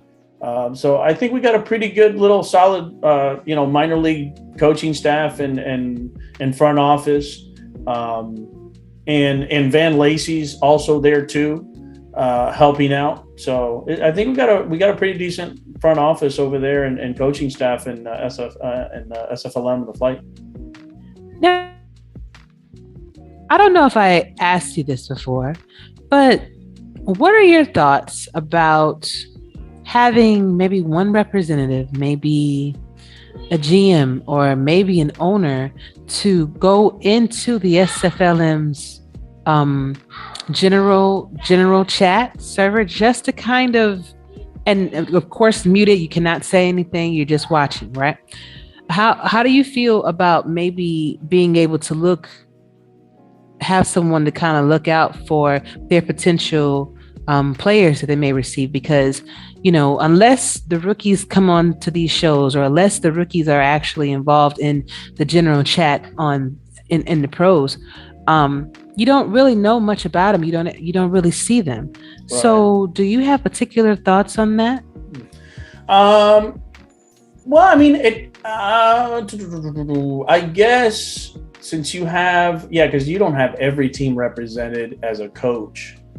I see what you're saying. I would say if you don't, I personally don't see anything wrong with maybe a SFLm pro to minor league liaison of a particular team, maybe that doesn't have a title on a SFLm team, to maybe be able to be there in Gen Chat to ask it, answer any questions, look at players. I guess you could say it's almost like a player scout, but I'd say when I think player scout, I feel like that sometimes like, oh, I'm going to be picking this player particularly. I think if you change it to maybe an SFL liaison for the Scorpions, or so again, if you don't have anybody that has the ability to see what's going on in the SFLm in a particular SFL pro locker room, then yeah, I think maybe it would be fine to just designate one person as the SFLm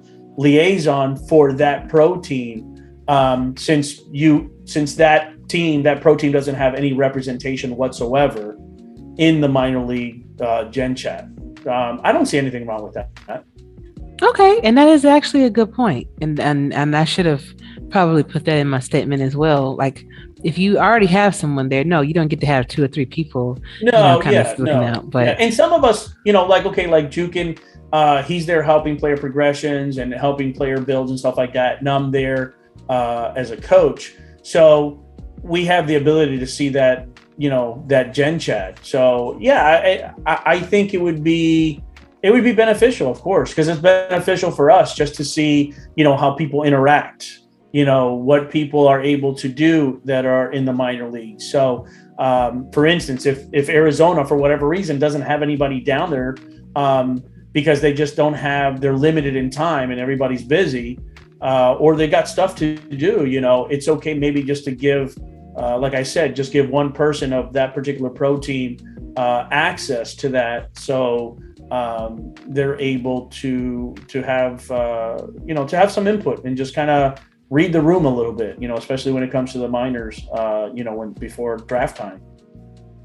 I do totally agree with you on that. Now I see that I have 1 minute and 44 seconds, so I'm gonna stop this room, get another one, and then we can just finish that conversation. Probably about 2 more questions. You got it. All right, left.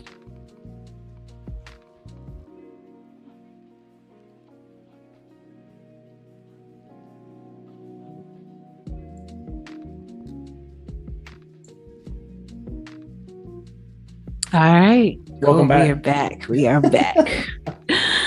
So, playoff scenario. We're going to kind of bypass that. We're actually going to go straight to the championship. Who do you think are going to be the 2 final teams standing? And you can even take it a step further and say, who do you think is going to win the championship this season? I would love for it to be us. And if I had to avenge other losses, I would like to see Arizona against LSG in the final. Because if we take care of Mexico City, I need to avenge the other bad loss that we had. So, and that's how I felt last season. I actually wanted to play DC last season in the playoffs because they whooped our ass in the regular season. And I'm like, I'm still holding on to that receipt. So Cam, if you're listening, just throw DC in our schedule next year, please. We'll make a request. I don't mind losing close, tough games, but when I get completely outcoached and just get my ass whipped like that, I gotta fix something. And it's good. Look, ass beatings are good. You learn from that. You learn more from losing than you do from winning. I mean, winning's great. You get that feeling. You know how it feels to be a winner.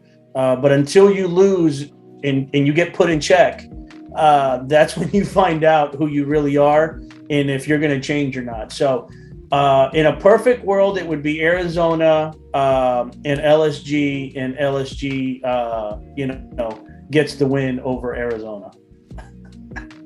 Okay.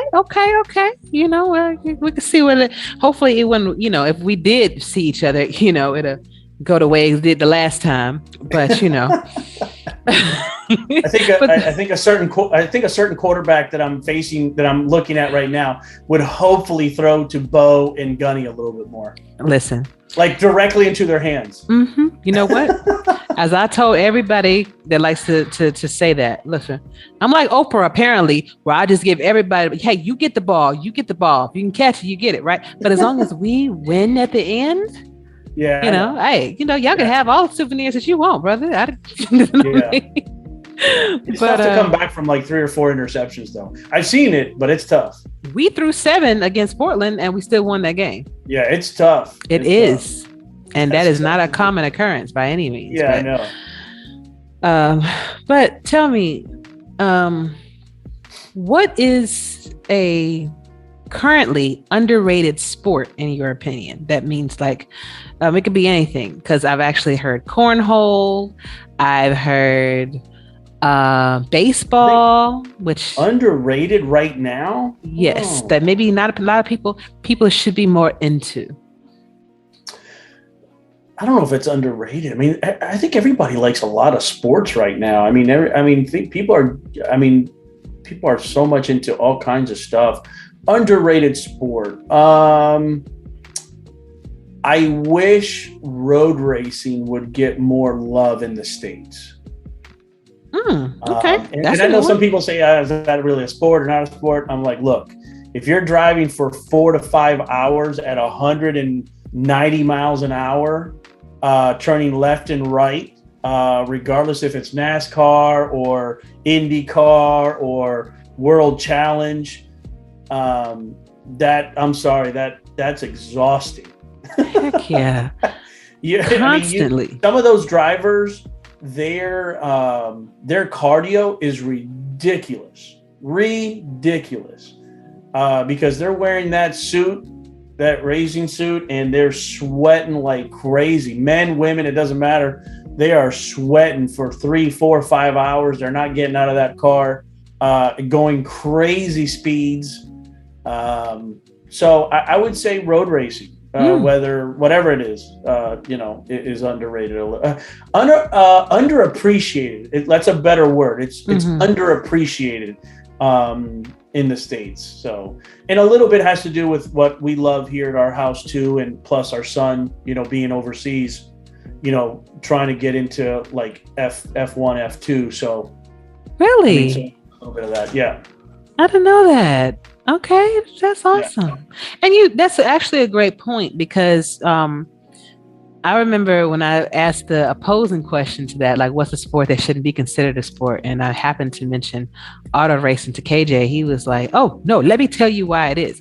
And you really do have to maintain that concentration. You really do have to maintain those speeds for, 3 and 4 hours. That focus is intense. It is. Think about it this way. Have you ever gone go-karting for like 15, 20 minutes at a time? Yes. Imagine if you lose your focus hauling ass, you're gonna kill yourself. I mean, you can still even kill yourself in a go-kart. Yes, you can. Yes, you can. Some serious damage. If you lose focus on a go-kart for just a split second, and you're there driving, hauling ass, you could seriously hurt yourself. So just think about it that way. I mean, that's just a go-kart. Think about it, 190, 180, 200 miles an hour, whether it's open wheel or closed wheel. So that's what I say. I just think it's underappreciated. And I do remember the first time you ever asked me this question, like, what do you consider a sport or not a sport? And we both agreed that curling is not a sport. It's an activity. Yes. Yes. And I did get some flack about that too. Are you serious? From people in SFL? Oh, yeah. Tyler came in. Hey, Tyler was like, listen, let me tell you why this is a sport. Yes. He was like, let me tell you why this is a sport, and let me have it, honey. I was like, okay. I'm just a professional ice sweeping to me, but hey, it means something to somebody. If curling is a sport, then me playing marbles is a sport. The same thing, just bigger marbles. Tell me that ain't true. It's marbles. I remember marbles. We make a circle, a couple of circles, and we just throw the marble, or we roll it, knock somebody off. It's like bocce ball. Marbles mean shuffleboarding. Yes, shuffleboard. Oh my God, hilarious, man! But last question to you is a two-parter, and what are some advice that you'd want to give anybody that's looking to get into the realm of coaching? And what are some advice that you want to give to the new rookies that have arrived? Because it's over 2,000 people in the server now. Yeah. So I'm sure they could definitely use some advice from someone that's such a seasoned coach as yourself. Coaching really starts from scouting. I mean, it's really, and I get some people too sometimes, like, they've coached in real life. I mean, I could say I've coached in real life football. I volunteered for, I think, over 10 years down in South Florida in a Pop Warner League, and I helped coach from little peewee to kids that were almost getting into high school. And I was an assistant coach that whole time, for over 10 years. But this is a video game. So what you have to do, yes, there's certain aspects in logic that you can bring from real life football into this game. But as we all know, there are certain things that the AI does that goes against normal logic. So really scouting the game, looking at games, scouting them, knowing how to scout them, get in touch with somebody that can show you how to scout, I believe properly is a big deal. It's easy, and I don't want to disparage anybody or say anything negative, but I believe that it's easy just to say, oh, okay, I see that there's four linemen and 3 linebackers. Oh, that's a 4-3. Great. But what's the stunt and what's the play? Where is it man? Is it coverage? What is the coverage? So the only way you could actually then get to a point where you understand it as a coach when you're seeing it, even on my end, when I'm an offensive coordinator, I'm looking always, okay, the defense is doing this. So I know what my guys are doing because I'm putting in the plays, but what's the defense doing now that they're, covering my guys or not covering my guys? They're bumping my guys. Is the middle open? Are the flats open? What's going on? So the only way to really, I think, to become a good coach is to just scout. You got to get in the weeds and you have to scout. You got to understand at least one side of the ball. When you can get to a point where your front office or your head coach says, hey, can you scout Arizona against Denver and tell me what Arizona's offense did against Denver? Then if you could do that for a full season, I don't see why not. You can't be given at least an opportunity to be at least a coordinator of some sort, either offensive or defensive. And I think really that's, if you want to get into coaching, you gotta have the game. You gotta look at those plays. Literally, like I said before, you gotta have, on one side of your screen, you got to have the game that you're watching on YouTube, and on the other side, you got to have literally the video game going on. So you can go back and forth and really understand, like, oh, okay, the linebacker did that. He blitzed. Okay, well, I can see that's the 4-3. Okay, so let me go to the 4-3 and start looking at those plays within the game on what you're seeing on YouTube, or Twitch or whatever you're doing the replay of whatever game you're scouting. And the best advice is, if you're doing offense, focus on maybe just the running back and one wide receiver. Don't worry about everything else. Focus on one wide receiver, and if you know what formation it is, just look at one wide receiver and maybe like the running back, if there's a running back in the play. See where they're going, and then try to look at that. Try to go into the game and look for those. And then, of course, and I said this on Eddie's show too, you could look and see if the quarterback dropped back 3 or 5 steps. That's either a 90 or a 50. Then that way, that'll even dwindle it down even more of the plays to look for on the, in the game. And then for rookies, be active. Try to take some direction. Be okay with taking direction, and just be active and just have fun. It's a fun league. It all depends on what you make of it.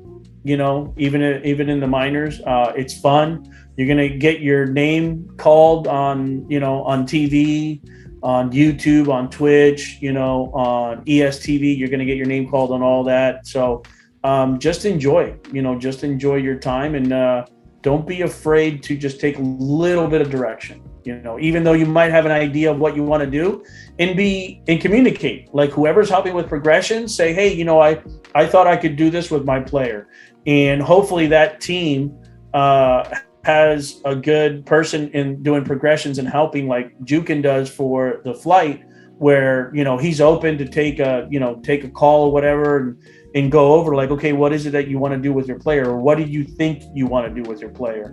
And then you could Jukin will let you know, like, hey, this is what, if you want to be a good pass rusher, you want to be a good run stopper, this is maybe what you should do. So that's my advice for people that want to coach and new rookies coming into the league.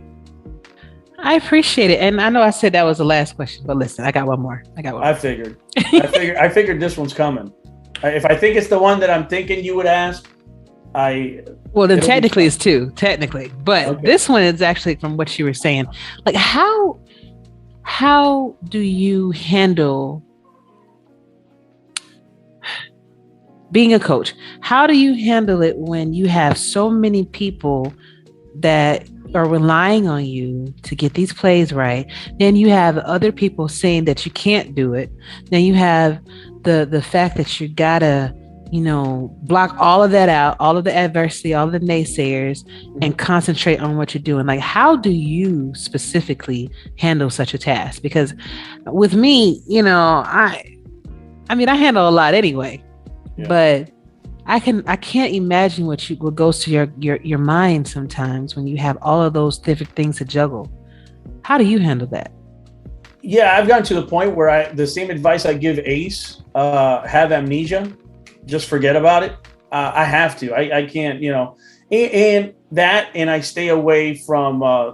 I stay away a little bit from the locker room because if I know that I have to change something and I know what I have to change. I kind of stay away from the locker room because then, if anybody's suggesting certain things in that, I don't want to get in for like a tit for tat over stuff, but I will, I'll still go into the locker room, but I won't be as active as I normally would because first of all, I feel bad that we lost.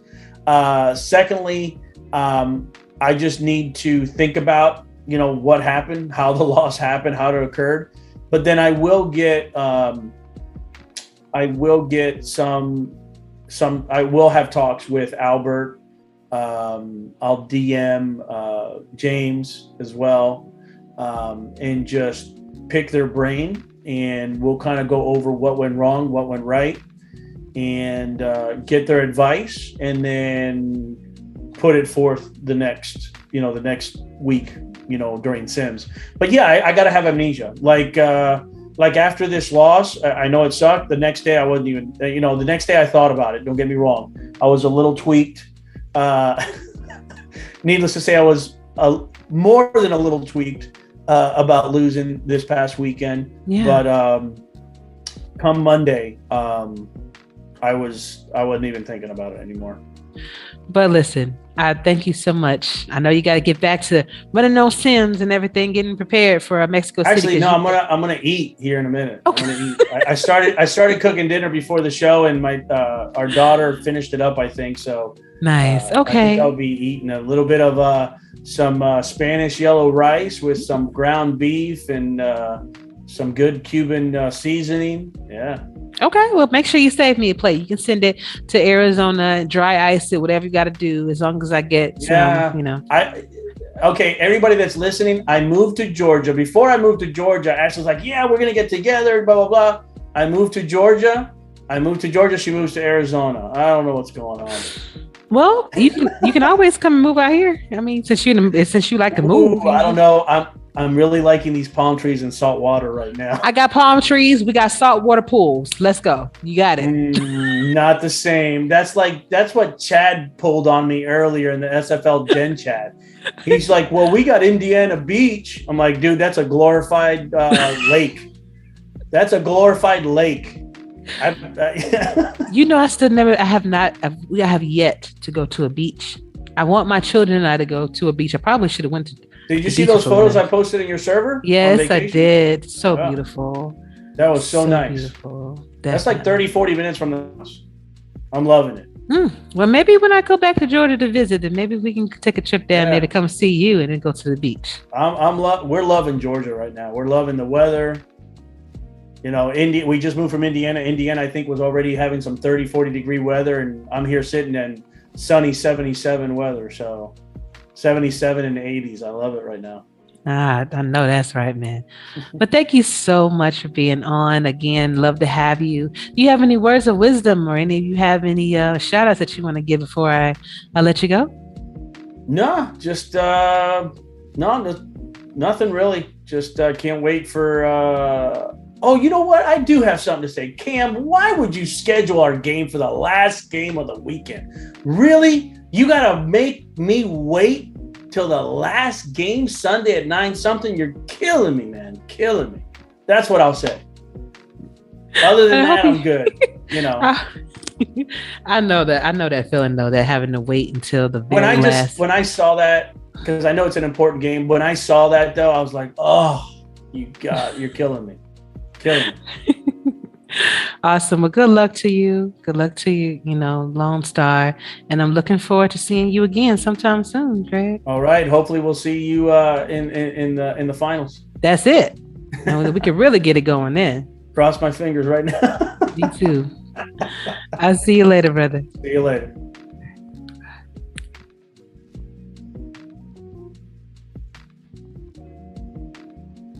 And that is it. Thank you so much, everybody, for joining us this evening. Special shout out to all of my guests that made time for me this week. I really appreciate it. And especially for you, Diggy. Thank you for being here as always. And I'm wondering if you have any good words, any words of wisdom for the people this week.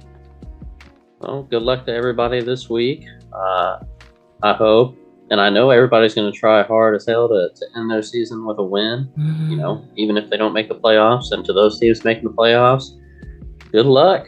Good luck. It's just the beginning. It gets even more crazy. We thought this season was crazy with all the moving around in free agency, and I think it shook it up a lot. I think there's a lot of games that didn't go the way people thought they would, and a lot of teams that did better than people thought they would. It was crazy, and I think next season's going to be even crazier. So, good luck to that. And last thing, Potty, if you've got $1,400 or more to drop on a 10-year subscription, I need a little help over here. You can write a little check and send it to my house. I'll DM you the address. Okay. Cash it better. Listen, hell, you can help me too. Shit. Awesome, man. Thank you, Diggy. Can't wait to have you back on next week, brother. And to everybody, thank you again for watching, taking your time out of your busy day or your night to watch this. And I'm looking forward to bringing you another great podcast next week, y'all. But until then, stay safe, treat each other well. For Diggy and Striker, we're out.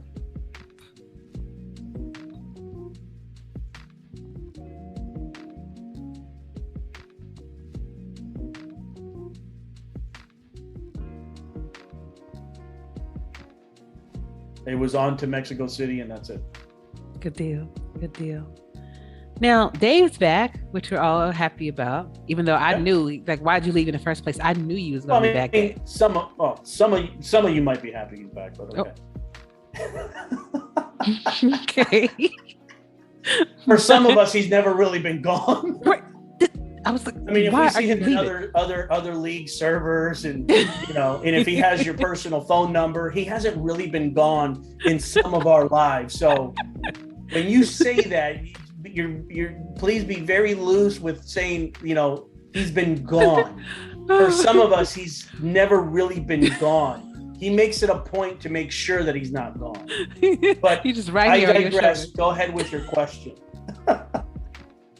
So how did it make you feel when, as he was leaving, the last show that he did, I want to say it was Eddie's show that he came on, and he had on his Atlanta gear instead of Lone Star Glory's gear. Did that make you feel any kind of way, or? You know what? It was funny until you brought it up. I didn't even think about it. I really didn't even think about it. Oops. I don't know what the significance was that, maybe he's leaving. I don't know if he wanted, at that moment, he was thinking, I'm going to put on my championship shirt. Maybe, I don't know, from the team that I won a championship since I'm leaving the league. I don't know. I really didn't even think about it until you brought it up. Okay. I didn't, but him coming back, it's, it's neither. Sorry, go ahead and say that again. With him coming back, it's neither here nor there. It's like I said, for some of us, he's never really been gone at all. Right. Yeah. And I was like, don't leave anyway. What are you doing? People, and this is actually going to be, I think he's bringing the show back and everything. So, well, of course, Dave is like Terrell Owens. It's like Terrell Owens when he said, I love me some me. That is Dave Access to the core. Dave loves some Dave Access. That's just who Dave is.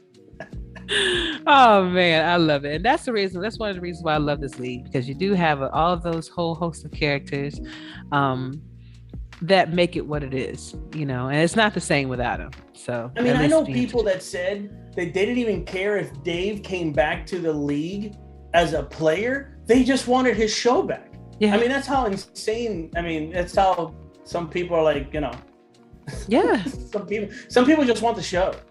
Right. And that's the thing, when you're a content creator and you're putting out such good works and you have your following, you have your fan base, and then, you stop for whatever the reason is. I mean, hell, I took 4 weeks off, and sometimes you need to do that to deal with real life, and people are usually understanding about that, but, when you have such a following, people, you want to keep them in the loop with everything, or you want to kind of keep that product going as much as you can, because it means so much, not just to you, but to other people's lives that you've affected positively. So anybody that wants to join the content creator team, come back. I know I have Nelson Lozano on to this show too. I know he said that he's going to try to come back, as soon as he can. He's dealing with some, again, real life situations.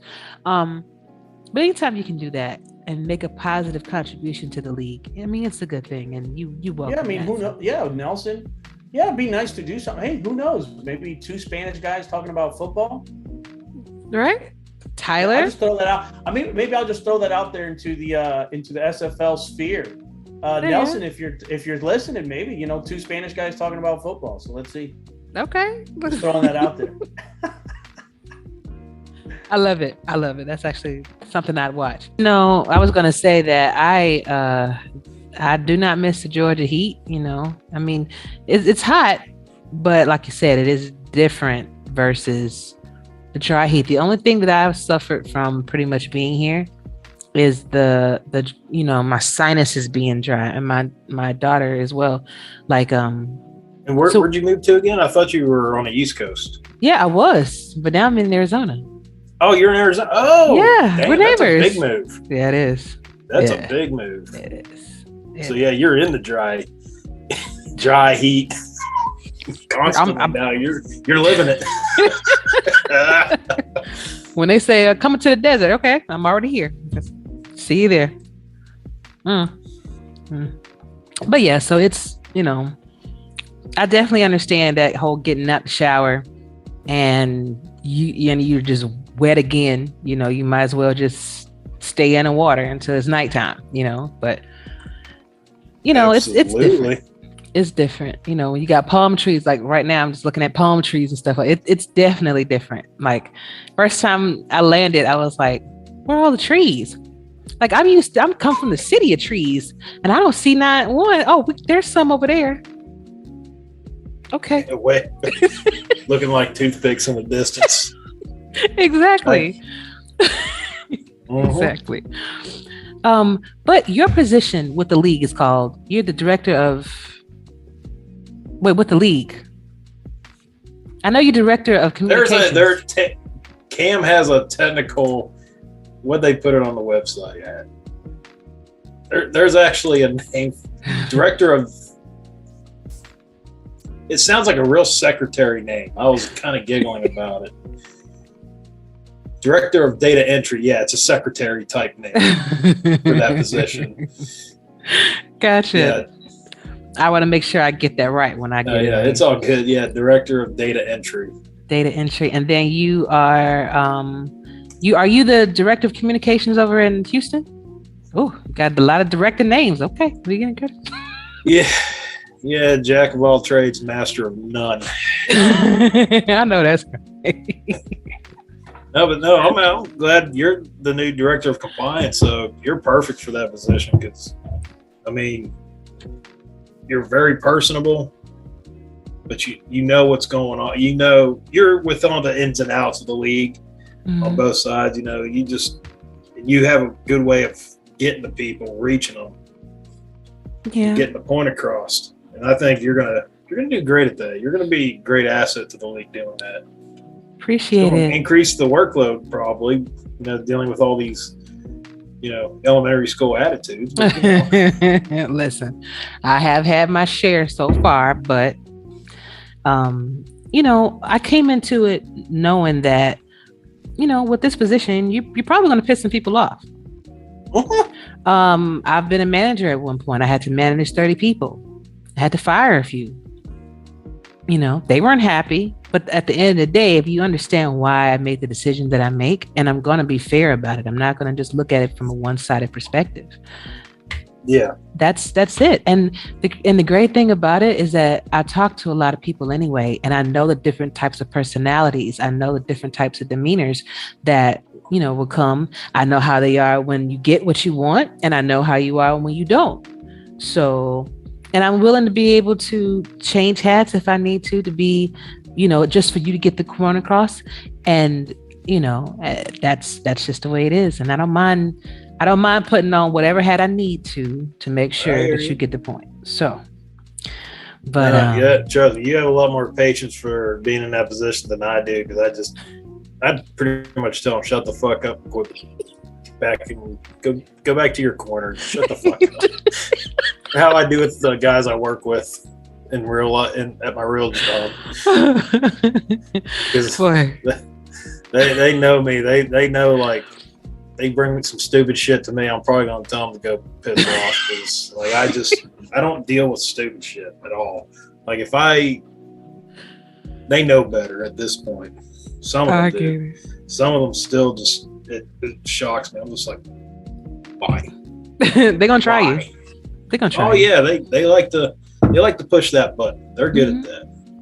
But I have children. It makes it interesting. I have a 15-year-old and I have a 6-year-old, so my buttons get pushed all the time. And in that same boat with a 14-year-old and a 6-year-old. So see? I totally get it. The button never stops getting pushed. You just gotta button alone. You just gotta pad the button sometimes. You gotta make it a little harder to push. Then just gonna stick something underneath that button, that way it just stays in the up position, because like that. Oh, I know that's right, Cory. But we're gonna go ahead and get started there. All righty, let's do it. All right, we're gonna get started in 5, 4, 3, 2, and 1.